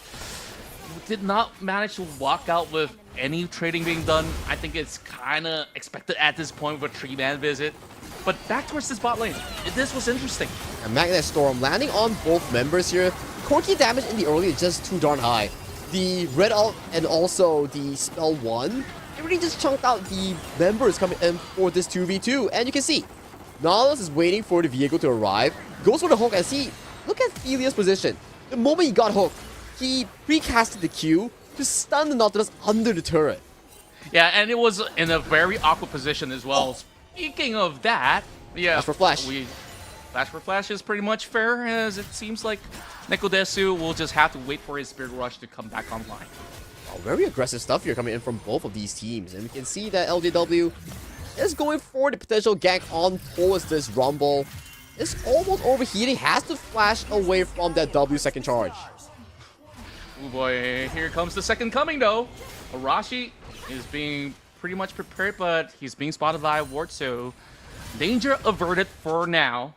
But at least burning the flash coming from the Rumble was pretty much worth the while for the side of Faerie Charm. It is. And you can see the goal that's being funneled over to the side of Arashi. 4-1-0, already completed the Profane Hydra. If you get caught by one spell combo, you're practically gone as a squishy.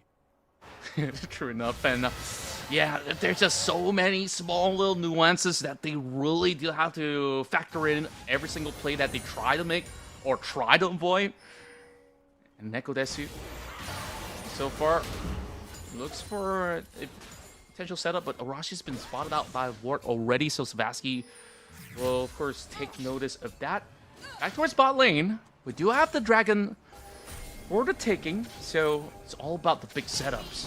It is. And it could be a potential second dragon if ES wants to go for it, but judging from his pathing, he seems to be pathing away from this potential dragon here, providing more room for LJW to actually catch up in terms of farm. You can see the positioning coming in from Dust Rumble. He's here to try to force a potential 4v5, but Faerie Charm respects it, and they do give over this dragon.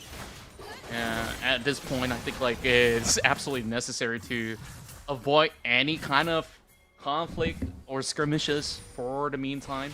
You gotta at least give some breathing room to the Aatrox, right? Like, he doesn't have his TP either ways, and even if he TPs, you know what happens.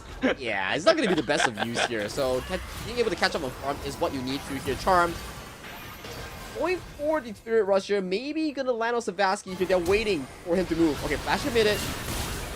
There we go, Equalizer, Ral on top as Arashi will also burn a flash to get some distance in. Here comes PS, still going for the chase as we do have the Wool Ender being popped, coming in from the side of LJW. They find their catch, and will they be able to shut down this Rumble? Perhaps this might just be enough, but there is just about enough speed boost, and there we go. With the crash down, everything on the line. Oh, he still finds one. So Arashi will be taking out a big shutdown to bring this Aatrox back in the game. That is actually a very good trade-off coming in for the side of FRC. Although they lost 3, but those are important kills to be given over to the Aatrox here. And I gotta give props. Thelia with a very on-time rotation managed to bail out the side of the Rumble. So that was a very key play. It really is. Despite all the magnet storms and stuff, it really felt like this was a very good counter engagement coming right in, and they did manage to at least put a shutdown over on this side of NekoDesu, and then this is where they really look in for a big avenue because they want to ensure that they get this vehicle up online, and this angle, absolutely perfect. Such a well-played positioning coming in from the Kiana on the hands of Arashi, and I think this is much more of a, how would I say it, sacrificial play, because if the Kiana doesn't go in for that final burst, potentially Aatrox could have walked out, and maybe that could have been a much more different story. Yeah, it could have actually been the case, but I also do see the reasoning behind why Arashi tried to recommit, but maybe just a little bit miscalculated. That, yeah, he was just one auto away from that. So we're gonna go back to an equal footing here. We can check out towards the goal. In terms of top lane, it's heavily favored towards the side of the Rumble. But towards the bottom lane though, Quick is having a pretty comfortable lead against his lane opponent.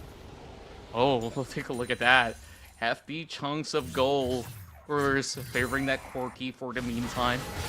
But there is that collector in the hands of the Ophelia, so that's something that we have to also take into consideration if they decide to go blow for blow. Sometimes that executional threshold is all it takes for you to really draw a better exchange, but at this rate, I don't think that they're looking to really go blow for blow if you're on the side of Triple S. So born this way, he could actually put in more pressure. Speaking of pressure, another potential attempt from Arashi. Oh, he's respecting it. He's not going for the potential all-in onto his LJW. He's giving him a bit of a breathing room, noticing for the fact that PS is also trailing behind his top lane, protecting him from any potential dive coming in for the side of Team Triple S here. Back to an equal footing here, barely a 1,000 goalie in the favor of Team Triple S. We need to see the up-and-coming fights, potentially around Herald, potentially around the second dragon. Yeah, and of course, it's really basing off of Arashi's supreme display of talent so far, that he's been able to really put himself ahead with not only the Hydra up online, but also with the Accent Arc, so he could definitely have so many of all these tools for him to just blow somebody up. He's so ahead right now, Arashi, completing 2 assassin-centric items, and they are now starting the objective here. You see the map pings coming in for the side of Team Faerie Charm. They want to look in for this objective, but it's looking pretty hard. Oh, I mean, look at all these layers of defense as well. All it takes is for Ophelia to land the Magnet Storm. It could be very well over, but it's born this way, jumping right in. And there we go. Magnet Storm actually clips over on the tree, but are they going to recommit? Wow. There's no reason to do so. They're willing to give Arashi as well as Ophelia right after that, but that call perfectly executed from FRC to shut down 2. And born this way 7 once again with the flash hook, getting Arashi the most fit member in the side of Team Triple S. Once he's gone, the reset comes in for the side of PS Lobop, and he gets the damage done on towards Philia here. Very well done by the Faerie Charm support. Yeah, that was incredible. Born This Way will never disappoint us on this Nautilus. And also, now that he is also taken out, it brings him down to size. And not only that, look at the CS disparity between the jungle as well. It may not seem like it matters too much, but hey, as much as they make it up for the kills that Arashi has, this could accumulate over time. It does, and the longer you skill in towards this game, you gotta wonder, how could I realistically take down this Corki that has Trinity Force with HP and also play the Steel Caps? He's getting tankier and tankier, and with the protection coming in with the Locket, this Qiyana might be scaling off soon. It really seemed like a very scary taunt, and they've already worked on the dragon already, as this is gonna be a upcoming Cloud Soul. Team Triple S, they secured themselves the Cloud Crate, of course, without any casualties or commotion. Meanwhile, it is Ice Lemon Tea. Oh, Supreme Display already being pummeled out for them to catch this pesky Nautilus. A good rotation coming in for the side of us to be able to capitalize Born This Way, because throughout that play, the previous one he has really expended the flash, so in the river itself, with no assistance coming in from the middle jungle, he's going to be a freebie going to the hands of Team SSS. And towards the bottom side, Novaski having a comfortable lead over the side of Nekodes. Yeah, so far it's just a breeze for them for the time being. And at any given point in time, Savasky, once he does actually get some really good angles later on, might be able to just 100 to 0-1 of all these squishies. But speaking of which, this is a 100 to 50 from Ice Lemon Tea. Thus, doing so much. That is crazy damage from the Rumble here. That was just one Flame Spitter in the orange form, and he's already almost gone. Yeah, I mean, he's not even fully overcharged just yet. And speaking of which, Savasky might actually see this angle for him to just fully unleash his ultimate up upon that Rumble, but not quite the damage output enough to really break through. Perhaps even the shields included as well. So they're willing to, right now, just hold each lane as to the best of their capabilities, and I'm not quite certain if LJW can actually even fend off Neko at this point. I think Neko should be fine. Neko doesn't have sufficient damage to fully burst an Aatrox, let alone a Aatrox with the Maul Malteria, so Neko will be a decent lane target for the side of LGW to supplement that farm. Problem is, from the top side though, if Ice-17 gets a nice equalizer onto Savaski, that's minimally a flash that's going to be expended from the Syndra. Yeah, and you know that things are rough when you see the first item for the Aatrox is a Maw to kick things off with. But it's absolutely necessary, right? You look at the amount of damage output, of course, from Neko as well as Rumble. Absolutely calls for it. Meanwhile, big catch! Oh, that ultimate slams him to the wall, but the follow-up is a little too late though. Back to the Storm trying to chase up with the target. Neko does actually find LJW, but while at it, Blaze is getting bombarded from the tail end of things. So it's gonna be a 2-for-2 trade-up, but they lose their ADC. Yeah, losing ADC is not going to be fine here coming in for side Team Triple S because this Aphelios needs to be the late game benchmark to outscale the members of the FRC, but you can see the mechanical prowess coming in for the side of Lobop. He played that really well, utilizing the Kiana Grass Q, make sure that he stalled enough time for the cooldown of the ultimate to come back online. He traded with Blaze, but still, valiant effort coming in for the side of PS. Look at this play. Previous little tower landing on towards two members with the Aatrox on the head of LJW. Need to heal all of the empowered auto attack. He falls, and Viego getting a clutch reset here, immediately going for the grass element, jumping over the wall to find that supplementary damage onto the side of Blaze.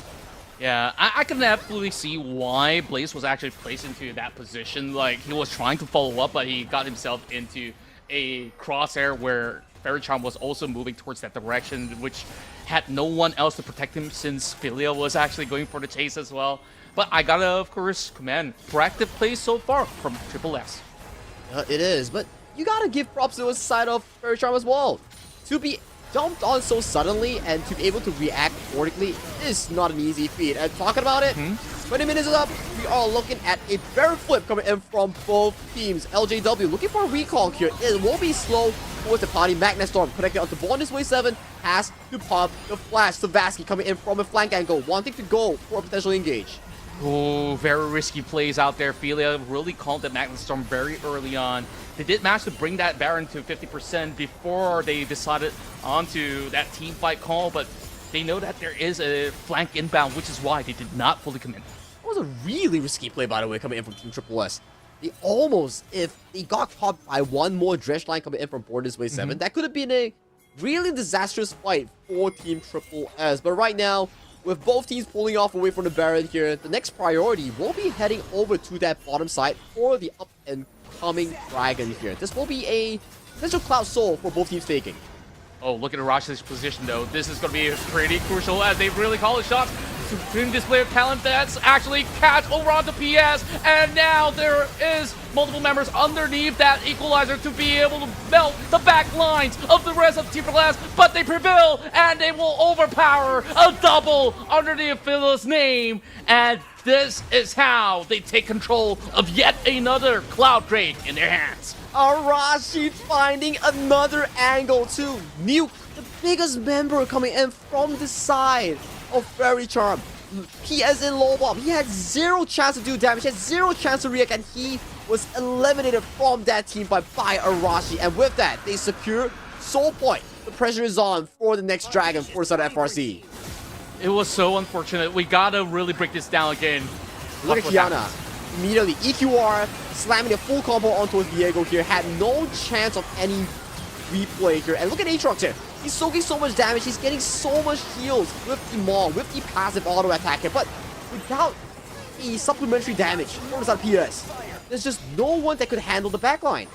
Yeah, and for most part, PS absolutely isolated. That is one huge damage output that was already out of this, and they're looking for a whole lot more as the equalizer will be able to melt the other corner. Well, actually, that wasn't the equalizer. It was just his flame spitter, and you can already see the amount of sure damage that absolutely melted Savaski.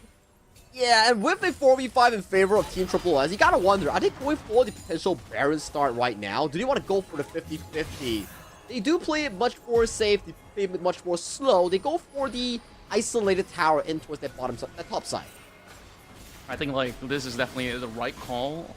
Meanwhile, Arashi might be able to actually get a very good angle right here as Bonus Waves just over the corner wall will be caught out. And they will have to allow this Nautilus to just give himself up for the sacrifice. And Quake just tries to wither it down in hopes that they do not have enough health for this Baron, but still not quite enough. Very smart Baron that's coming in from Team Triple S. They are so patient in making sure that they do not get caught out by their over-aggression here. They're reeling in all the members slowly but surely. Arashi getting caught by the Q1 coming in from the Aatrox here, but Ankyphilia uses a Magnet Sword.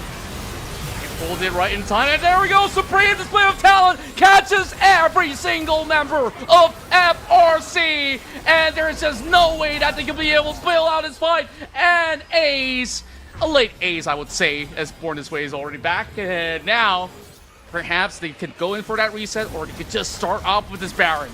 This Baron is going to be a pretty risky one, but Neko and also the side of Ice Lemon Tea is coming towards the assistant with that teleport here. So getting this in towards their pockets will be an easy task because I don't think there will be a way for Born This Way 7 to realistically steal this Baron Nash, and it will go into the hands of Team Triple S, 21-9, and they are rocking at 5,000 gold lead.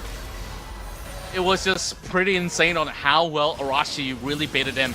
He kind of know that there's a couple of wards laying around, and he just go in, ring around the Rosie, and then land that ult. Oh, look at his Magnet Storm into this Scatter the Weak, catching on towards 3 members, but just don't have enough damage, man. Even if you can blow up Julia, what's going to happen to your other carries here? No one is going to stop them for the supplementary fight coming in from the remaining members of Team Triple S. Arashi definitely doing a really good job, plus the side of Ice Lemon Tea's Rumble. These two, they are definitely on the board right now. Yeah, and right now, would you dare say that Triple S is just way too ahead to really drop this one throughout the match? Because at this moment, we're looking at close to 6k of a gold differential, and Fila's looking for a flank. Ooh, has to pop the flash though, so that's flash off cooldown for the side of Blaze's Aphelios. Look at Arashi though, he's playing really aggressively. He's looking for a potential angle here, but they're utilizing the Baron. Playing this 4-1 approach, getting that bottom tower with almost no contention here. This Rumble, level 16 already versus level 14. Yeah, Scatter did not really connect as well, so they're just hoping to buy as much time as possible. And this is just a tough chokehold, but take a look at what they do have. Viego's pretty much parked aside. Now Viego is trying to look for a potential engage on towards Blaze here, but even if you get Blaze, as long as Arashi and the Rumble on the hands of Ice Lemon Tea doesn't fall, it's going to be a really difficult situation for them to actually be able to win in these team fights. You can see the Baron power play, over 4,000 or 5,000 goalie. We're pushing nearly to a 7,000 already here. Sooner but later, this mid and bot tower will falter to the hands of Team Faerie Charm. SSS. Still looking for another angle. Scatter does not really land. No dredge flying as well, so they just have to going for another long, winding road to try to at least stall this matchup until perhaps you get those big spikes for the ADC or Savaski to finally pick somebody off. But you can see how disciplined the side of Team SSS is actually playing. Don't force unnecessary fights. They are making sure that, hey, Soul is coming up really shortly. I'm just going to be playing over aggression, but the Kiana gets caught out. Oh, there is a follow-up as they try to actually commit towards Arashi, and here comes the Magnet Storm onto 2. Born This Way getting clipped at the very same time, and somehow Arashi still stays surviving. Neko Desu did actually pop his Spirit Rush, but could not really reach out towards Savaski, and just like that, they kidnapped 2. Arashi just baits all of them into that chokehold here. He is chasing all the way so far, isolating Quick and Born This Way 7. And right now, with minion waves going in from mid and bot side, not having both your AD carry and support, this looks like a free Dragon Soul, a Cloud Soul going in towards the hands of Team Triple S before ending this game. They're sitting at a comfortable 8,000 goalie, and this is just not the end of this series yet. They want to push this to game number 3. And now things are just looking so bleak for FRC. A very daunting task to really get a catch onto this Qiyana right now, especially with the Dragon Soul at hand. So she could just weave in, weave out to her heart's content. Arashi. We never knew about the secret weapon, but we absolutely love seeing him perform so far. He's stacked up as well. 4 items fully completed here. 7, 4, and 12. Ilya walking aggressively to get some visions here. Magnus from Connect. Oh, there we go. Supreme Display also locking 2 members into place. While Born Way has to flash over the wall, and there's just no reprieve whatsoever. Savaski gets clipped up, and this is it, ladies and gentlemen. We are going in for Game 3 with a pure ace coming from Team Triple S. But there's still no wave, but hey, eventually will come. Yep, 3 caster minions arrive in front of the mid high ground. With the minions marching in, Inhibitor will fall short soonly. 12 seconds, nearest death timer will be Born Way 7 coming off of Death's door. But that wouldn't be enough. This game goes over to the side of Team Triple S as we pace ourselves into it, the final game of this BO3. It's been a long road for both teams. Triple S, they did suffer their first ever loss, and they're not having it this time. They show them brute force in order to tie the series. So it all boils down to 1 game remaining. LJW, the sole person to be targeted on repeatedly. He's just not having a good day on the Aatrox here. The moment he died once in that 1v1, he was jailed for the rest of the game. Multiple ganks landed on towards that top side. Multiple attempts, multiple 3v1 attempts. It's just a top island for the Aatrox main.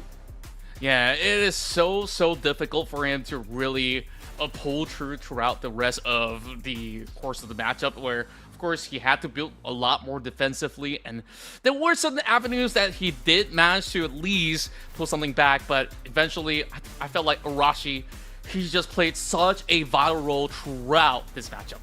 Yep, and with that one final break, we will be throwing to that for the next 3 to 5 minutes before we go into that final showdown. See you after this break.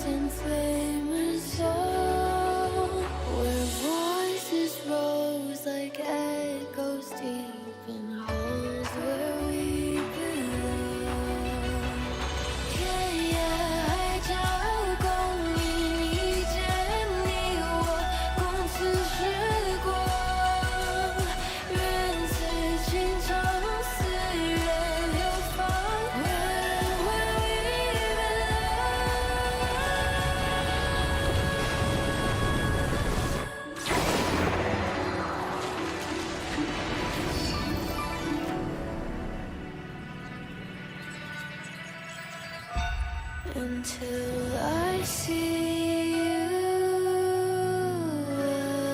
again. To the end we begin.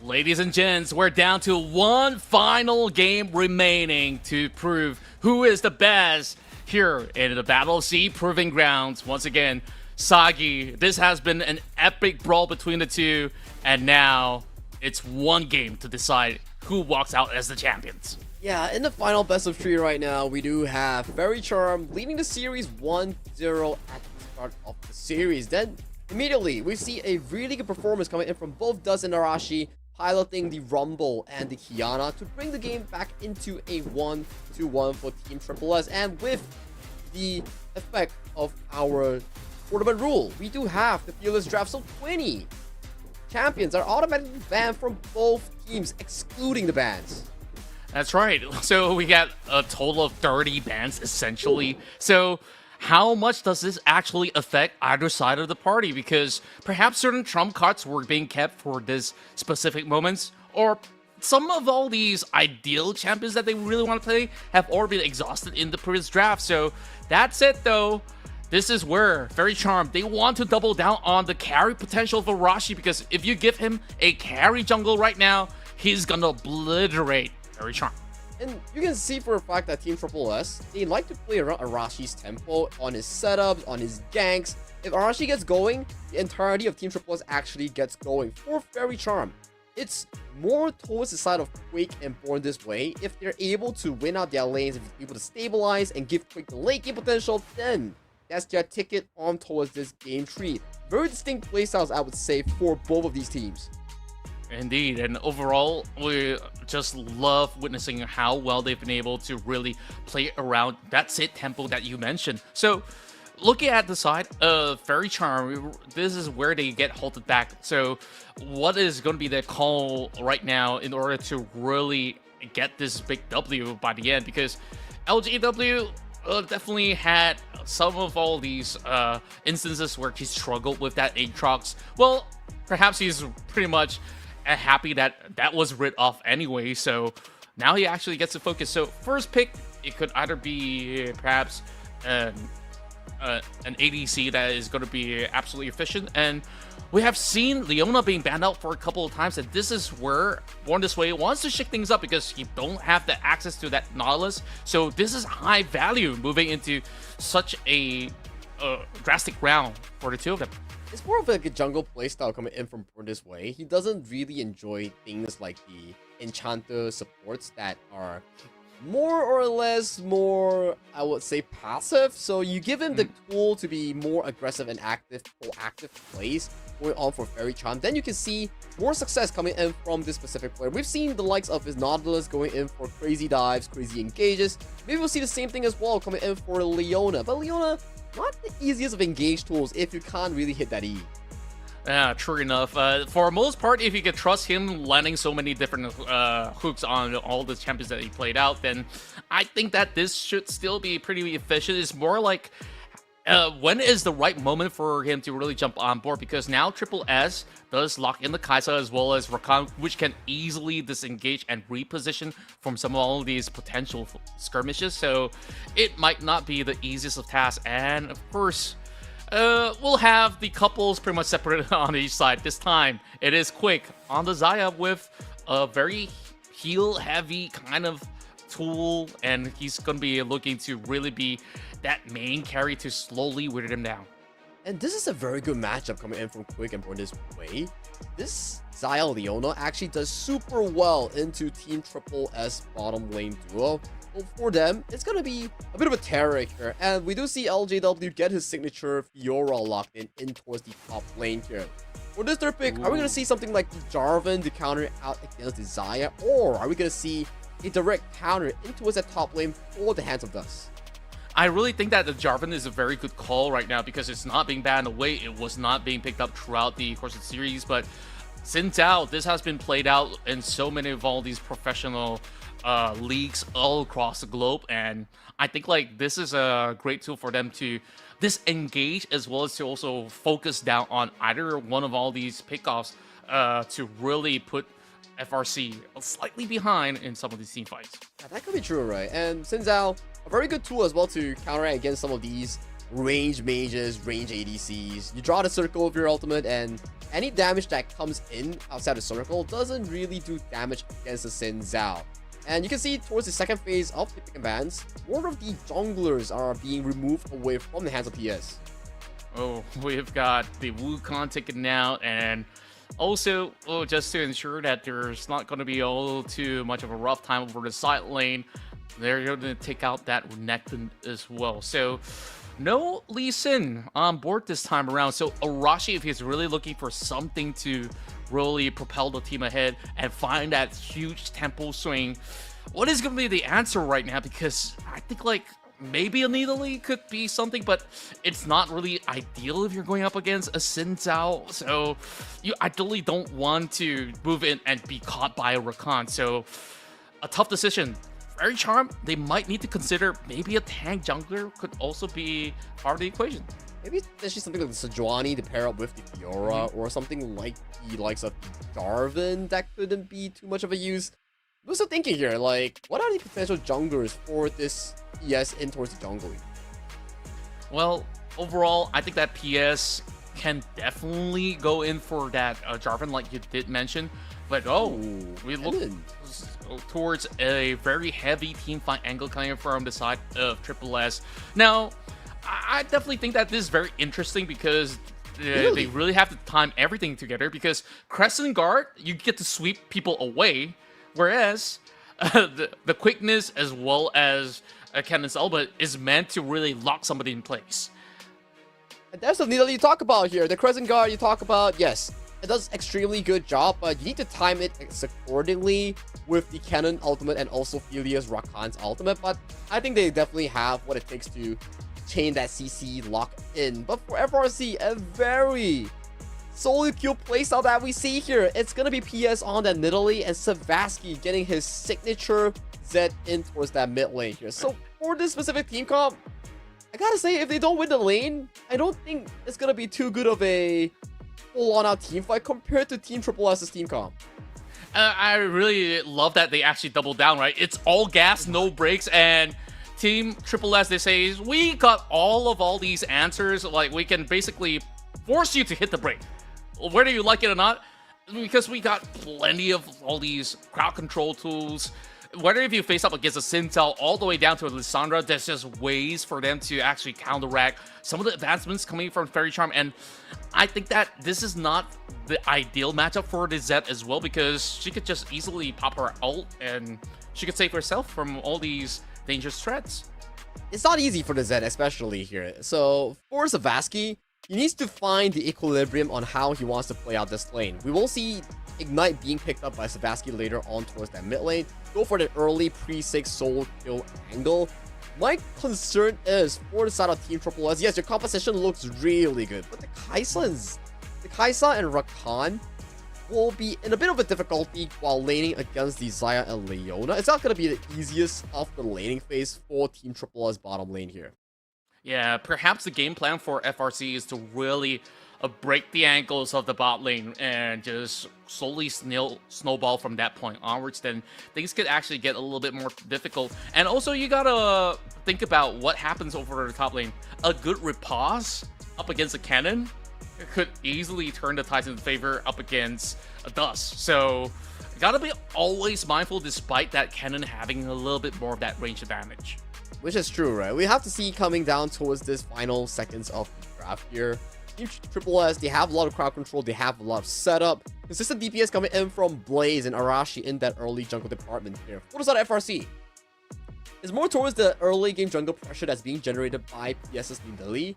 and also the strong laning prowess coming in from Quick and Born Displays AD support duo here.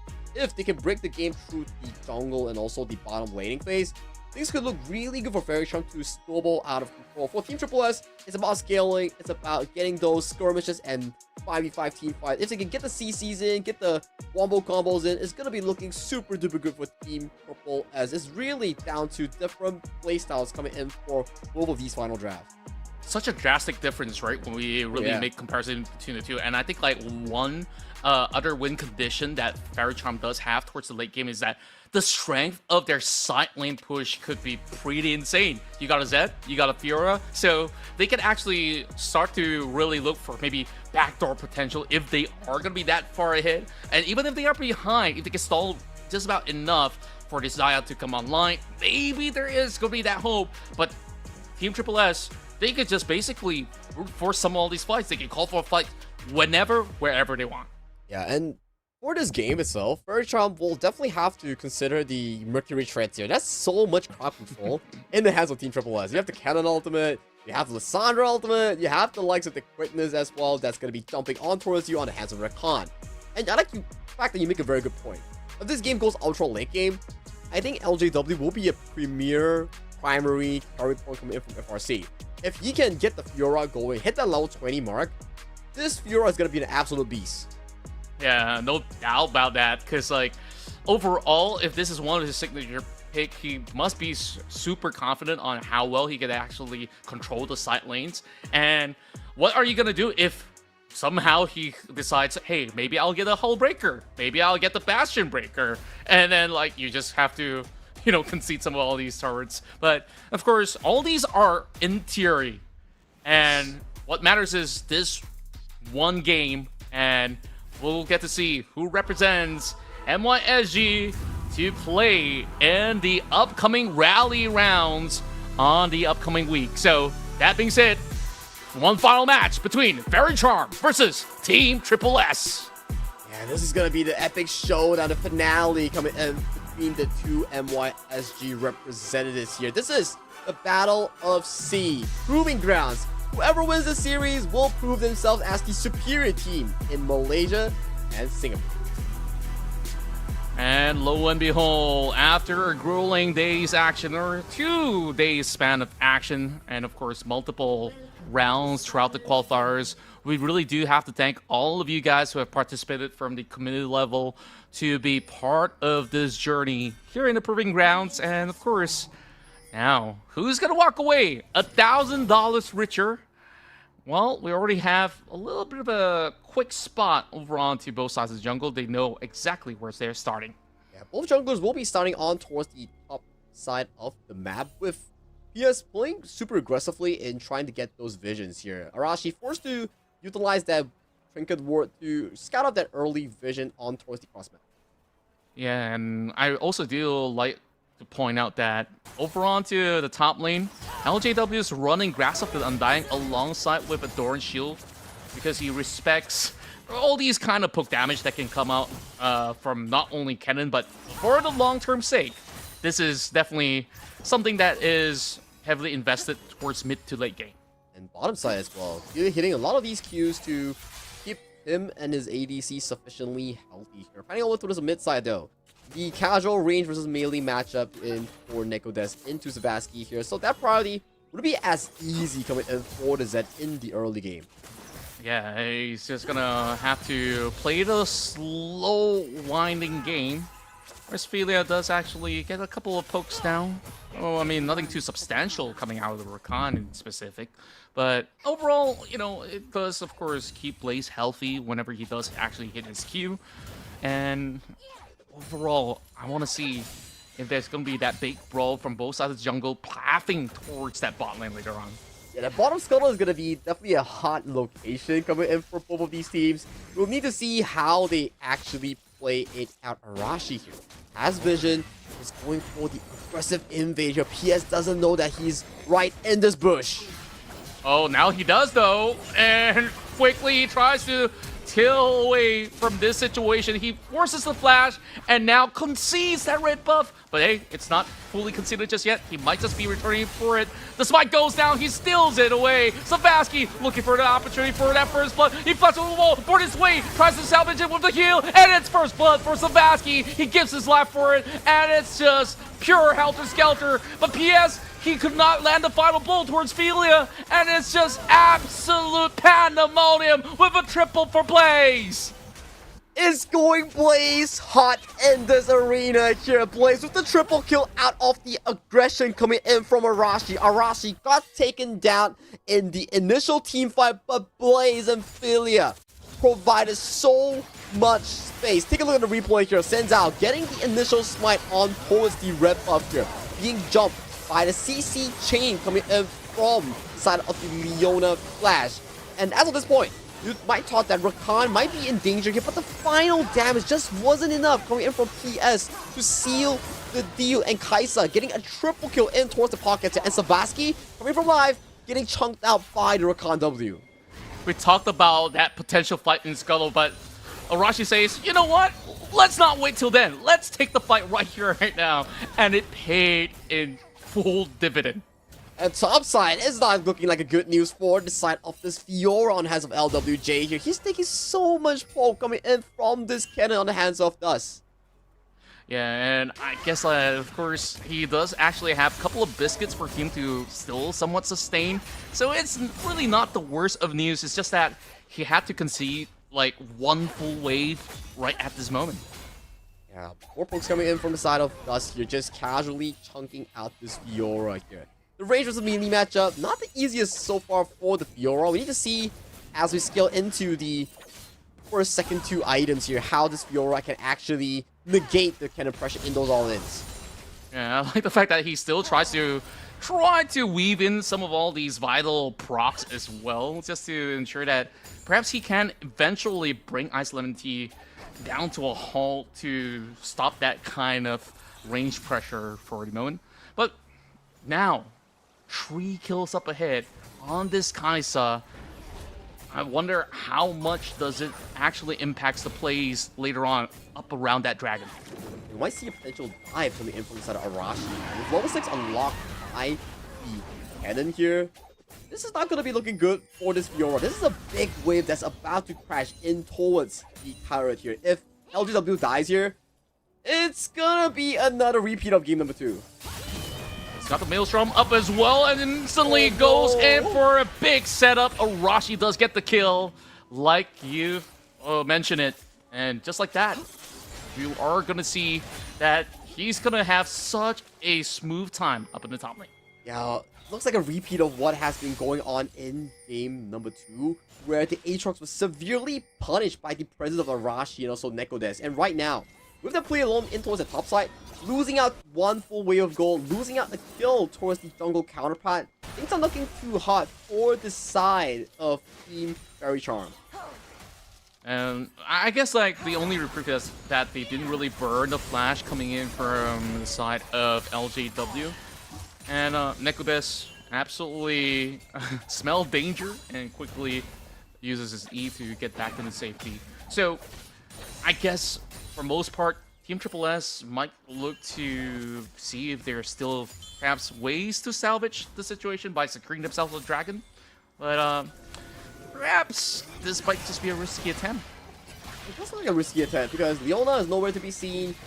Space 7 has to take the recall here to supplement back on the HP bar. This dragon looks to be an easy pickup here coming in for the side of Team Triple S. Yes, as well, has to pace himself towards that top lane here to finish up his jungle path. Yeah, you could definitely see that. PS, he could actually use this time to perhaps look for that invade, get that red buff stolen or something. So, of course, maximizing the value and output as Team Triple S so far. Leapfrogs ahead, currently with a 2k gold lead. Just by Blaze alone, he's having a single-handed 1,000 gold lead. Over to the side of Quick, this comes from the early support that he got from that early invasion in towards that red buff area for Team Faerie Charm. So this Kaisa is going to be above the curve, especially in a considerable difficult laning phase against Azaya. Yeah, it is definitely tough for them to really kick it off on that kind of notion. But Born This Way, he's looking to also rally on for fight as he tries to actually land his latch.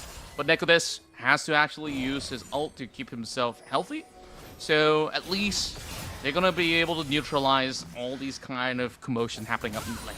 Yeah, that's the matchup specific coming in for the Lissandra and also the Zed. Ult for ult, right? You trade the Death Mark for the Lissandra ultimate so you can survive from the Death Mark proc. So well played coming in from Nekodes, making sure that he doesn't fall out of tempo and giving Arashi premier access back in towards this triple grubs. Yeah, and at least if you're matching up to the tempo of securing themselves those objectives 1-for-1, well, there is some potential for Faerie Charm to look for a dive, but it is definitely going to be tough, especially when you're facing up against a Kai'Sa as well as a Rakan. You don't want to be hit with the quickness under the turret, so no point in doing so. And look at Arashi's positioning here. He has the Herald, he can bang this turret and also force out the retreat coming in from LWJ here. So you see the pressure that's being generated by this top jungle. They're just making sure that LJW doesn't get the easiest times playing in towards this matchup. At least there is some backing coming in from Born This Way to ensure that Arashi does not simply just pop the turret or so. Meanwhile, PS is over the bomb side as they are looking for a big dive up onto Quick. One hit is all it takes. Blaze now goes on a rampage, and PS has got nothing onto this Kai'Sa, but there's no more wave. But it is going to be Neko freezing him under the turret, and he will be able to flash out, keeping that bounty intact. 500, 450 in terms of the bounty here. Can Savasky look for a potential trade-off here? But Blaze smells him from a mile away. He takes the discipline, he takes the recall, and this is a terrifying Kai'Sa with this lead. I love that sacrificial play coming from the side of Filia, and you just see how efficient they work to secure these kills. Yeah, immediate quickness into the knockup here, making sure that Filia gets the maximum value here. Nidalee doesn't hit the spear, so there won't be any form of burst damage here. And Nekodes immediately flashing with the Frozen 2, making sure that Kai'Sa doesn't need to overexert the tank on toward the turret here. I would say it's a perfect dive with the most minimal loss coming in from the side of Team Triple S. Yeah, and take a look at those juicy items already up online. She's got a full item up against this Xayah at this moment. Already with the Kraken and already building up to even more with all these raw damage output. Wow, this is a very scary Kai'Sa we're looking at here. And talking about that, topside as well, we do see that the cannon is just... Look at that damage! Just casually nuking half of LJW's health bar by one combo. Oh. I'm not liking the feel of this right now. I mean, he wants to actually get that Tiamat to either cook into any of all these variations of the items. But even so, I felt like it could only relieve him of some of all these wave pressures, and that's about it. And you can already see chunks of that plating already taken out. It's only down to one plate left. Whereas Ice Lemon Tea, he's just sitting still. There's not a scratch towards his side. The tower with the grubs that's got a right by the side of Arashi. He's just casually chunking out this turret here. Sooner or later, this turret, the first turret goal, will be going in towards this hands of this cannon with almost a 31 CS lead against his lane counterpart. Wow. Yeah, I do see a longsword on his build as well. So is he gonna eventually turn it? Probably a gunblade could be in the mix here. So rather interesting coming from Ice Lemon Tea. I think it's definitely going to be a gunblade, right? You pop the gunblade, you go for the zap.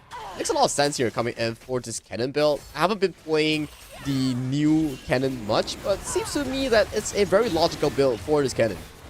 Yeah, you're probably going to be making items such as the Hex so that he could actually go in for the further dash. And here we go, a contest that sees the Nidalee stealing it away, and this might just be the ticket for Faerie Charm to try to convert something in return as they hop on board trying to bulldoze quick as they will be able to take both bot laners. Savaski, the last one on a chopping block, forced to flash away from Nekodesu. 2 for 3 in that bottom fight, but in the meantime, Ice Lemon Tea destroying the hopes of LJW's Fiora and towards the top side, making it a 4 for 2 in favor of Team Triple S. Check out the goal lead real quick here. Cannon 101, 2.1k in the lead against his lane counterpart. And take a look at the bottom side, 701 on an untouched Kaisa here. We have two absolute monsters here coming in from Team Triple S in the top and in the bottom lane.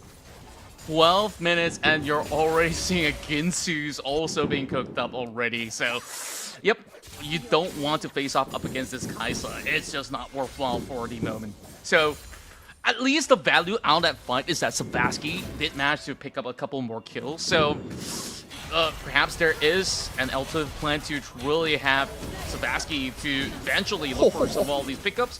I didn't even mention much about what happens to Born This Way, but yep, this Leona doesn't look like much of a tank at all under the hands of Blaze. And let's take a look at what exactly happened to the side of LJW in towards the top side here. So the ultimate Maelstrom is popped by the side of the cannon here.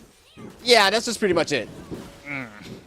Not a chance. Not a chance at all. And this was the team fight. Yeah, this was a team fight here. We see a decent engage coming in from the Leona. Chain CCing the Xin Zhao. Arashi does miss the smite on towards the Dragon here. It goes over to the side of PS. Zed comes in to pick up the kill on towards the Rakan here. Still uses the remainder of the death mark on towards the side of Arashi and being able to bail out here. But throughout this entire fight, Blaze is nowhere to be touched at all coming in from the members of Faerie Charm. Yeah, and it was really difficult for them to really get into that position in order to punish Blaze. And there was also a very nice play coming from Philia to bait out that Feather Storm. So it wasn't to full effect where Quake has been able to get maximum damage out of that fight.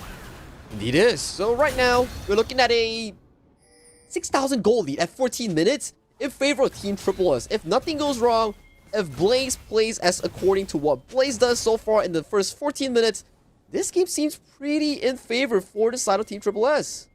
Yeah, on paper, it looks very done and dusted because remember what we talked about before we moved right into the game, because this is an all-in or nothing comp coming from FRC, right? So there's going to be that window where they can try to split push, but oh, finally we see some big javelins onto Blaze. That might just be something. Bottom side though, we see more of the damage that's being chased over here. Flipping towards the mid side, we see Philia being taken over in the first part of the fight already, and Blaze going extremely low. So this potential objective will be going to the hands of Faerie Charm. Oh my, I think like we've completely ignored the fact that, you know, this Nidalee has been pretty stable. PS has been looking pretty good so far on all these javelin that he tossed out. Secures that. Meanwhile, oh, a big dive with the Maelstrom not fully connecting, and now under the turret, Ice Lemon Tea still survives, does almost pull on another kill, but there is going to be a double down coming from the side of Arashi. Too little too late, though. Too little too late, but they did fend off any potential members coming in for the side of Faerie Charm here. We see the Solar Flare landing on towards Arashi here, wanting to make sure that this Xin Zhao doesn't get to escape, but buddy, it's not him who wants to escape, it's him who wants to be baiting you into the jaws of Team Triple S. Well, I guess like old habits die hard because he's that typical Lee Sin player who loves going for the chase. But, you know, overall, he kind of overcommitted, overextended. It took way too long, and there's just no follow-up, unfortunately. Else that could have actually resulted in Rashi getting picked off. Grand Challenge has been issued towards the side of this cannon though. We're looking at a 1v1. No flash on towards this Fiora here. A beautiful repulse does cancel out the Rakan knockup. So this has been a negated play coming in for the side of Faerie Charm's top lane.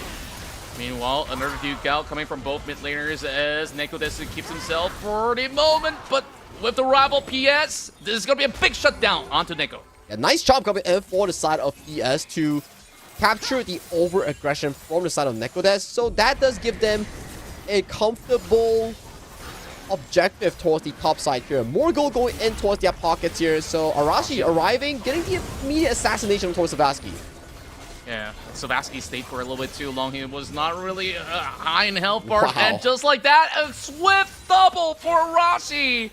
and he just shows him how he's gonna be able to just absolutely trample upon them. People's looking good, right? The objective bounty, the turrets all going in towards the side of Faerie Charm. Then Arashi just comes in, drive-bys, gets 2 kills quick on towards PS and also Savaski. So, the good got removed almost immediately with the arrival of Arashi Sinzao. Yeah, and of course, it sets it up nicely for him to also secure pretty much a free Drake in hand. Well, this might just be the catch onto place. Storm, perfect, but it is going to be that White Collar that is pulled back.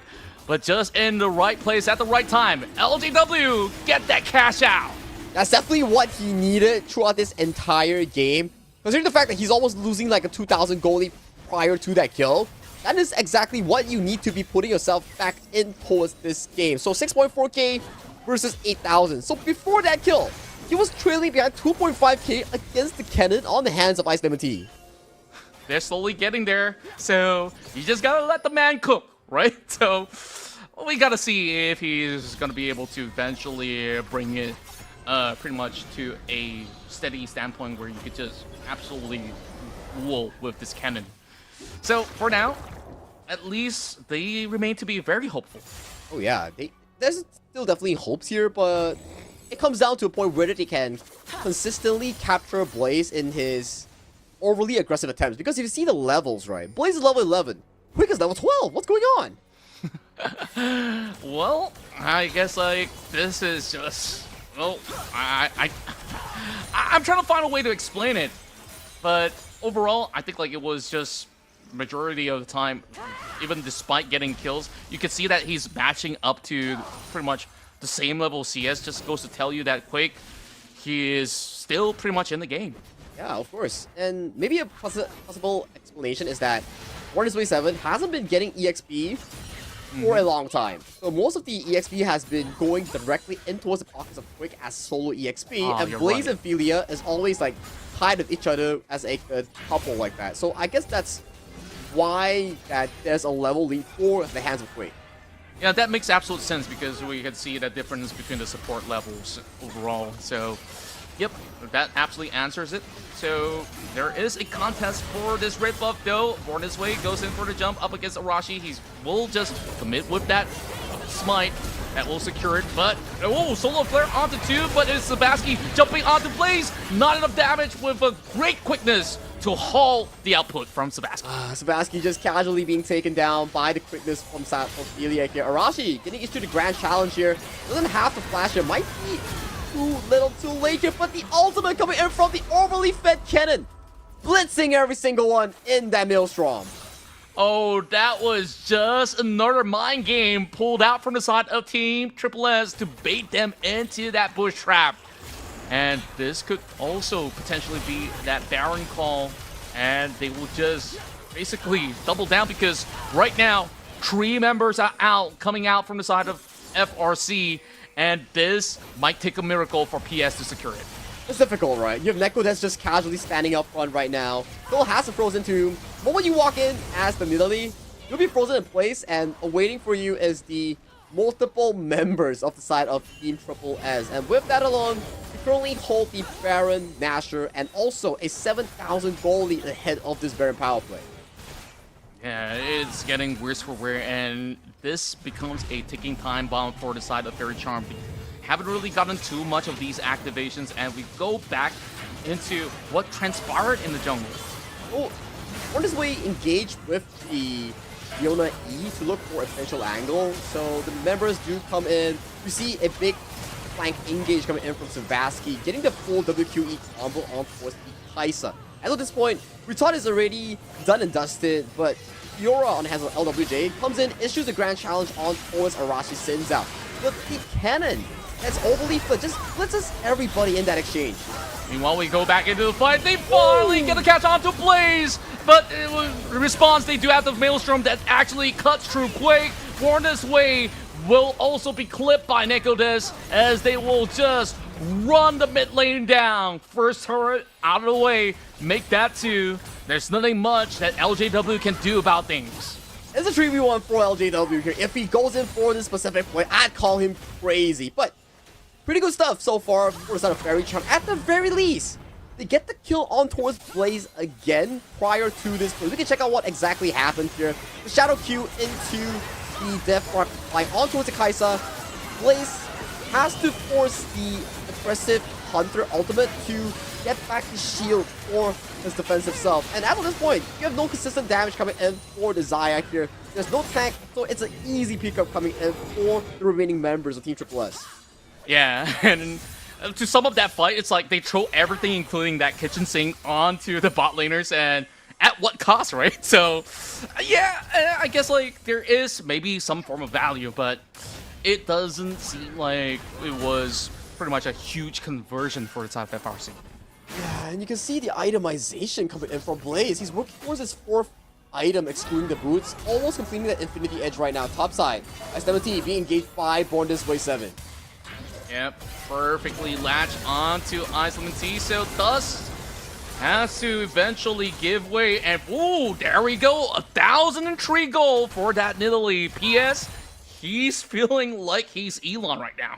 Yeah, money in the bank. Pimping ain't easy here. You will love that goal that's when you're losing. So, for the mid lane though, Blaze does get a quick pick off on towards Quake.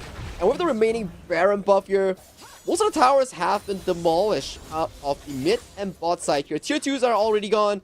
The last Tier 2 will be in that top side here. Next objective will be that final dragon, the soul point for the side of Team Triple S. I really am intrigued on what could transpire coming from the side of Faerie because now they're really looking for all these pickups, and they have absolutely succeeded on what they actually called for. But this duel, you can see the damage output is really close. Quick just needed maybe to weave one more auto in order to secure it. But of course, interesting 1v1 between the ADCs.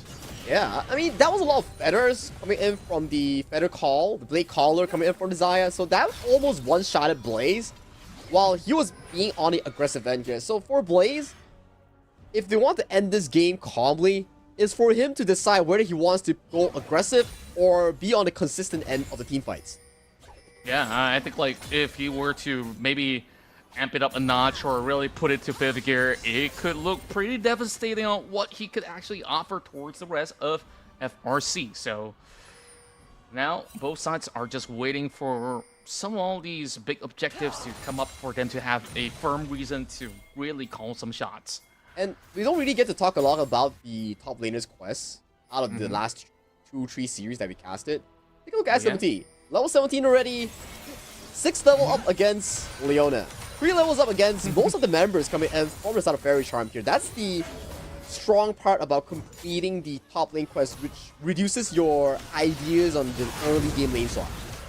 And he could eventually propel ahead to up to level 20, and exactly. It will definitely take a while for this Fiora to even get there, right? So yeah, I love that you actually did the math to compare him to Born This Way to really measure the magnitude of what this is. Exactly, right. And we do see more of the aggressive approach coming in for that Team Triple S, getting the final Tier 2 in towards the top side here, currently holding an 8,000 gold lead in towards their pockets here, just waiting for the next potential objective, be it the Baron, be it these Dragon Soul. Either of those could cause catastrophic deficits for the side of Faerie Charm in isolating their potential of making a comeback. That's right, and overall, you can already see how well prepared the rest of Triple S is. Already having the Oblivion Orb to eventually convert it into a Morellonomicon can just absolutely negate whatever healing effects that comes out of the Hydra overall. From the Fiora, that is. And it absolutely comes in pretty handy on some of these team fights as well. So, I mean, other than that, we're looking for another big pickup over mid-side as they do get Born This Way being frozen. Not entirely the target that they want, but Quake, he's stacking up these feathers, calling for the Feather Storm. Can he find it? No! The answer's no! And Blaze, he just basically just right-click him to death. Turning for the backside though, we do see a shadow swap directly into the Death Rocket to claim the kill on towards Neko Desk. That's 45 seconds without the mid lane of the side of Team Triple S, but damage has been done. High ground and also the inhibitor of the mid lane has been taken down with the respawn of the Baron Nashor here. More of the teams are starting to pace towards this objective here. LJW face checks into a cannon here, takes a chunk of damage in towards the face. Oh, that's looking a little rough, especially when they want to basically startle the Baron and they could easily just fully commit to it. And he actually gets a catch on the PS, so they get that free Baron. And this might just be the end of the matchup if they could just pull off a perfect Baron play.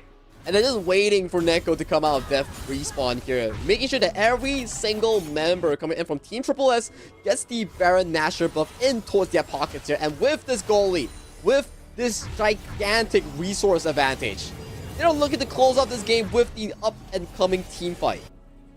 We haven't really fully utilized the Baron power play effect, and it's already 10,000 lead for the side of Triple S.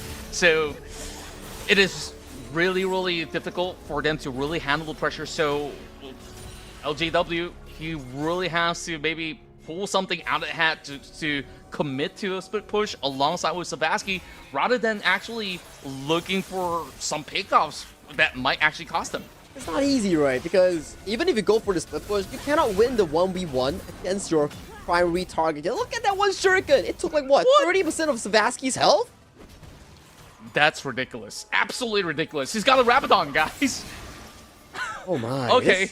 This is a cannon that's on steroids right now, and he's just single-handedly man-marking 4 members. And you gotta understand one fact.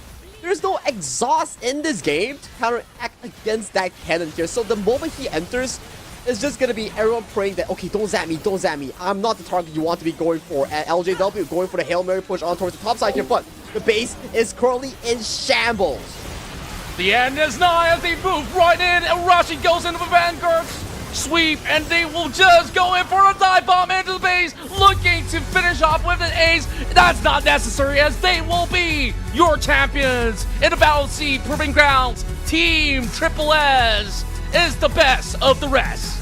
Yeah, the best of the rest out of all the participating teams of the Proving Grounds here. The members, thus, Arashi, Nekodes, Blaze, and Philia. These 5 members only lost one single game across the entirety of their journey here in the Battle of S.E.A.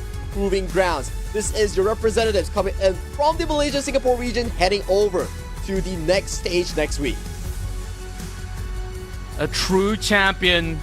From the low brackets, they climb all the way back up. They had some tough hurdles, but they have absolutely proven themselves worthy to, of course, be representing MYSG on the upcoming rally day that will be played out over on the next Sunday. So I'm looking forward to see some of the finalists of MYSG to, of course, have some fun times with our dear creators. Yeah, man. I mean, you know for a fact that I know Arashi and also Philia, they are definitely ARAM mains that have a pretty good track record in that mode itself. So it could be a dominating force heading into the up-and-coming tournament for that specific case here. But Qontra, wow, what a day of back-and-forth action. And the final series was definitely something to take a look for. Game 1 was in the favor coming in for the side of Team Faerie Charm. Game 2 and Game 3, however, it was smooth sailing leads for the side of Team S. Yeah, and overall, like, it was only about Game 2 where we see, you know, some really creative ideas being brought to light coming from the side of some of all these players coming out of Triple S, especially Arashi on that Kiana. But overall, I think FRC so far have always had this tenacity. We talked about some of the matches that they had on the lower bracket, which they've been able to coin flip some of these moments, and I think, like, their read onto some of all these scenarios was just second to none. It was second to none, and you gotta give props towards the side of Faerie Charm as well. Their road towards the grand finals wasn't easy as well. Although we celebrate the victors of the Team Triple S, only losing a single game out of the entirety of the tournament, but Faerie Charm actually had a very historical run, beating teams like Full Sense, beating teams like WP Academy, beating their brethrens, which is Team Double F, to make it all the way to the grand finals, challenging the champions, which is Team Triple S, into a full BO3. Props to them as well, and I do think that they did a very good job. They absolutely did, and of course, we're going to be getting a little bit of a chance to eventually speak to our victors of the evening. I mean, we give them some time because we'll let them have a little bit of celebration and, of course, get a little bit of water break for the moment. But Sagi, I want to ask you before we even get to that point, you know, what was some of your favorite moments in the grand finals alone? grand finals moment, my favorite one. Gotta be Arashi's Kiana, right? Very impactful plays, Yeah, for very sure. impactful plays, definitely. Like, he went super ham and got some of the nicest setups to isolate PS in that one few final fights that definitely turned the tides for his own team to get back important win in game 2. Yeah, and I really do think that, yeah, there was a lot of significant moments coming in from a lot of all these members from both FRC as well as Triple S. But I think, like, the couple of game-winning plays coming into this matchup, I think, like, you know, that call to invade that red buff to secure that triple kill down for the Kaisa. That's crazy. That itself kind of guarantees you that, hey, you open another window of condition, it's pretty much GG. It's pretty much GG, right? And like, we took a look at the first 15 minutes to 20 minutes of the gold chart. Top lane was an island for LJW. He single-handedly selected that 1v1 matchup into the early pick on the Fiora and immediately got busted down by the cannon coming in from Dust. And then It was not close. it was not close. Top lane had like a 4,000 gold deficit. Bot lane had a 4,000 gold deficit. It was all over the place. Yeah, maybe you gotta learn a couple of tips from weak side wallies. Like, okay, certain times you gotta hold yourself back. Maybe play something that is a little bit beefier. But I do get the idea. It's just that it was such a risky call coming from the side of FRC, right? Because you've already got a lot of all these conditions to be met. Because you have a carry jungler, you have assassin mid lane, you are also doubling down on scaling skirmisher over on the top side. So it's a lot goal that you need to achieve in order to eventually get all the way up. But like you said, that condition could have been met if certain things fell in their favor. It just didn't happen. Yeah, it just didn't happen, and especially difficult when you voluntarily pick up the Fiora so early on in towards the draft, just to be hit by a very strong counter coming in from Dust Cannon. And I think Arashi played a very pivotal role as well. The moment they smelled the dive coming in from that top side, LJW just lost the entire wave, plus 1 kill over to the side of his opponent, and as of that point, he can no longer face up a 1v1 squarely against the side of Dust's Cannon. So that really put into an effect of what actually happened in Game 2 for the Aatrox on the hands of LJW, and Game 3 for LJW's Fiora as well. Yeah, I think like there's just certain moments of brilliance coming from every part of the series, right? Where PS have been able to match blow for blow up against Arashi, particularly back in Game 1 where they absolutely countered his Nocturne with every single paranoia. But Game 2, Game 3, you can kind of see that he really showed that there was signs of struggle to really deal with Arashi's maneuver, with, of course, evidently that Sin's out invade coming in through Game 3. Game 2, well, what can we say more about Arashi's performance on that Kiana? It was just phenomenal. It was phenomenal. He was setting the tempo really well for the team. And Game 3 was the game breaker where the red buff happened, triple kill towards Blaze, top side was on fire, mid lane, Savasky couldn't find a inch against the direct mid lane 1v1 matchup because of the direct counter, so everyone else wasn't finding much of a success. Because we were talking about during the draft, like, hey, if this Xayah Leona doesn't win the laning phase for the side of Team Fairy Charm, it's gonna be really difficult for the game to be broken wide open, given for the fact that Team Triple S's composition is just way better in this Game 3. Yeah, I really do love how well, you know, the tandem dynamics were working out for the bot lane. But of course, we're not gonna waste any more time. It's time, Sagi, for us to talk to the champions. So of course, we'll love to welcome them on board. Hello, everybody. Hello. All right. Congratulations on the win. Hello. Congratulations, you. everyone. Triple Thank S, you. you guys have done fantastic in this best of 3. Now, of course, any takers for the first question, because I want to know, how do you guys feel about the journey so far in the Proving Grounds? Does go You first? guys are a little shy. Well, how do you guys feel about all the games? Someone. Let's go for Neko. How do you feel? I feel great. I think all of us had a pretty good time playing this tournament. And then towards the end, we play with some of our friends as well in the finals and the upper finals as well. Yeah, I heard they all came from one Discord group, right? So I have one question. Ilya, don't be shy. I just want to ask you, how does Yeah. it feel to play against Born This Way without emotes? Very nice, very nice. I really thanks the organization mute him from emoting. I don't have to mute him myself. So, from what I was told by a certain someone, usually Ilya will automatically mute Born This Way because Born This Way has this playstyle of emoting and mastering. Of course, shout out to Born This Way. Everybody knows that that's his playstyle, no flavor whatsoever. But Arashi, how do you feel after game 1 that you're Nocturman 0-5 and you carried game 2 against PS? I think the game one, I'm pretty sure I a bit too rushing to rush in. Yeah, then the second game, I feel like we need to do some more aggressive play to make the team win.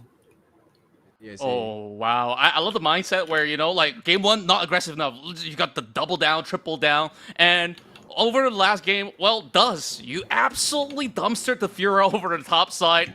I think was Kennen something that was in your mind when we go into game 3, or the team says, hey, I think Kennen looks good here. So what was the call? No, I was just praying really hard that he didn't pick Fiora, but he did it anyway. Oh, really? So I was like panicking a bit, But then my jungle came in clutch, give me the cannon suggestion. So yeah, that's how we got it. Wow. All right. Teamwork makes the dream work. So, Sagi, any questions that you want to ask Triple S before we actually wrap this up?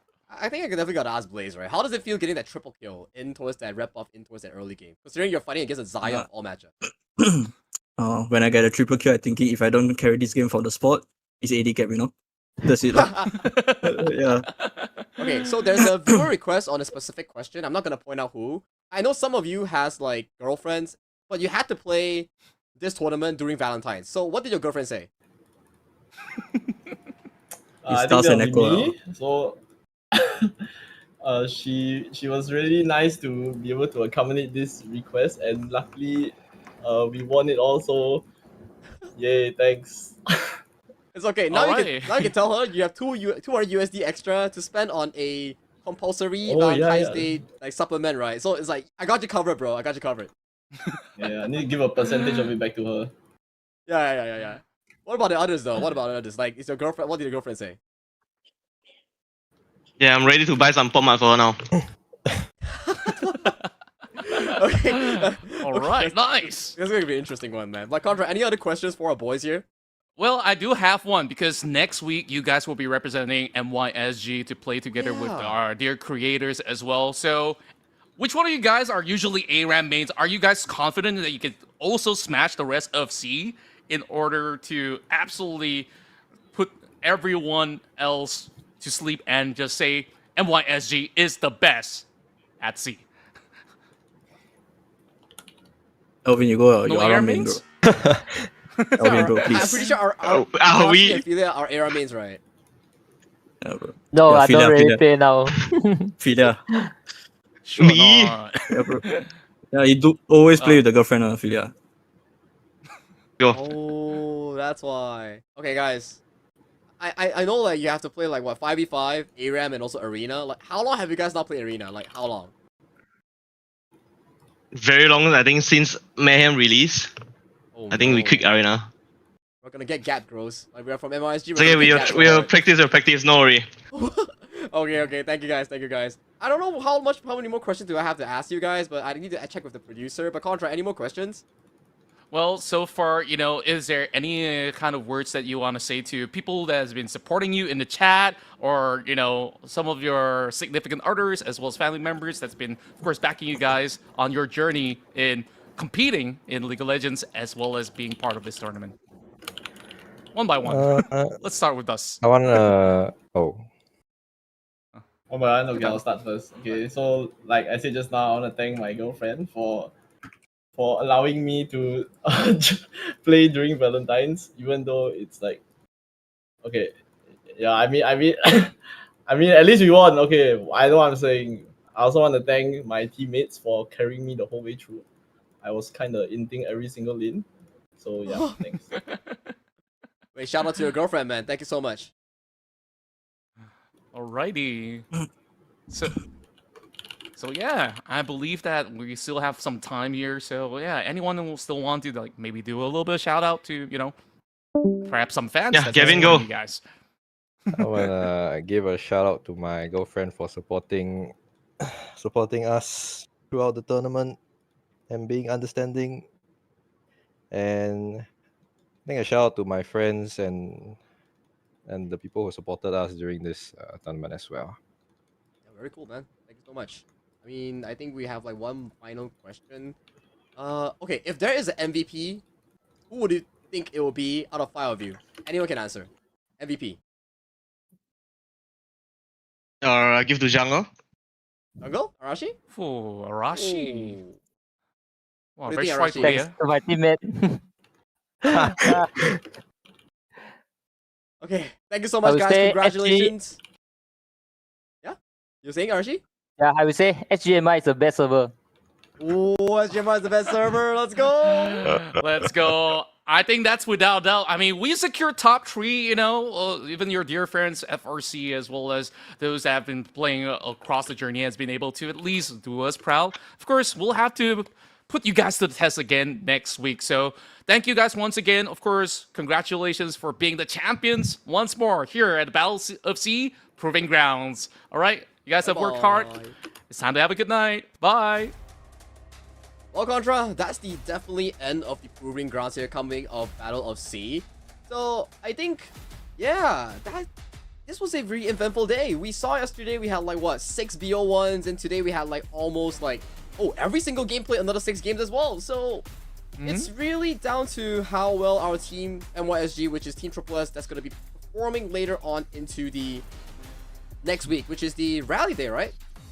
That's right. On Rally Day, honestly, anything could happen because I'm pretty sure there's about enough time for our dear creators to cook up some really interesting drafts, some spicy little picks that we'll get, and we don't know what happens in the arena. The boys here from MYSG say that, hey, we haven't played too much, but they got some plans in return. I don't know how much I believe them, but hey, we gotta also hear from the chat. I'm pretty sure the fans from Thailand, from the Philippines, they want to strike us down, and perhaps that's where 22nd of February is where we'll have everyone come together for the Rally Day. Yeah, and let's take a look at the tournament rewards thus far. First place taken home will be the side of our champion team, Team Triple S, with the $1,000, 600 going to the side of Mr. Team Faerie Charm, and third place will be over to the side of Team FF. And top 16 teams across this tournament will be getting the Damascene Spring Swag Kit. And do your Damascene duty, win a tournament game with at least one Damascene champion on your team, and they will be going back with Damascene Spirit keychains for their own as well. Oh, well, we got a Fiora on one of the rounds. We also have seen the Galio, so congrats. Even the Sintel was being played out. So we did actually see a couple of a fair share of the Damascene champions played out throughout the course of the Proving Ground. So congrats to you guys. You guys walk away with those keychains. So, well, if you guys can spare me some, I will be absolutely grateful. But wow, Sagi, what a journey it has been for Team Triple S to back the big win. Yeah, let's take a look at their respective journeys, right? So for Team Triple S, they went through Faerie Charm, they went through Team FF, and they went through Faerie Charm again, making sure that every single game they went through an MYSG team. While the other MYSG teams in the bottom bracket were Faerie Charm, they went through Full Sense WP Academy, and finally their brethren Team FF to finally meet in the grand finals. And with that, they have stopped whichever teams that are outside of NYSG regions to be even near any silver finals. Yeah, and I can recall even the previous Battle of S.E.A. so far. NYSG have been so dominant, and all is thanks to all these amazing talents out there. I'm very sure that, you know, if you give them some time, Full Sense, WPE Academy, and so many more out of all these representatives coming from the rest of S.E.A. will also be able to show what they've got as well. For today, NYSG celebrate, but we'll see next week who's going to be able to back the big one home, because Rally Day, we go on all modes in order to see who is the true champions here at the Battle of S.E.A. I think that's definitely the end of the show right now. Once again, my name is Sagi. Alongside of me is none other than Qontra. We thank you guys so much for coming in for the Battle of S.E.A Proving Grounds tournament here. Thank you so much, and we will see you next week. Goodbye and good night.